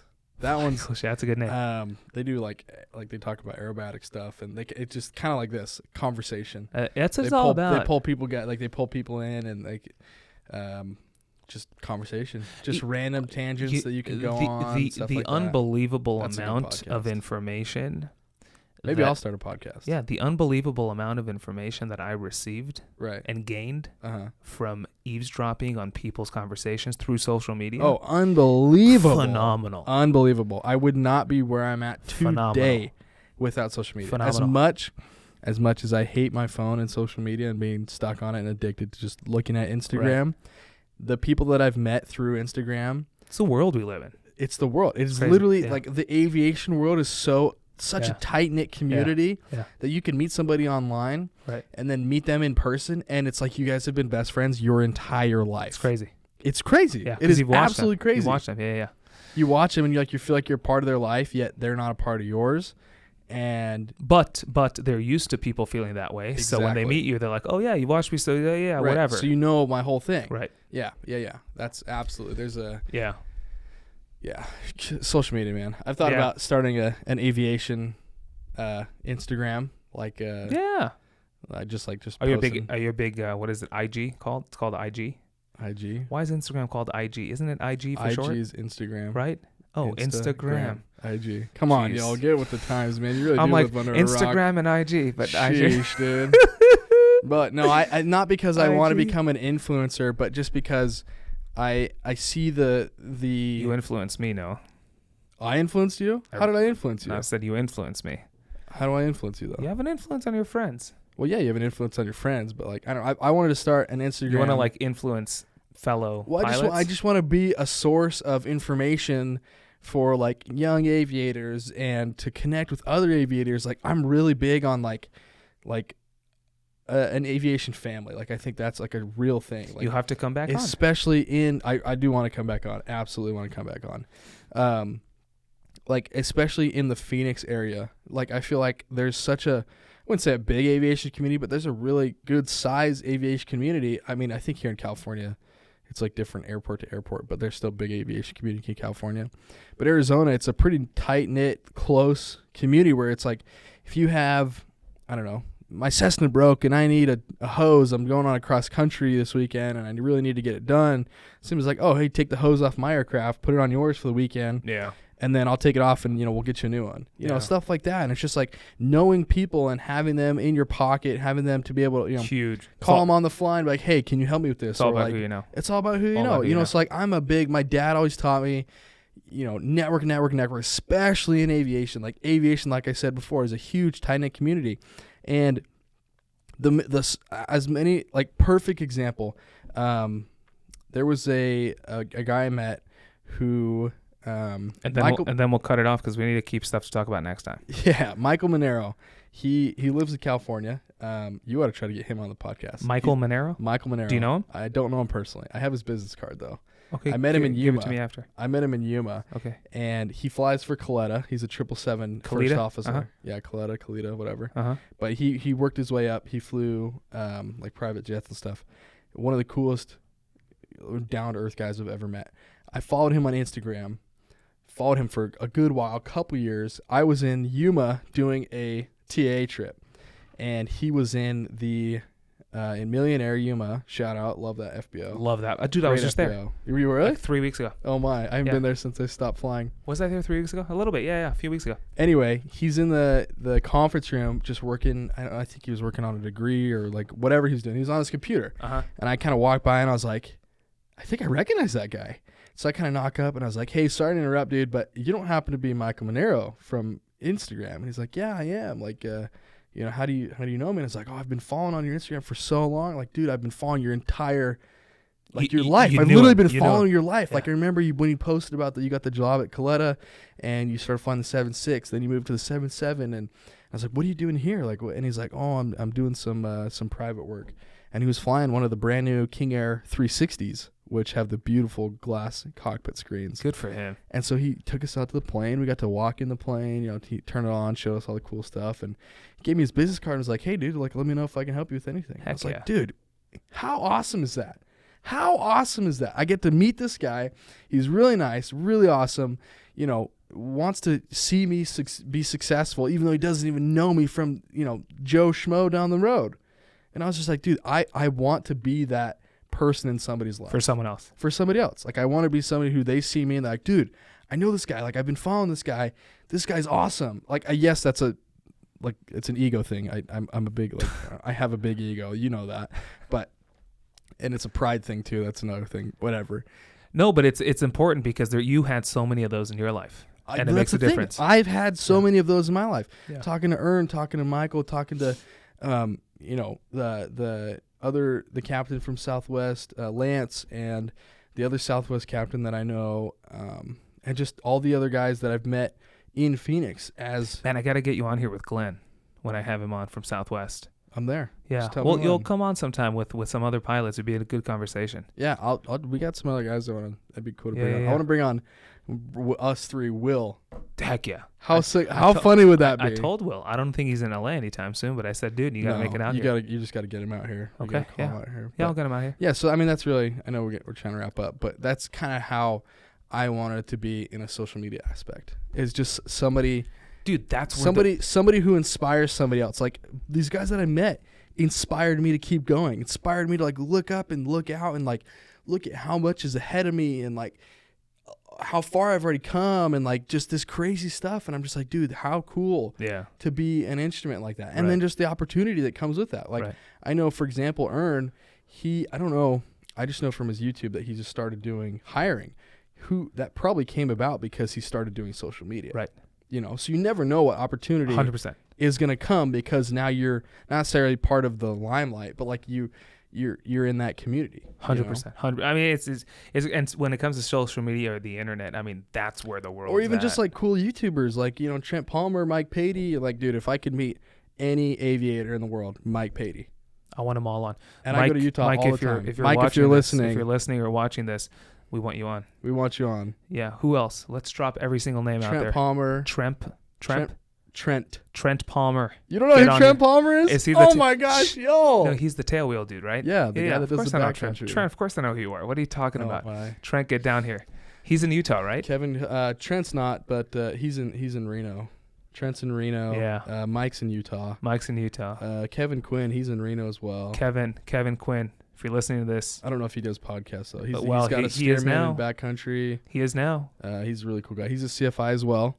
Really awesome Kevin, CFI. Let's talk about flight training. Who else? Jeez, I mean, the Southwest guys we talked about. Yeah, dude, Southwest pilots are cool. I have people. a family member of mine who's a 7-8, not captain. He's a first officer. I think he's based out of LA. Dude, what airline? United? American. What are you connecting us or what? What are you waiting for? I'll see if we can get him on. Okay. See what you can do. Yeah. No, but in all seriousness, if anyone out there's watching, we are in LA. This is where the studio's at, and if you do anything, you know what? If you do anything, yeah, I mean, anything in or out of aviation, I want to talk with you about what you do. I really do. You could also that's do my thing. Some live Q&As, you know. Yeah, no, that's my thing. So if you're in the area and you're watching this, or if you know of anyone who would get on here and share and talk about stuff, I don't care if you're a doctor or a lawyer, whatever that might be. I think it's interesting.